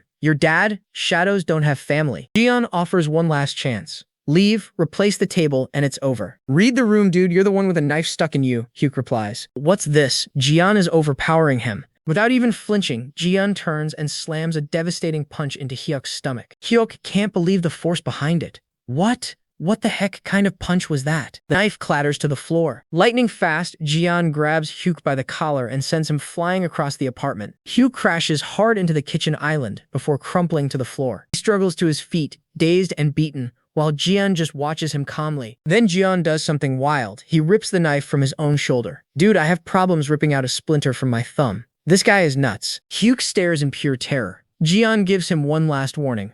Go, while I'm letting you live. Hyuk stumbles back as Jian advances, but he's got one last trick up his sleeve. A gun. Dude looks scared, but he still demands to know who Jin is. Jian is completely unfazed. You're seriously gonna shoot? In here? Hyuk fires a shot at the window. I'm not carrying this just for decoration, he screams. A thin line of blood trickles down his cheek. He clutches the bloody knife. He's picturing his mom in the kitchen, smiling at him warmly. And that is all the rage fuel he needs. As Hyuk fires, Jian throws the knife. Misses Hyuk by mere inches. That's all Jian needs. He vaults over the counter and knocks the gun out of Hyuk's hand. He unleashes a ferocious spinning kick, connects with enough force to shatter the agent's jaw. And that, folks, is the end of the story. When Hyuk wakes up, he's got a bandage on his nose. Some weird muscle dude dudes are walking through the apartment. What the heck was happening? Then he sees Jian hand them a card as payment for replacing the broken window pane. He bows to workers, thanking them for their trouble, and he slips the card back in his wallet. Wait a second. That's his wallet. As the workers leave, Jian gives him a side-eye. That's when Hyuk realizes he's tied up on the couch. Jian gives a cheeky grin, revealing the agent's pistol tucked into his pants. Hyuk can only glare at his own wallet, now sitting on the coffee table like a war trophy. But then,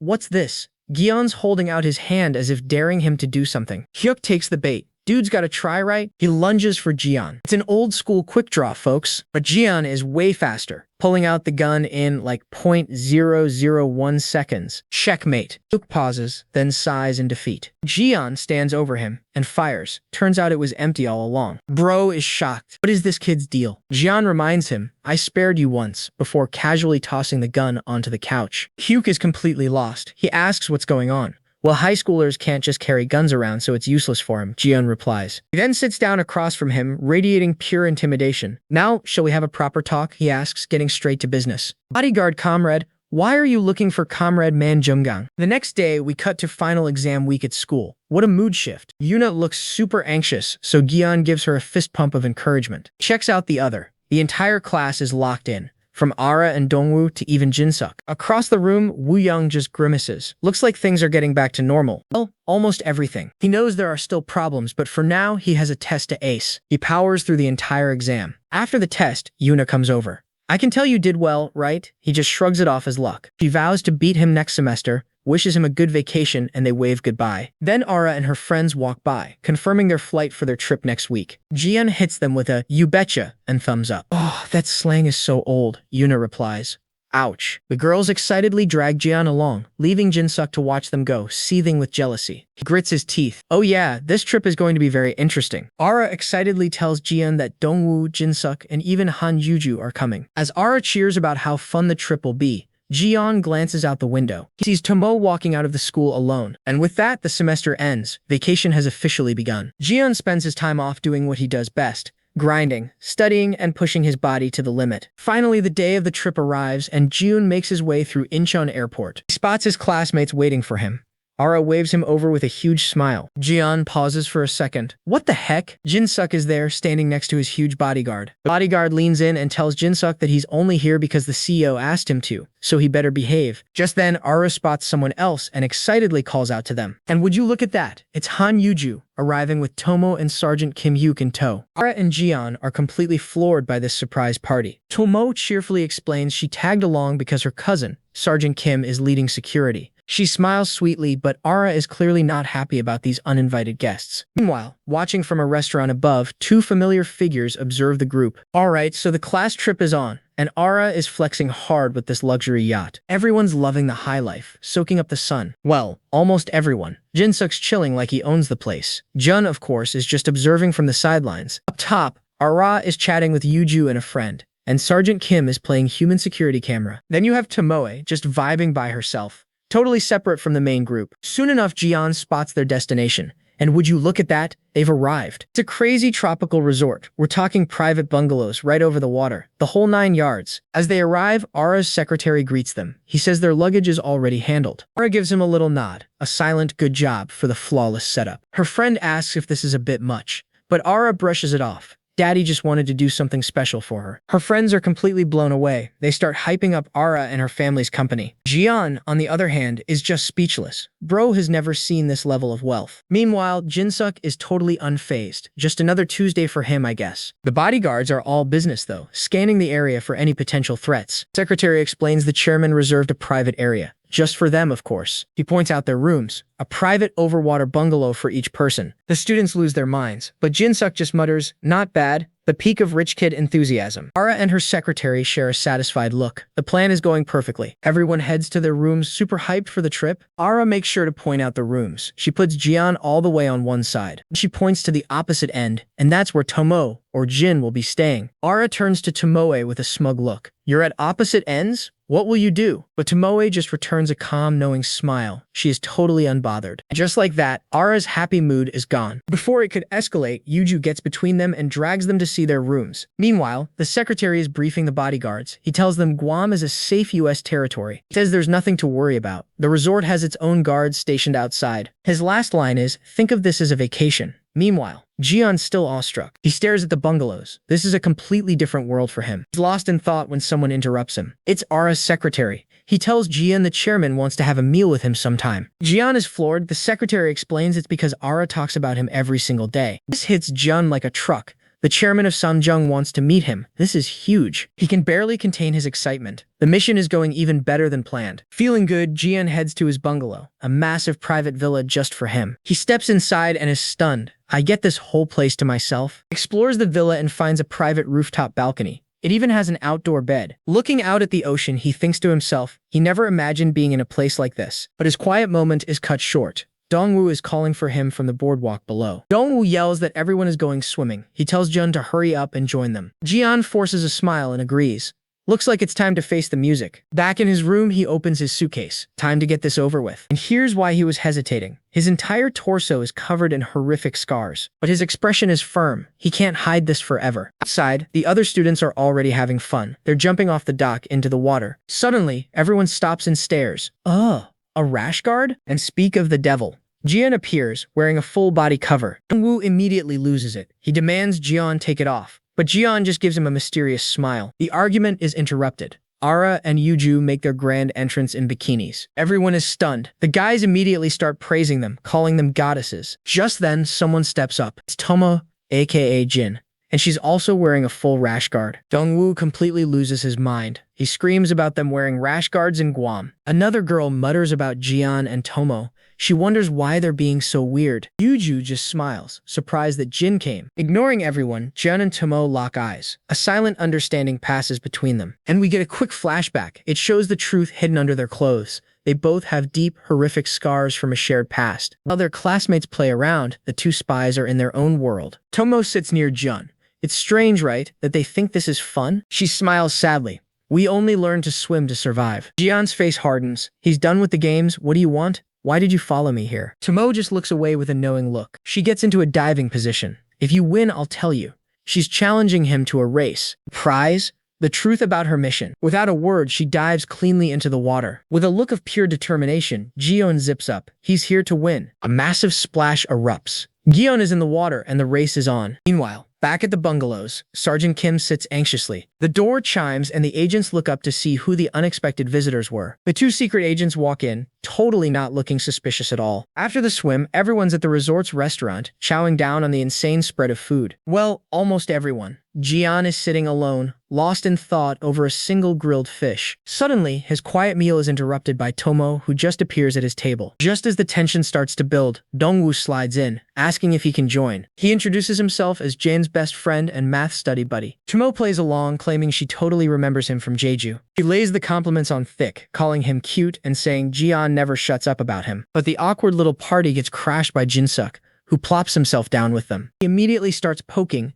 asking if they learned to swim together in Japan. Tomoe praises his brilliant deduction skills. Jinsa, completely missing the sarcasm, says of course it was obvious. Changing gears, Tomo calls Jinsuk cool and invites both him and Jun snorkeling tomorrow. Jinsuk tries to act all cool about it, like he's doing her a huge favor by agreeing. Then Tomo suggests they go scuba diving deep underwater, and Jinsuk is clearly surprised. Noticing he's hesitant, she twists the knife, saying Jeon can do it, and they did it all the time as kids. Her words send Jeon spiraling into a horrifying flashback. He remembers being chained to a heavy ball and thrown into the ocean with other kids. It wasn't a fun childhood memory. It was a brutal training exercise where you either escaped or drowned. Back in the present, Dongwoo can tell something is seriously wrong and asks if he's okay. Jinsuk, completely oblivious, just asks what level of scuba certification they have. Tomo smoothly lies, saying Jun doesn't have a license, but she has an advanced one. But before any plans can be made, Jun slams his hand on the table. He shuts the whole idea down, saying they came to hang out with everyone, not go off alone. But his real reason is simple. He can't let number 13 anywhere near Hanyuju. The moment is broken when Ara's secretary announces a campfire on the beach after dinner. With a new plan for the night, the group seems to relax, the tension forgotten for now. But Jian stays quiet. quiet, trying to navigate the complex web of lies and missions around him. Later that night, the students gather around a huge bonfire on the beach. While the kids have fun,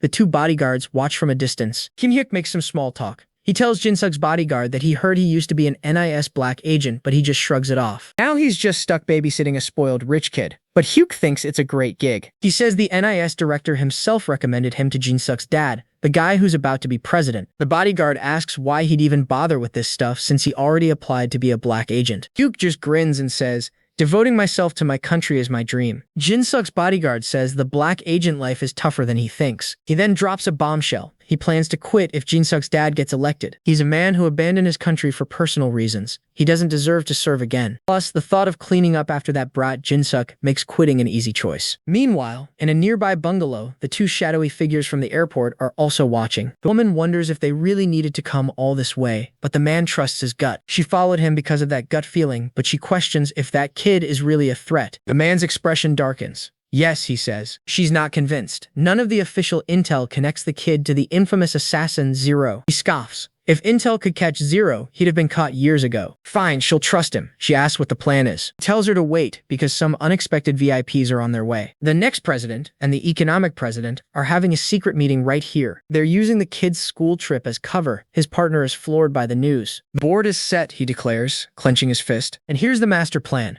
If they capture the kids, Zero will have no choice but to show himself. Back in the bungalow, the woman gets a wicked look on her face. This will be fun. She adds that there are a lot of interesting kids here. And down on the beach, Jian and the others have no idea they're the cheese in a very deadly trap. With a trap being set, Jian is already on the move, his mind racing faster than his feet. But Tomoe easily keeps pace, landing silently beside him like a shadow. She asks if he's feeling nostalgic, like the good old days. Jian cuts right to it, demanding to know her real mission. She just reminds him their jobs are confidential, gives her a final warning, stay out of his way, and she fires it right back at him. Same goes for you. With that, she's gone in a flash and Jian immediately gives chase. He is not about to let her out of his sight. The two of them blur across the piers, moving at impossible speeds. Watching from a balcony, Ara just calls them a bunch of weirdos. Han Yuju pops up behind her, asking what all the fuss is about. Ara wants to know what their deal is. Are they really just childhood friends? Yuju notices that Tomoe seems into Jian, then asks the million-dollar question.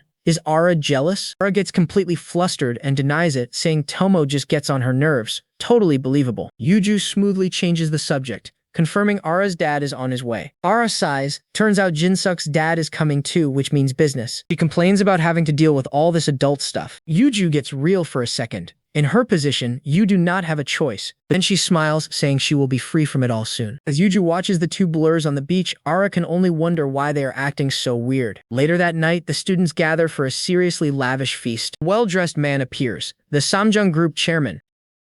He thanks them for being friends with his daughter Ara and makes some small talk. Turns out he gets embarrassed when he gets called the chairman, with Ara asking her dad why he even showed up. He says he could not miss the chance to see her, plus Yuju and Jin-suk. Ara knows it is just about business. He agrees, saying the company needs him to work. His eyes then land on Jion. The boy knows this is a golden opportunity to show out for the chairman. Jion stands and gives a deep, respectful bow. The chairman is impressed, inviting him for a meal sometime. Business is booming. Just then, his attention is pulled to Tomoe, who he does not recognize. Ara quickly explains she is just some new transfer student. Tomoe turns on the charm, telling the chairman he is way more handsome in person. The chairman absolutely loves the flattery, laughing out loud. Suddenly, John's entire demeanor changes. Something is very wrong. His mind starts racing, playing out the worst-case scenario.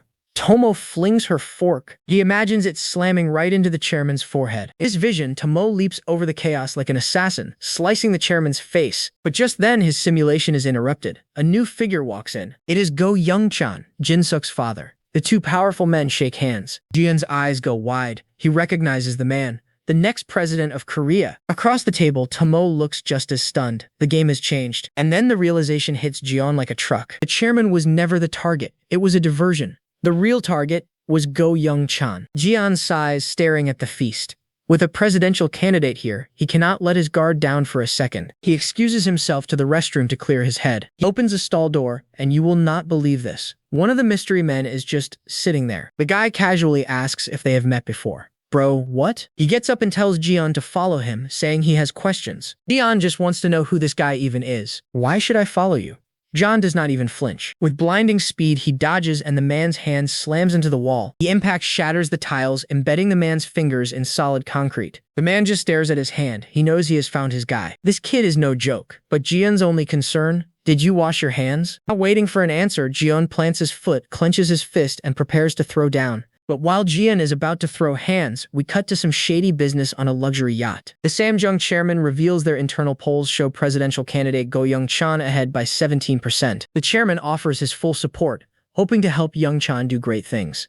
How nice of him. But Young-chan plays it humble, asking how a simple politician could ever help a corporate giant like Samjung. The chairman just smiles. Oh, he knows there are plenty of ways. Then he drops the real reason for this meeting. Samjung's research secrets are leaking. And it's not just any secret, it's their 2 trillion won, next-gen semiconductor project. The whole bag. He explains this project is his company's future, and the current government is completely useless. Young-chan asks if he has any idea who could be behind it. Young-chan sees his chance, declaring that Samjung's future is Korea's future, and vows to protect them. And just like that, the chairman slides a heavy briefcase across the table. We all know what that means. The chairman notes the guy's clean reputation, but he hints that some things require a discreet touch, but Young-chan coolly rejects the case. He says he'll accept the sentiment because times have changed. The chairman's face hardens for a second before he apologizes, claiming it was just a test. Right. Instead of cash, he offers a small device containing damaging info on Young-chan's opponent. The chairman even adds that if he'd taken the money, this crucial intel would have stayed hidden. Young-chan accepts the deal and walks away, thinking to himself, well, it's politics. Alright, back at the resort, Ara's secretary and Sergeant Kim Hyuk are on high alert. Inside, the students are having a massive feast. Tomo looks around and notices both Jiyeon and Jinsuk are missing. Han Yuju immediately starts teasing Ara, asking if she's jealous.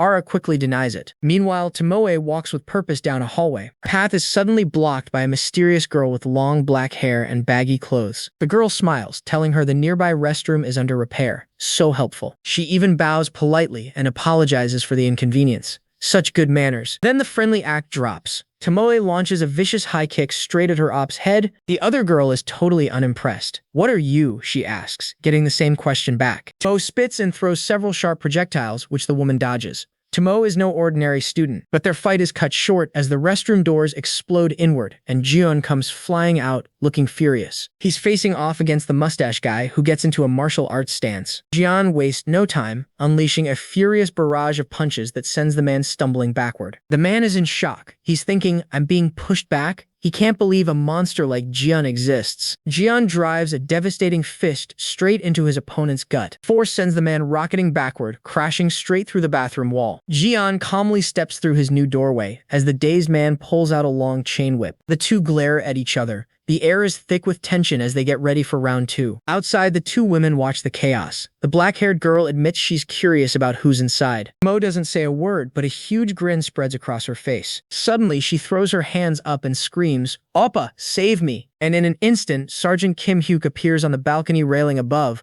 looking down with a grim expression. With Sergeant Kim now perched above, Tomo looks at her opponent. She coolly points out, you know, I don't really need to fight myself. Big boss energy, and just like that, her backup arrives. Sergeant Kim Hyuk leaps over the railing, gun already drawn. He lands, aims, and recites his full government title. I am Kim Hyuk, Team 1 leader. If you move, you will be shot. The woman is completely silent, not even a little bit intimidated. She just glances at his gun and basically tells him to put the toy away. This is no place for a mere bodyguard, she says as he fires away. The bullet slashes her cheek before she can even react. Sis got her stats checked. Time for warnings is over. Move again and you are done, Kim Hyuk says. She calmly explains they're in American territory on a mission. Then she drops a huge bombshell. The kid inside is very likely a spy sent from the north. Kim Hyuk is completely stunned. Before he can even process that, bang, a bullet goes right through her forehead. The force of the shot throws her entire body backward. She collapses to the floor as Tomo watches from the stairs, totally unfazed. Ice cold. Kim Hyuk instantly spins and aims at the new target. Man grunts. His eyes widen in shock. He stares in total disbelief at the dead woman on the ground. Hoshikiri? He turns and sees Kangun standing in the very doorway he just made. So now he has two ops in front of him, Sergeant Kim and Jeon. With a flick of his wrist, he unleashes his chain whip. The whip moves with insane speed, wrapping right around Kangun's throat. The attacker yanks with all his might, pulling Jeon clean off his feet. Jeon gets dragged across the deck while Sergeant Kim is still aiming. The whip lashes out again, but this time it's aimed at Kim Hyuk. It wraps around his pistol, ripping the gun right out of his grasp. Kim Hyuk just stares at his empty hand, completely shocked. The attacker screams in pure rage, "You killed Hoshikiri, you jerk!" Then uses Jian like a human flail, swinging him directly into Sergeant Kim. Even the attacker is knocked off balance by his own insane move. But as Jian hits the deck, he's gone in a moment. Where did he go? The guy looks on in disbelief, leaving himself wide open. A classic anime mistake, my friend. Jian sees the opening and lunges forward, winding up for a ferocious hit. His attack connects with a sickening crunch. Blood and teeth go flying. Man crumples to the ground, out cold. Jian stands over him, victorious. Tomo and Sergeant Kim can only stare at the scene, their faces grim. The aftermath is messy. 2 bodies on the floor and a very stressed out Sergeant Kim. Jian just casually picks up the pistol the attacker had knocked away. He walks over to a stunned Kim Hyuk, who's standing there with Tomo. He hands the gun back to its owner, his face totally calm. Jian aims the gun toward his attacker's body on the ground and fires away. Blood spurs out of the bullet hole from the man's chest. What a grim sight. Jian looks at his companions. "They knew our identities," he says calmly, "so cleaning this up shouldn't be a problem for you, right?" Ice, cold. Kim Hyuk's face hardens. He gets the message loud and clear. He's on cleanup duty. Jian turns away. "Let's go, the kids will be waiting." "We don't have to worry anymore," Tomo exclaims. Meanwhile, Kim Hyuk wonders how the US knew who Jian was, and more importantly, if they're being tracked. A bit later, Jun and Tomo stroll back to the dinner party like they just went to the bathroom. Meanwhile, Han Yuju is teasing Ara. "So there's something our Ara can't have." Ara gets all fired up. "Because you keep provoking me, now I really want to try." Go Jin-suk notices Gun is back. "Where did you two go?" Just then, Kim Hyuk approaches the table. He leans in and whispers something urgent right in Yuju's ear. Yuju's expression immediately turns serious. Ara asks what's wrong. Kim Hyuk's face is grim as he steps back from the table. Han Yuju turns to her friends. "Kids, sorry, but I think we have to go back." Ara stands up, totally shocked. "What? Why all of a sudden?" The other students at the table look just as bewildered by the news. Jin-suk protests, reminding her they still have 3 days left of the trip. But the sergeant steps in. "Go pack your things. Your father also left urgently." The room erupts in confusion. What is going on? What happened? Ara's secretary addresses the entire group. Everyone must return to the country, immediately. Dongwoo is just as confused as everyone else. Next thing they know, they're all in a plane heading straight back to Korea. On the flight, Dongwoo is a nervous wreck. "This is like a movie. What happened?" Jian just sits there, silent. Dongwoo leans over to Jun, still freaking out. Jin-suk said a killer came targeting Yuju. He's still trembling, unable to process what happened. But Jian just stares straight ahead, completely unfazed. Exactly, Jun thinks to himself. He knows all too well what really went down. Meanwhile, inside a secure government building, Sergeant Kim Hyuk is getting an earful about the resort disaster. His superior says the whole situation is a massive headache. He can only apologize for, surviving. The boss isn't having it. He snaps that it's not the sergeant's fault. It's the fault of the people who died. Bro is cold. Kim Hyuk just sits there, taking it all in. The mission clearly took a heavy toll on him. The boss lays out just how high the stakes were. The president's daughter was there. The country's next-gen leaders were there. Attackers hid their identities and went straight for the kill, targeting 2 students. However, there's no CCTV from the private resort. Super convenient, right? Makes the investigation a total nightmare. Kim Hyuk finally asks the big question.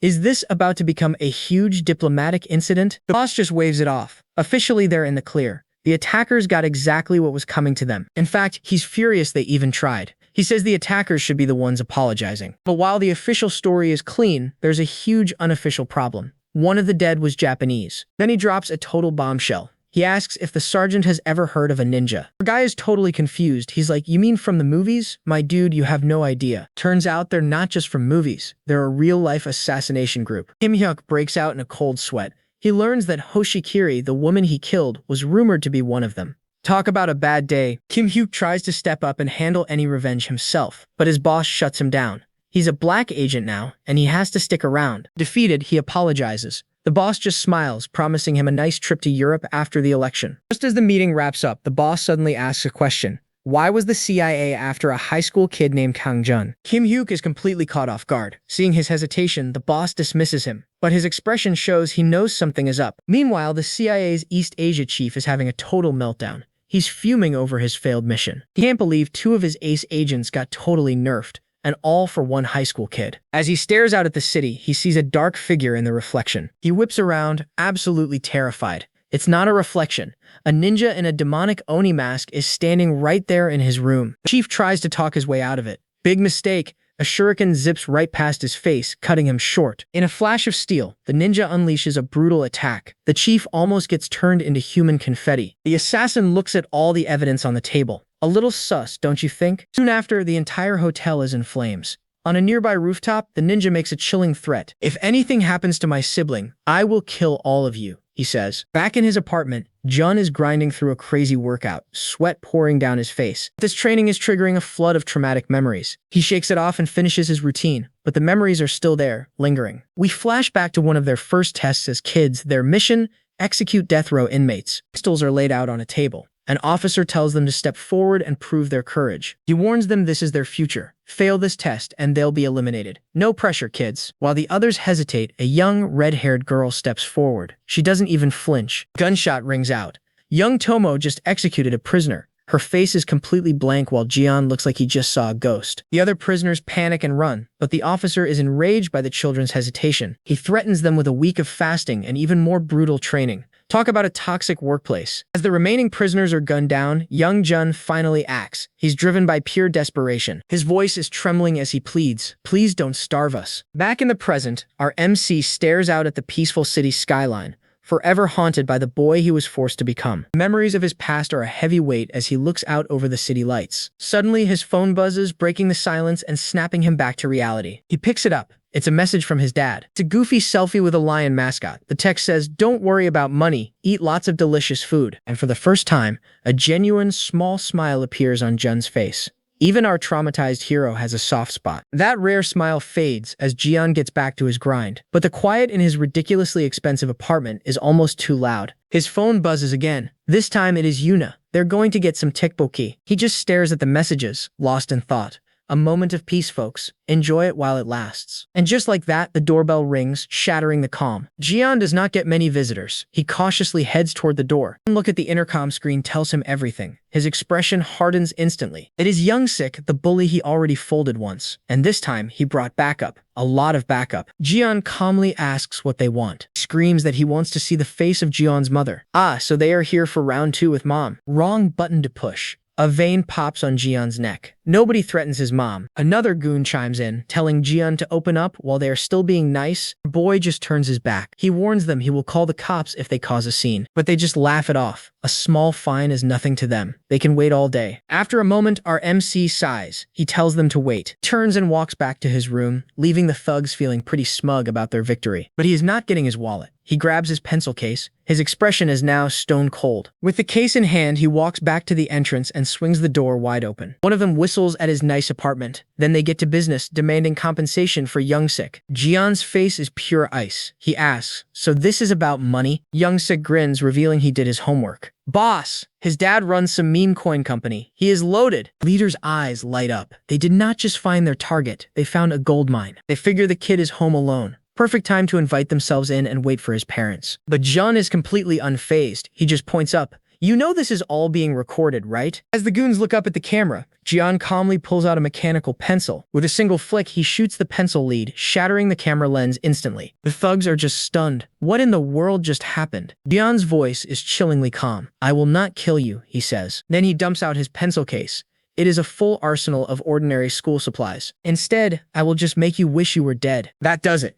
Young-sik lunges with a knife, screaming his head off. Jian claps his hands, creating a small shockwave that sends the falling school supplies flying. He snatches a ruler out of the air and uses it to block the knife. Yes, a plastic ruler. Young-sik scoffs, but our guy snaps the ruler, driving the broken edge deep into his attacker's arm. As Young-sik screams, Jian slams his face into the floor. And one down. He turns to the rest of the crew. Their tough guy act is completely gone. They are terrified. There are still more of them. They charge in, screaming like they actually have a chance. Jian moves like a blur, weaving through their clumsy attacks. He casually picks up a glue stick. He dodges a punch and shoves the glue stick right into the guy's mouth. A brutal uppercut sends him and his teeth flying. That guy will not be eating solid food for a while. 2 down. The rest are frozen in fear as Jian calmly picks up a pair of scissors. He cracks his knuckles, then snaps the scissors in half, creating 2 makeshift blades. Remaining goons make one last desperate charge. Big mistake. His eyes glow white. Bro is officially done playing. Meanwhile, outside, a mysterious man in a trench coat gets out of a taxi.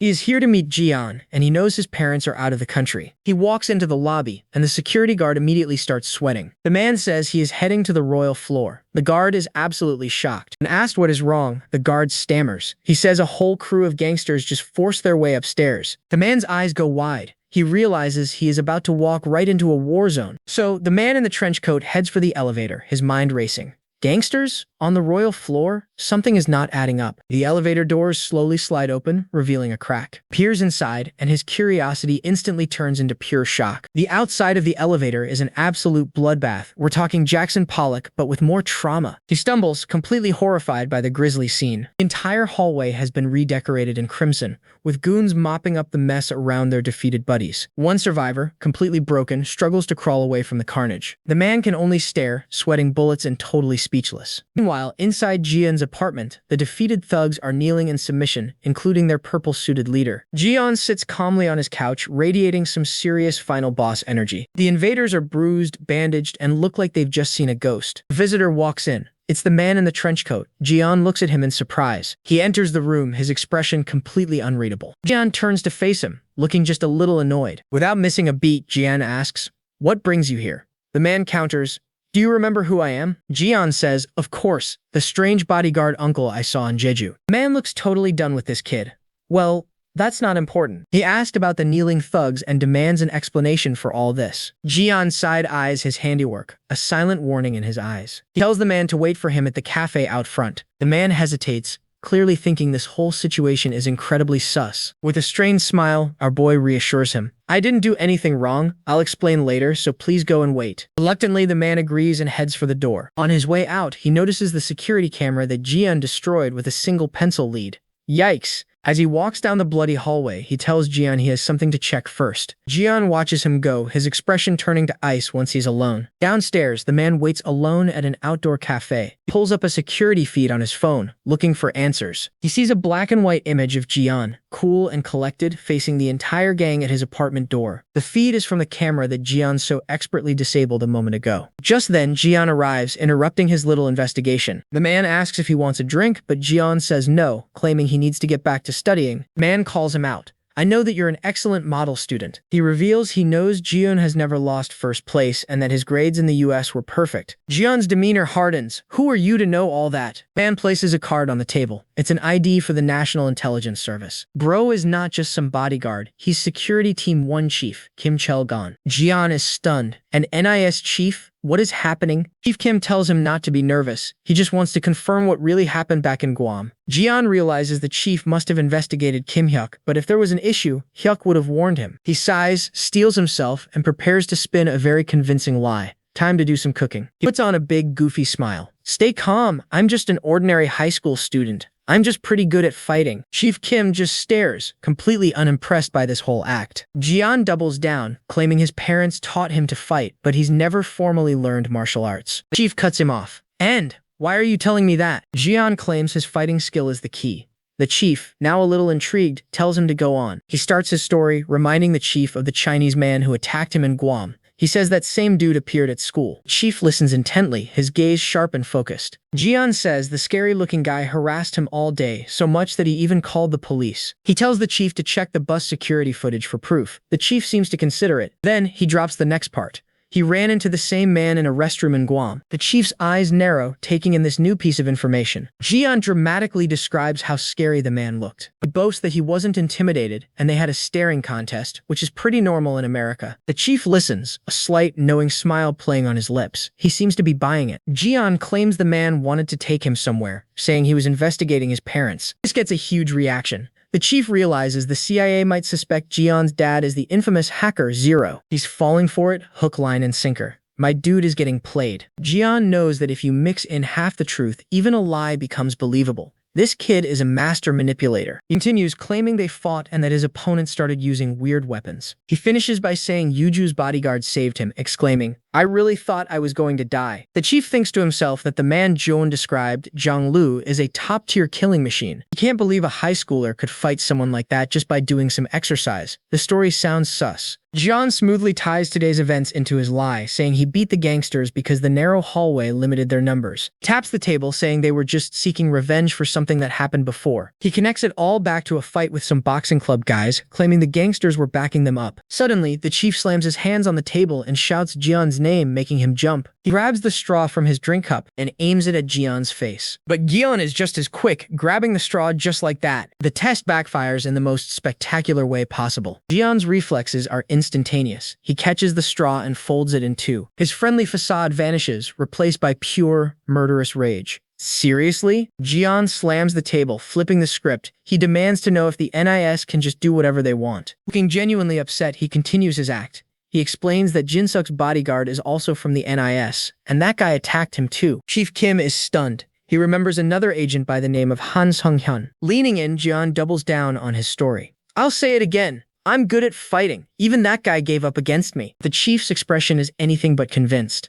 He stares intently at Jian, his gaze sharp and full of suspicion. Despite his best acting, Chief Kim wasn't buying it. Now Jian is home, realizing just how deep in it he is. The NIS is officially on his case. Then he sends a text to his dad. It's a picture of the NIS ID card that belongs to Chief Kim Chelgan. The dad's reply is simple. Son, don't worry about anything. Dad will take care of it. This unexpectedly wholesome message actually gets to him. Bro is tearing up. He has sent a picture of his mom in a goofy vacation photo, saying they're having fun and will stay a little longer. He lets out a small laugh. If they're memeing this hard, it's probably not a huge deal after all. Just in case it's time for a training arc, he immediately starts grinding, busting out some grueling pull-ups. After his workout, a phone call suddenly stops him in his tracks. Sergeant Kim Hyuk, and he's in some kind of massive empty assembly hall. But he's not alone. NIS Chief Kim Chao-gon walks up, saying they need to talk. The chief cuts right to it, asking about a student named Kangjun from the Guam trip. Sergeant Kim's eyes widen. The chief asks if it's true he sparred with Jian at his gym. He presses him, wanting to know just how strong Jian really is. Sergeant Kim flashes back to their fight. He remembers Jun's insane speed and power. He recalls Jian effortlessly dodging his attacks and landing a devastating knee strike. Back in the present, he gives a shocking answer.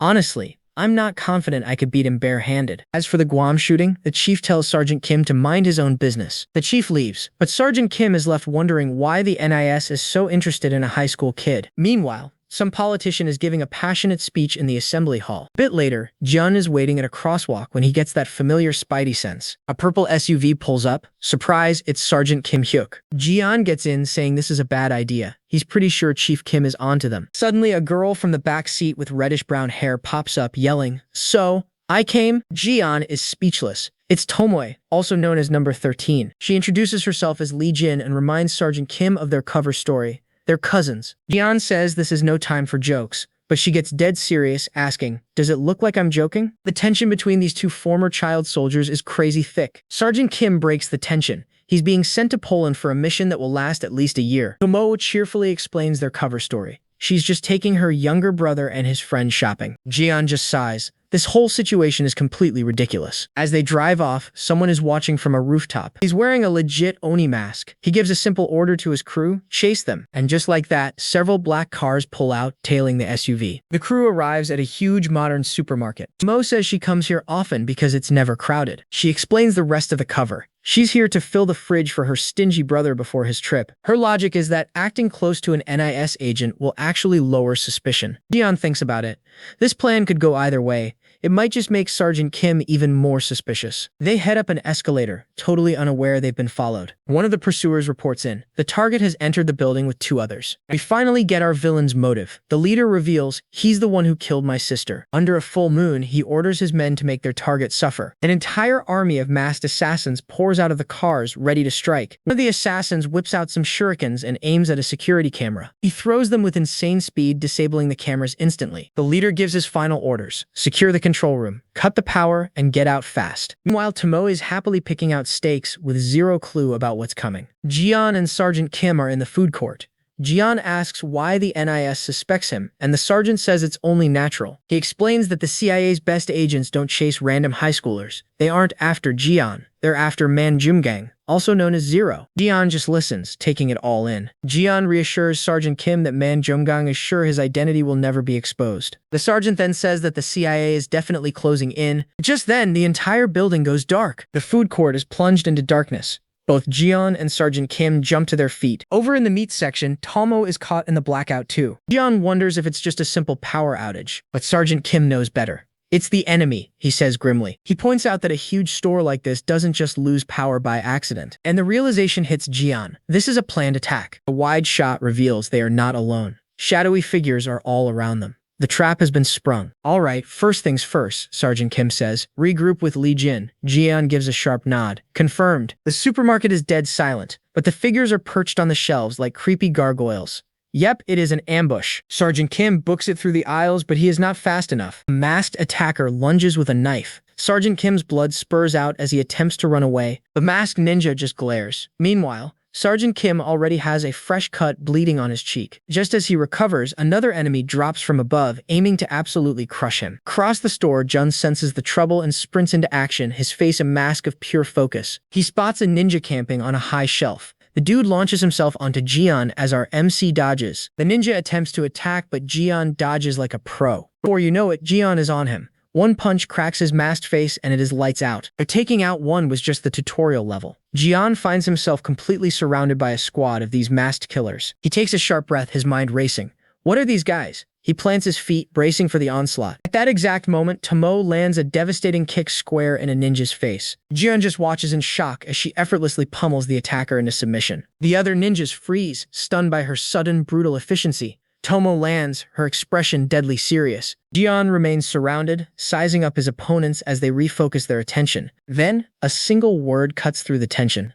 X, Tomo yells. Jian's eyes widen. It is a signal. Without another word, they both bolt, sprinting down parallel aisles. The ninjas give chase, but Jian and Tomo are moving in perfect sync. You can tell this is a practiced maneuver. They race towards the end of the aisle, their pursuers closing in from all sides. Reaching the end, they pivot and stand back to back, ready for what comes next. Two ninjas emerge from the side, but Tomo is faster, landing a powerful kick. At the exact same moment, Jian delivers a crushing punch to the other. Their teamwork is flawless. Ninja reels in shock as Tomoe appears beside him, giving Jian the perfect opening to strike. They unleash a devastating combination of kicks and punches, completely flooring their opponent. With one more down, they stand firm, surrounded by the remaining enemies. Tomoe asks him, "You did not forget Operation X, right?" But Jian does not answer, his focus entirely on the fight. And we get a flashback to their brutal training. An instructor tells a field of kids holding knives. When a few face many, there is only one way. Coordinate together. The officer's face is pure menace. Read the thoughts of your comrades fighting with you. Young Jian and Tomo, among others, leap into a chaotic training brawl. Back in the present, Jian and Tomo prepare to execute that same brutal training for real. As the ninjas attack, the two operatives move like a blur, swapping places in the blink of an eye. Ninjas are completely thrown off. Nice position, Sergeant Kim calls out from the shadows, watching their perfect maneuver. He makes his move, leaping off a display and bringing a large panel crashing down on two unsuspecting ninjas. The remaining attackers are stunned.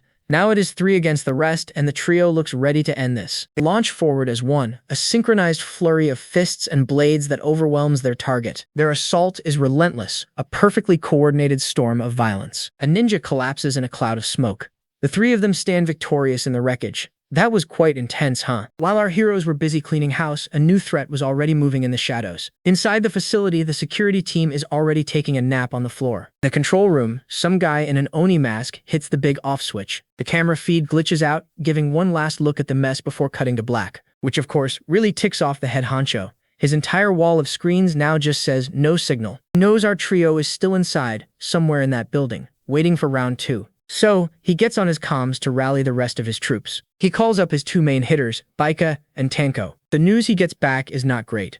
Turns out, all their grunts got absolutely folded. And to make matters worse, their targets are already on the move. With his B team out of commission, the leader decides it is time for the pros to step in. His top assassins get the message and suit up. You know it's serious when the special masks come out. The leader then pulls out a little gadget and fries the entire building's power grid. He is not playing around anymore. It is hunting season. Meanwhile, Jian and the crew are booking it through the darkened aisles. Sergeant Kim, who's already bleeding, is screaming for them to get to the car. Tomo asks the million-dollar question, who are these guys? Kim connects the dots. He thinks it's Hoshikiri's crew, out for revenge. Jian, our resident big brain, stops them dead in their tracks. He points out the obvious. The cars are 100% a trap. His idea? Make a stand right here. An open-air fight is a losing battle. Tomo is totally on board, reminding everyone that number 7 was always the strategy guy. Jian lays out the plan. A power outage this big is going to attract cops or firefighters sooner or later. So the bad guys are on a timer. All they have to do is wait them out. Tomo gets a little nostalgic, saying this feels just like the old days. Kim is skeptical.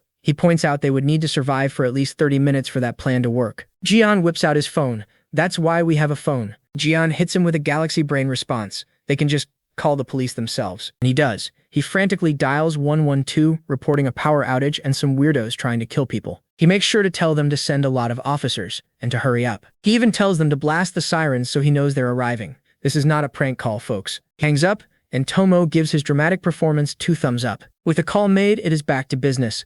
Time to count how many bad guys are left. Over on the villain's side, the assassins are getting into position. The leader realizes his targets are trying to hide, and orders his team to regroup inside. Tanko radios in, worried about the cops, but the leader is fuming that his prey is hiding like a coward. He clenches his fist, but reluctantly agrees to regroup for now. Still, he is intrigued. This defensive strategy is unexpected. Back with our crew, Tomo and Kim are waiting for their moment. Suddenly, a pair of assassins pop up, moving silently through the aisles. Kim notes that Jun was right. There are not many left. Tomo is ready to throw hands, but Kim tells her to stick to the plan. But she does not listen for a second and darts right out into the open. She announces her official role for this mission is bait. And what do you know? It works. The assassins spot her and immediately take the bait. Baeka and Tanko move in for the kill, but their boss is no fool. He sees the trap, knows this is deliberate, and he is not about to let Hoshikiri's death be for nothing. So he watches, waiting for the other shoe to drop, and he does not have to wait long. Up high, Jian is cooking up a little surprise. The leader looks up just in time to see Jian with a freshly made Molotov cocktail. Jian hits him with a cold line.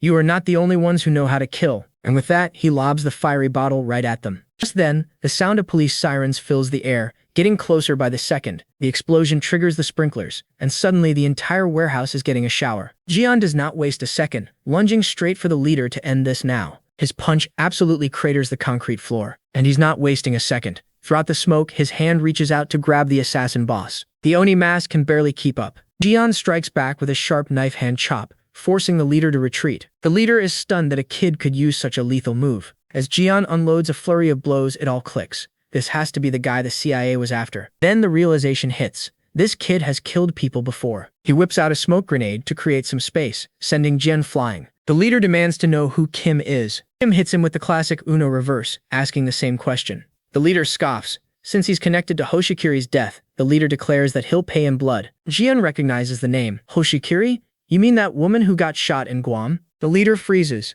Ah, a classic battle trope. When skills are equal, the first to get emotional loses. Jian decides to really push his buttons, casually mentioning she had an older brother. He twists the knife, saying she told him her brother would follow her to hell soon enough. That does it. The leader is absolutely seething as he snaps out his hidden blade. Got him. The taunt worked perfectly. The enraged leader charges forward with no plan. He swings wildly, but Jian dodges and grabs water from a nearby puddle and throws it in his face. The leader calls it a cheap trick, but it was not a trick. Turns out Kim swiped the leader's smoke grenade during the distraction. Grenade goes off right in his face. The leader stumbles out, absolutely furious. Suddenly, Jian emerges from behind and grabs his mask. The moment you get swept up by emotion, you are unfit to be an assassin, Jian says calmly. Then, bam! He slams the leader's head into the wall and sends him flying.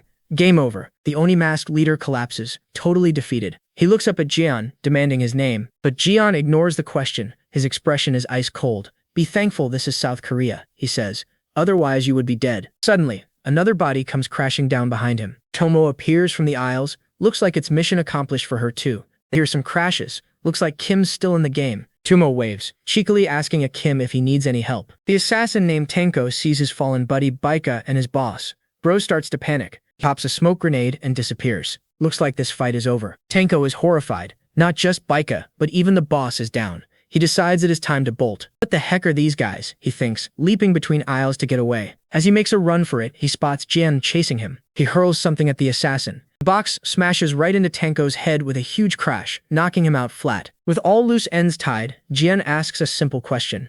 How long do these guys get in prison? Kim is just speechless as Jian continues. Maybe 10 years? No. 2 years? Kim notes that they'll need to interrogate them first. Tomo asks if he's worried they'll just come back for revenge, and offers a very direct solution. Should I kill them? Even if they play it as self-defense, this would ruin his mission to get into a good university. And Sergeant Kim is just staring, completely and utterly stunned by this conversation. Tomo agrees. If this hits the news, her cover is blown and her social life is toast. Suddenly, Jian turns to Sergeant Kim and pats him on the shoulder like a best buddy. You can handle this quietly, right? He smiles. Back in his apartment, Sergeant Kim washes off the grime from the fight. He's disgusted with himself, thinks he's already gone soft. Struggling against his opponent while the other kids took theirs down so easily was not a good look. He gives himself a classic mirror pep talk. Time to remember who he really is. Meanwhile, Kangon is also washing the grime off their fight. Time to make a report. He types out a quick, clean version of events. Japanese assassins attacked, situation handled. No biggie, report sent. He collapses onto the couch. And of course, his phone immediately starts buzzing. It's an international call, he answers, only to get an earful of his mother absolutely screaming. Were they the bastards who came to their apartment before? Jian is completely lost. How in the world could she possibly know about that already? His dad quickly gets on the line, trying to calm his wife down before checking on Jian. Then he just casually drops that if they were Japanese, then they're connected to the agent they killed in Guam, Hoshikiri. Jian demands to know how, but his dad just hits him with the classic, I have my ways. In the background, his mom is apparently trying to murder their car, forcing his dad to hang up. Staring at his phone, Jian is in awe. His father, Mangumgang, is truly watching everything. He shakes it off, resolving to focus on his mission until his phone buzzes again. It's a text from Ara, priority number 1. Ara explains that her dad feels bad about the Guam incident and wants to treat everyone to dinner. This is it. You can see the gears turning, a chance to get close to the most powerful man in Korea's business world. But there's a catch. Ara's last message makes one thing very clear. Legion alias Tomo is definitely not invited. A short time later, Jian arrives at the upscale hotel where the dinner is being held. He finds his friends already gathered on a patio, and Ara waves him over. Suk, as usual, is already being his bratty self, too cool to even be here. He complains about the short notice, but Ara retorts that her dad made time specifically for this. She then points out that Jin came despite being invited an hour ago, unlike him. Jinsuk is left completely speechless as Ara continues to call him out. Jian watches the tense stare-down, noting the power struggle between the future president's son and the chaebol's daughter. First world problems, am I right? Their argument is cut short by the arrival of Ara's father, the chairman of Samjung Group. Jian recognizes him instantly. This man is priority 1, and he radiates an aura of pure power. The chairman invites them inside for dinner. He makes a quick toast, setting the stage for a very important meal. The food is so good, it literally short-circuits Jian's brain. The chairman makes small talk with Jinsuk, who says his father wants a meeting after the election. Then, the chairman turns his attention directly to Jian, asking to speak with him privately after dinner. Sarah questions why, but her dad simply says it is business. Jian is ecstatic. He explains that he heard Jian's father runs a security company. The cover story is working. Later, in a huge conference room, the chairman makes small talk as Jian waits nervously. The chairman reveals that business was just an excuse. He actually has a secret favor to ask. He brings up Jian's impressive fighting skills, which he learned about from the Guam incident reports. See, my friend, nothing stays secret. Then, he drops a bombshell proposal.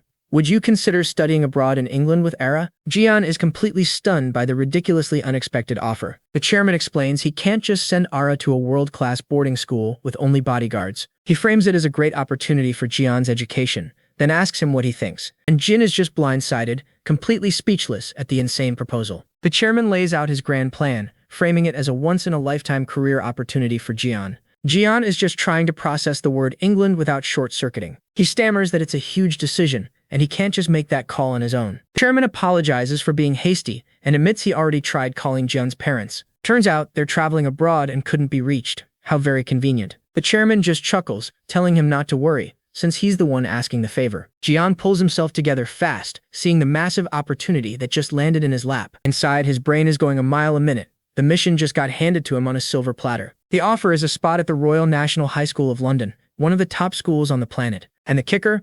Samjung Group is paying for everything. Tuition, living expenses, the works. Jian can barely contain himself. This goes so far beyond the original scope of his mission. He repeats that he needs to talk to his parents, and the chairman agrees their permission is key. Then he cuts through the noise, asking what Jian, personally, wants to do. Jian doesn't even have to think about it. A grin spreads across his face. He says, "Of course I want to go. It's the best school in the world." Like he was going to say no. Chairman looks relieved. He was clearly banking on Jian being on board with the plan. Then, he casually mentions he has a different business proposal for Jian's father. He explains that corporate hacking is on the rise, and Samjung wants to hire an outside security firm. Quick to clarify, this is a separate deal, based purely on his father's company's reputation. Jian is mentally high-fiving his dad. The cover story is holding up perfectly. As Jian leaves the hotel, Ara conveniently pulls up in a Rolls-Royce to offer him a ride. The second he's in the car, she starts grilling him about his secret meeting with her father. She's deeply suspicious. What business could her dad possibly have with a high school kid? Jian clarifies that the business is with his father, not him. He explains his dad runs a security company, which surprises Ara. She thought their own IT team was the best. Her driver, Secretary Yang, chimes in that hiring outside security is just a smart move. He explains there's been a big spike in cyber attacks against major corporations lately. He even mentions how Huang Wuyong's company got completely dismantled by a cyber attack. Ara seems to buy the explanation, but she still looks a little disappointed. She admits she was kind of hoping her dad was arranging for them to study abroad together. In fact, she's been telling her dad she won't go overseas unless Jian goes with her. She confesses she was just using him as an excuse since he just got to Korea. Jian quietly asks if she really doesn't want to go to England. She admits she did want to go, right up until she met him. Calling him her knight on a white horse, she flashes back to him saving her at her birthday party. She leans in close, telling him that now she honestly wants to stay in Korea a bit longer. Finally home, Jian collapses onto the couch in his ridiculously large apartment. He remembers Ara's jealous fit, demanding to know if he had a thing with Jin. Yeah, you can tell the high school drama is really starting to wear him down, but he shakes it off. This is a game-changing opportunity for the mission. Getting this close to the most powerful company in the country is a massive victory. Still, there's a downside. Leaving for England means abandoning his other objectives in Korea. It's a huge trade-off, and not a decision he can make by himself. He texts his parents that he needs to speak with them urgently. They don't reply back, so he decides to take a shower. He picks up his phone. Still no reply. Okay then, he's just gonna call them. He stares at the screen, stunned. Their phone has never ever been off before. Sitting alone in the dark, he's feeling a bit worried. Suddenly, his phone rings. He snatches it and answers. His dad, casually explaining he was on a plane and asking what was so urgent. Jian lets out a huge sigh of relief, all the tension draining out of him in a second. On the other end of the line, his dad asks him if he was worried. Caught off guard, he admits it's the first time he's ever not been able to reach them. His parents, looking stressed out at an airport, are just glad to hear that he's okay. Relieved, Jian tries to pivot back to business mode, ready to give his report. But his dad cuts him off and hands the phone to his mom. She excitedly tells him they're in Japan and that she'll cook for him when they get back. His dad gets back on and asks what he needed to report. Jian drops the topic of the chairman entirely. His voice gets serious as he asks when they're coming home. His dad promises it won't be long. Jian decides to wait until they're back and ends the call. He hangs up. Sitting there alone, he admits the truth to himself. He was actually worried about his parents.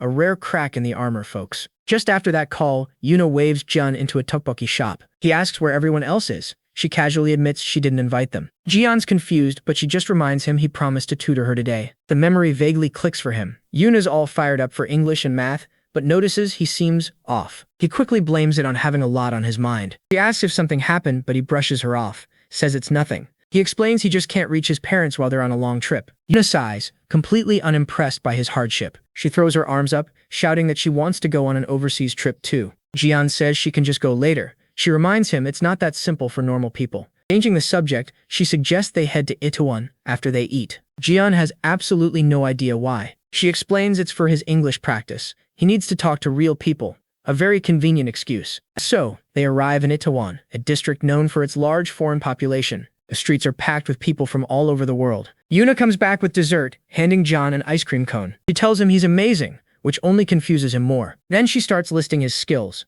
Top student, fluent in English, Japanese, Chinese, and Spanish. She asks how many lives he's lived. He can't believe he learned all that just from school in America, on top of being a math prodigy. And that's not even counting his insane athletic and fighting skills. The guy is a walking cheat code. Jian just gives his standard excuse. He lived in Japan and went to an international school. He picked it up from friends. Yuna stares at him. Wow. Just wow. Then she hits him with a question he can't dodge.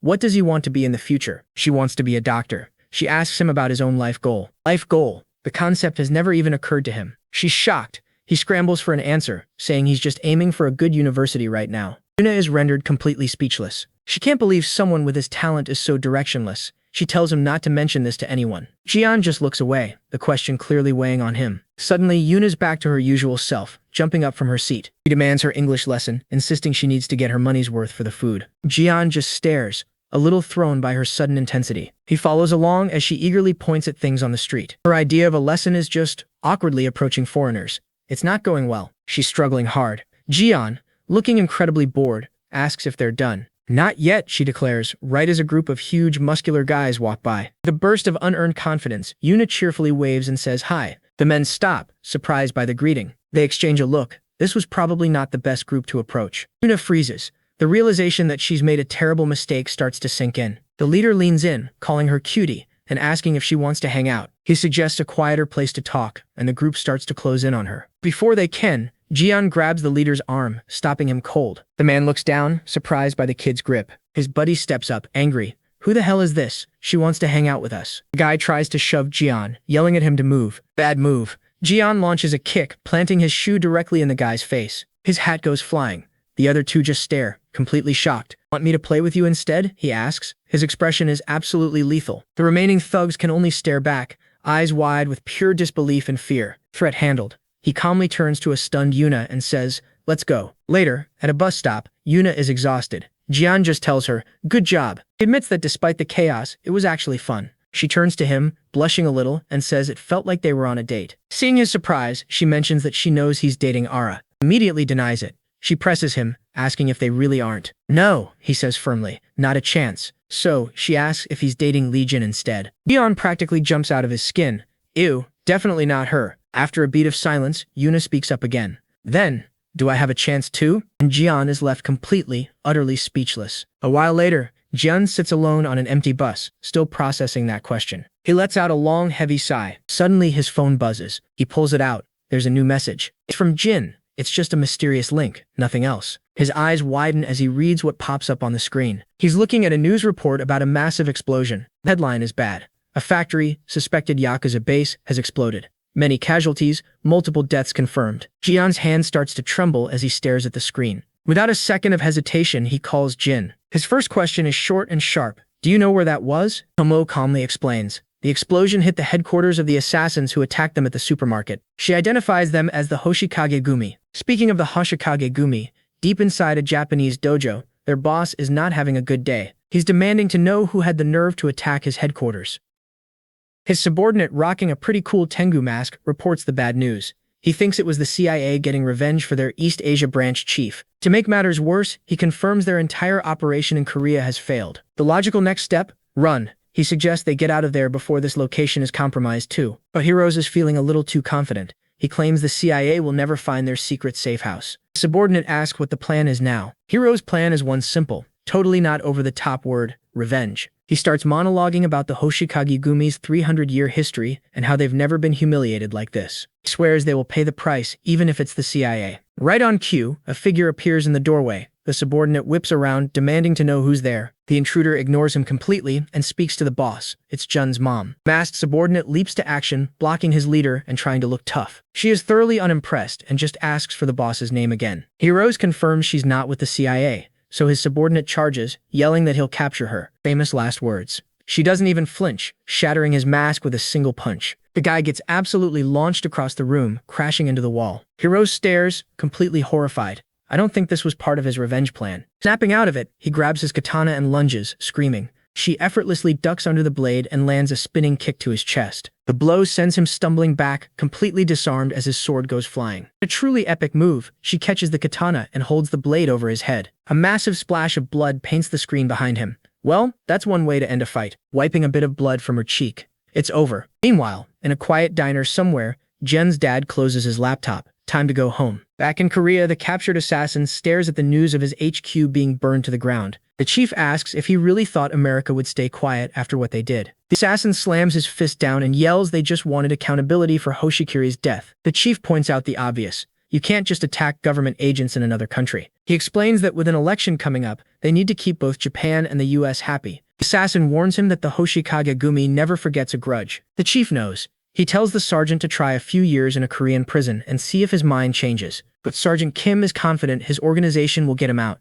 And when they do, the chief is on his list. The chief just smiles and walks out, completely unfazed by the threat. Outside, the chief congratulates Sergeant Kim for joining his side. The agent feels guilty, saying this all happened because of him, but the chief reassures him. He sees it as a win. They captured men the CIA has been desperate to catch. He says their job ends here. Now, it's up to the politicians to handle the rest. The chief notes how impressive the agent was, but the agent just says he was lucky. Then, the chief's tone shifts. He casually brings up that the assassins attacked when the agent was with Jian. The agent apologizes for not telling him. The chief figured it out from the reports anyway. He explains he didn't want to drag Jian into this mess, especially after what happened in Guam. The chief understands. He admits even he wouldn't have believed Jian's abilities if he hadn't seen for himself. He then informs the agent that his next assignment is delayed until the election is over. As their talk wraps up, the door to Jian's apartment opens. His parents are home. Jian stops dead in his tracks. After all this time, his parents are standing right there. He looks completely exhausted, barely able to process that they're back. Before he can say anything else, his mom launches herself at him, crying his name. She grabs his face, freaking out that he's gotten too skinny and hasn't been eating properly. Trapped in a mom hug,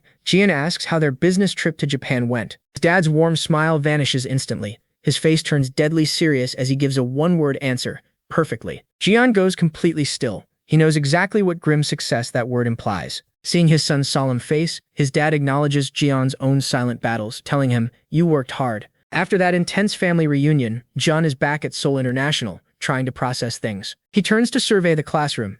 Era turns too, and their eyes meet. She gives a friendly wave. But hold up, in the background Yuna waves too. Jian waves. To which girl? We have no idea. Meanwhile, Jin is pretending to be busy while eyeing the whole thing. There's a whole love triangle brewing out there, and we are here for all the tea. Suddenly, the sound of a very expensive arrival breaks the silence. A black SUV pulls up, followed by a limo fit for a king. Out step the men in black, looking like they mean business. There he is. Go Jin-suk, the new president's son, makes his entrance. From a balcony, Jian watches the whole parade unfold. Jin-suk has now become priority zero. Jin-woo can't believe that Jin-suk's dad actually became president. Insane, right? Jian's resolve is absolute. This semester's goal, get Jin-suk completely on his side. Jin-suk casually strolls into class, waving off his security detail. "Don't come in here," he says, trying to sound cool. "You'll make my friends uncomfortable." The class goes wild, but Ara and Tomoe look like they're watching paint dry. Tomoe, in particular, looks about 3 seconds from falling asleep. Artist didn't even bother to paint her friends. They're that insignificant. Everyone else immediately flocks to him,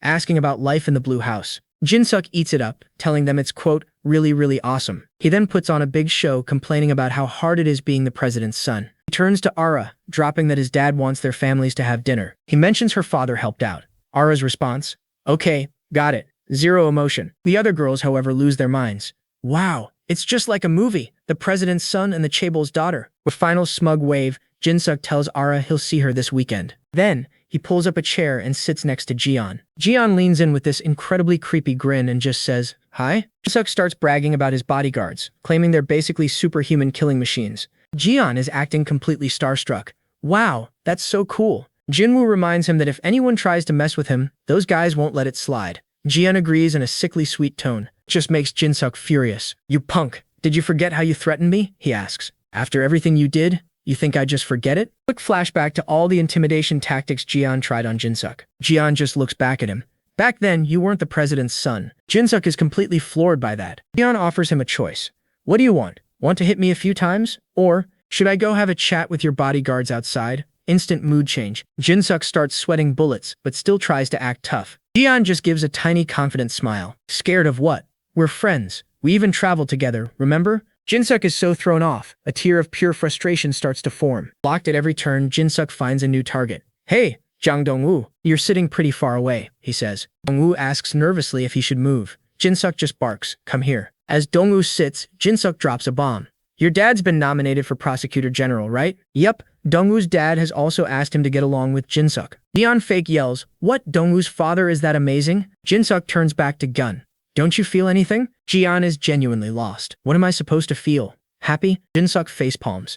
Jun just retorts, "How would I know if you don't say it?" That completely neutral tone is the last straw for Jin-suk. He absolutely explodes, grabbing Jin by the collar. "Aren't you scared?" Jian remains perfectly calm. "Scared of what? You were the one in the wrong." He lays it all out. Beating your friend, threatening him, was that the right thing to do? Jin-suk is completely speechless, stunned into silence by cold, hard logic. Then Jian asks the real question. "Do you want friends or do you want subordinates? I could do that for you, but when you're no longer the president's son, what kind of relationship will we have then?" That question hits Jin-suk like a physical blow. And then, Jian lays it all bare. "I want us to be friends. Dong-woo too, and Ara too. All he wants are friends he can laugh with over stupid things." He imagines traveling, eating, and studying together, a normal life. He wants to go to university with all of them, the whole group. Just then, Woo Young enters the classroom. Jian finishes, saying he wants a friendship that can survive anything and still smile. Jin-suk is absolutely speechless by this sincerity bomb, not sure if he should believe it or not. Meanwhile, in a hospital room,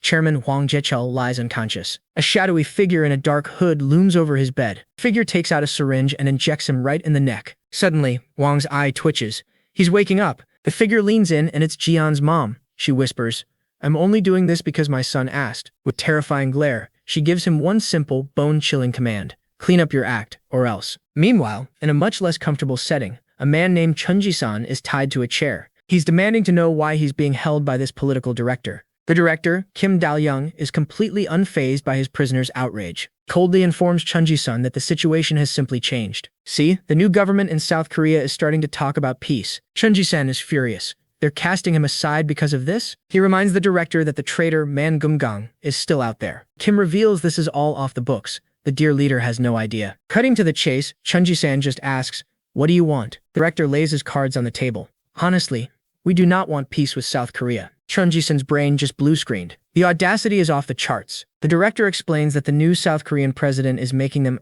uncomfortable. That's when it clicks. You intend to betray the dear leader. For that little outburst, the director smacks him right across the face. Composing himself, he lays out their plan. They just need to ruin this whole peace thing. They're going to do it by activating their sleeper agents, the Shadows. Chunji-san is horrified, screaming that this is textbook treason. He defiantly declares, "I cannot follow such an order." The director just sighs. "I suppose it can't be helped," he says, basically telling him he dug his own grave. On cue, a soldier enters the room, and Chunji-san looks up, shocked. He recognizes him, a man named Hook Yong-sung. The scarred soldier looks way too happy to be here. "It's been a while since I've had a real operation." Chunji-san asks if he's a traitor too. The soldier just gives him a nasty little grin. And then, with zero hesitation, he drives his fist straight into Chunji-san's neck. Grabbing his hair, he sneers that talking about peace is the real betrayal. He demands the complete list of their foreign intelligence agents, ranting about fat cat politicians. "My friend here is a true believer. Our unit has always had only one purpose," he growls. "Cut down those who threaten our homeland. And now, the new South Korean president is that threat." Meanwhile, back in the south, a black limo pulls up to Seoul International High. Go Jin-suk steps out with his bodyguards, locking eyes with gun. Gives a parting little grin and drives off, leaving Jian and Ara alone. Ara immediately gets in Jin's face, asking about her dad's offer to go to England. Jin doesn't deny it. She scoffs. "Seriously, men always try to act so cool like that." She asks what he's going to do, and he admits he still hasn't told his parents. Ara gives him a bright smile. "Well, if you decide, you have to tell me first, okay?" Jian just agrees as she gets into her car and takes off. He's left alone, wondering if the party would even allow him to study abroad. His thoughts are interrupted by Shin Yuna and his friends, asking what's on his mind. He brushes it off, suggesting they all head to the bus stop. Yuna groans. Apparently, they're not taking the bus anymore. Just then, Dongwoo pulls up in a fancy white Range Rover to give them a ride. He's beaming. Since they're all going to the same academy, he'll be their chauffeur. Jian gives a small smile, genuinely happy to see his friends so excited. As they walk to the car, Yuna quietly tells Jian, "I liked riding the bus with you more." As Jian just watches her go, he feels a tap on his shoulder. "It's Jin. Want to ride the bus with me, young man?" He just replies, "Sure," and the two of them walk off together. As he's walking away, he notices Woojung running out of school, looking panicked. Later that night, Jian finally tells his parents about the chairman's offer. His mom leaps up, ecstatic. "Of course you should go. Let's go right away." His dad is just as thrilled. "The best school in the world. This isn't for just anyone." Jian can only stare, completely caught off guard by their reaction. He is completely blindsided, trying to process what he just heard. His parents, on the other hand, are absolutely losing their minds with joy. Crying happy tears, his mom hugs his dad, who cheers about his son's amazing future. They loom over him, vibrating with excitement as they yell, "Let's go pack right now." As his parents continue their victory dance, Jian is just bewildered. He thinks, was it really this easy? What about his mission here? Jian's dad is on cloud 9. He's already escalating, shouting, "Our son is going to England. We should all go." Jian, ever the soldier, tries to pump the brakes. "Don't we need the party's permission?" But his dad just waves it off with a casual, "Of course." His parents tell him not to worry about the details, but Jian can't let it go, asking, "But what about my mission here?" His dad explains that this is the mission. No one would dare stop him from studying abroad with the daughter of the Samjung group. Jian is still processing this. He has to ask one more time, "So, you're really saying I can go?" Her enthusiastic "of course" rings out as Jian stands outside his apartment, completely floored by this turn of events. Then, a sudden memory hits him. Wait, Ara's father. He wanted to meet you separately, Dad. His parents nearly jump out of their skin. The chairman of Samjung wanted a private meeting? Jian clarifies that the chairman wanted to discuss security matters for his company. This news makes his dad's eyes light up with greed. A deal with Samjung? That sounds like a lot of money. Later, Jian collapses at his desk, totally drained. He sighs, thinking, I was so sure they would say no. He stares off into the distance, his mind stuck on a single thought, England. His thoughts drift to all the people he's met in South Korea. Friends, rivals, the whole crew. But he shakes himself out of it. He stands, his focus returning.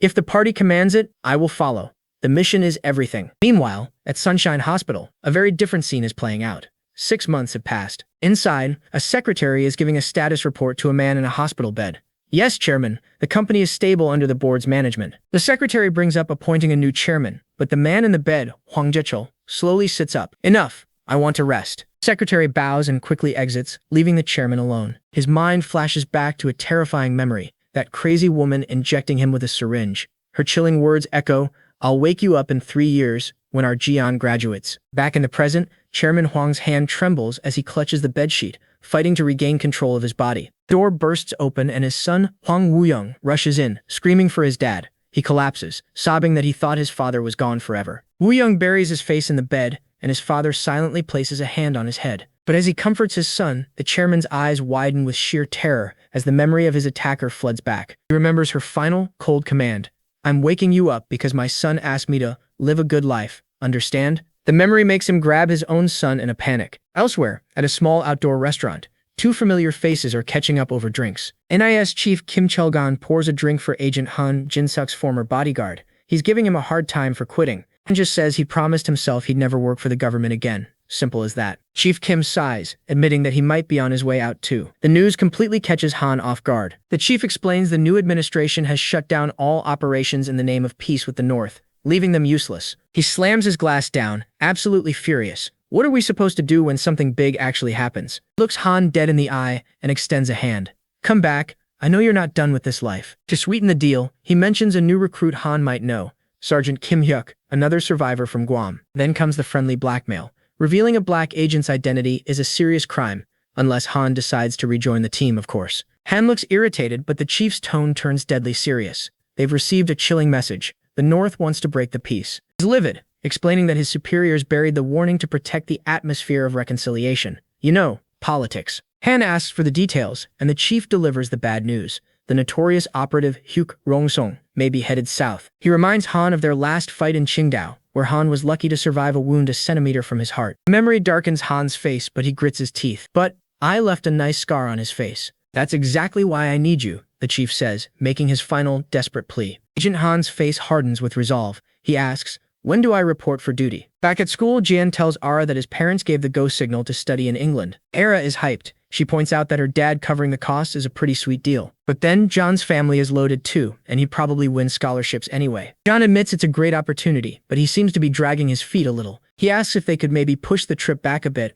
which completely surprises Ara. He suggests leaving after winter break in their second year, since the English school year starts in the fall anyway. Her face immediately lights up. She thinks it's a perfect idea, admitting she'd feel way better going with him. Jian agrees and thanks her, but his mind is already elsewhere, back on his real objective. His true goal hasn't changed: infiltrate South Korea's elite society and forge powerful connections. Before he leaves for England, he has one last target: make Go Jin-suk, the president's son, a loyal ally. Meanwhile, in a Spartan safe house, Sergeant Kim Hyuk is looking wiped out. He asks his unwanted roommate Jin how long she's sticking around. She fires back that it's not her choice. She's just waiting for orders. Kim Hyuk demands to know if she's heard from their superior, Chun Ji-san. She just shrugs it off, asking why he's still here. Wasn't he supposed to be sent abroad? He sighs. Yeah, about that. His overseas mission was cancelled. Instead, he's being assigned to a new, secret team. Jin sarcastically congratulates him on the promotion. He tells her that's not the issue. The problem is who he has to watch, someone he finds deeply unsettling. Seeing how stressed he is, she suggests they go out for some chicken and drinks. He immediately shuts that down, reminding her she's too young to drink. She just pouts, muttering that he's being a real buzzkill. Suddenly, the doorbell rings, and Kim Hyuk visibly tenses up. He checks the intercom to find a shadowy figure waiting outside. Who is it? He asks. On the screen, a man with a nasty scar gives a chilling grin. I'm here to see my sister-in-law. Kim Hyuk freezes. He recognizes that face instantly, and it is very, very bad news. The man, Hyuk Yongzong, says he's just happy to see him, and wonders why he isn't opening the door. Back with Jian, he's having a quiet dinner with his parents. The peace is broken when he realizes his mom is staring at him from about 2 inches away. He asks what she's doing and she just beams. Apparently, watching her son eat is her new favorite hobby. His dad proudly announces he's scored a meeting with the chairman of Samjung. This could be their big break. Seeing an opening, Jian brings up the study abroad plan. He tells them he'd like to leave after the winter break. His dad thinks it's a perfect timeline. It gives them time to find a better house, one with a garden like his mom always wanted. His mom's face lights up. She shouts that they should get a dog. It's her second biggest wish. Watching his parents act like a normal, happy couple makes Jian uncomfortable.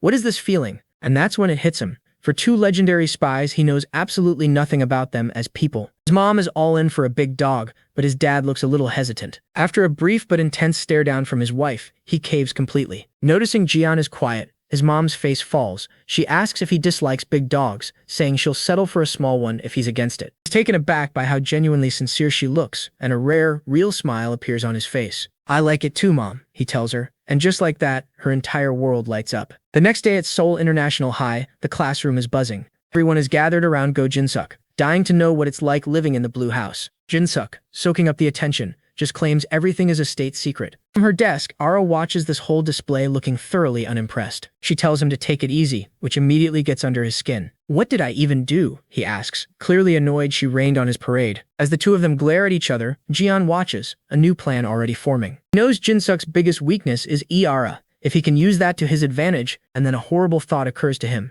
If Jinsuk finds out he's going abroad with Ara, things are gonna get real ugly. Jian quickly plays it off with a laugh. Nothing. I'm just jealous of the blue house too. That seems to work. Jinsuk puffs out his chest and offers to give Ken a tour sometime, saying he can even bring some friends. The offer sends Ara's friends into an absolute meltdown, begging to be invited. They ask Jian if he's jealous of Jinsuk, but he just coolly replies, not at all. Just then, the teacher arrives, looking way too happy. You can tell she's thrilled to have the president's son in her class. 2 students whisper about her strange behavior, but the teacher cuts them off. I can hear you, you know. While taking attendance, the teacher notes that Woo Young is absent. Then she calls on Jun. She says, your childhood friend is absent today. The teacher explains she couldn't reach her and asks him to pass on a message.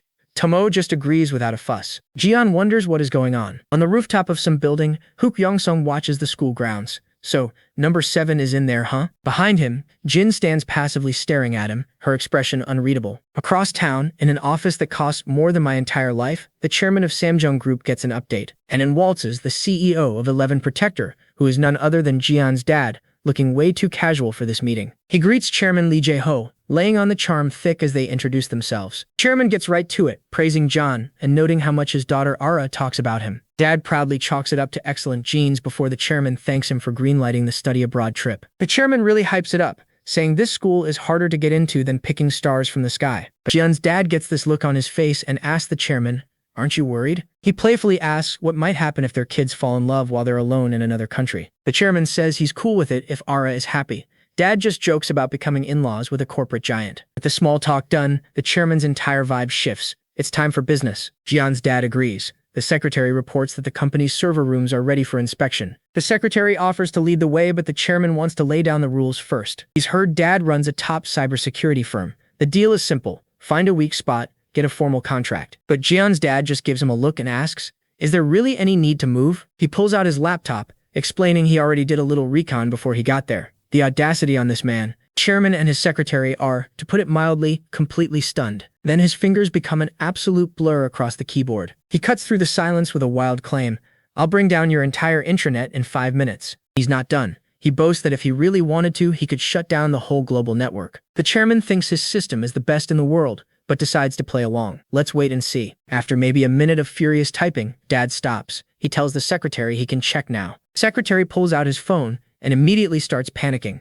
The entire intranet just died. Someone just punched a hole straight through their impenetrable firewall from the outside. While the secretary is having a meltdown, Jian's dad just whistles. The chairman, however, looks seriously impressed. Convinced, the chairman immediately proposes they build a deeper business relationship. Dad's face turns serious. He promises to build them a firewall that no hacker on Earth can get through. Later, Jian is walking to the academy when Shin Yuna suddenly runs up calling his name. She catches up, asking about Dongwoo, and says she told their friends she'd ride the bus with him instead. Blushing, she admits she ran all this way because she didn't want him going to the academy by himself. Adorable. As they walk together, Jian's friendly demeanor just vanishes, and his eyes go wide. His gaze is locked on someone down the street. It's Jin. Before Yuna can even ask what's wrong, John is off, sprinting past her without a single word. He stops just as abruptly, and a bewildered Yuna catches up. He just says he saw Lee Jin, the girl who skipped school. Later on the bus, John can't shake the feeling that something is very wrong. What is number 13 up to?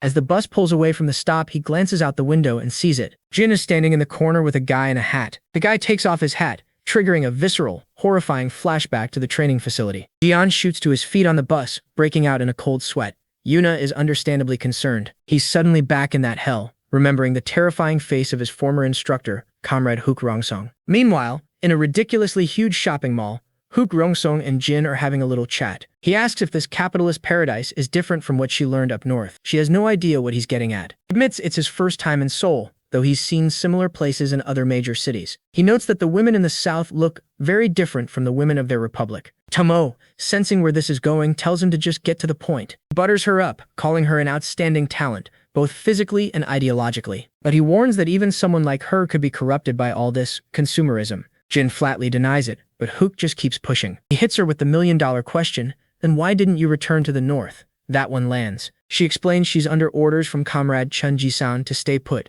and await her next assignment. He tests her one more time, asking if she'll still obey any order, no matter what. Her loyalty seemingly confirmed, he gives a satisfied little tap on the railing. Now for the real reason he's here. He asks if the South Korean president's son is in her class. He also brings up the daughter of a former president, confirming his intel. Jin, looking extremely stressed, confirms everything. Excellent, he says, a wicked grin spreading across his face.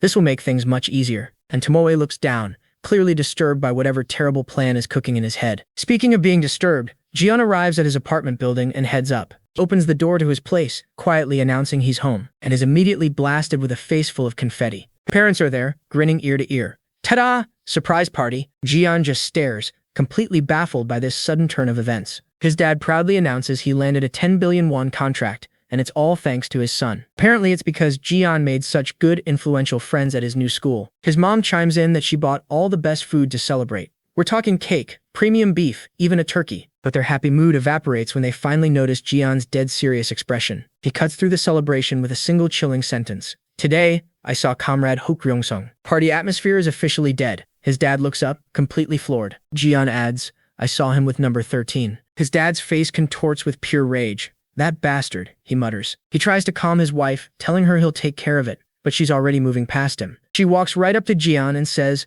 I'm sorry, son. Jian is confused, explaining that Hook Ryungsung was his former instructor. He tries to downplay it, saying he was just startled to see the guy so suddenly. His mother gently touches his face, telling him it's okay to be scared, that they'll handle it. But Jian is still in soldier mode. He pulls back, insisting that if there's an order, he must obey. His mom cuts him off. John, there's only one thing you need to do. Make good friends and live happily. Understand? Jian is left stunned. The word happy echoes in his mind like it's a foreign language. Later, on a city rooftop, John's father, Men Gim-gang, waits with a grim expression. Ryungsung appears, greeting him like an old friend. Comrade Mangam-gang, this brings back memories. He can't believe he's seeing him here in Seoul. Mangam-gang, however, is not happy about this reunion. Who tells him not to be so cold and asks what he's even doing here. Who claims he's here on party orders, and that it's none of Mangam-gang's business. He then mockingly asks how he's enjoying making capitalism flourish. Yeah, you know this guy is a real peach. Mangam-gang cuts right to it. I paid you 300,000 US dollars. Hook casually agrees the money was nice, but that was before he knew precious number 7 was his own son. He admits he was fooled, mocking him for selling out his own treasured child for such a small price. Mangum-gang grits his teeth. Do you want money? Hook muses about capitalism for a second, but Mangum-gang presses, how much to leave my family alone? Who knows? Hook says, a blade suddenly appearing in his hand. Your calculations were wrong from the start. Mangum-gang's face is a mask of pure, cold fury. Hook brings a finger to his lips. Number 7. I want that child back. To complete this mission, I absolutely need him. That's a wrap on this recap. Hit that subscribe button to help us keep pumping out awesome content. Catch you in the next one.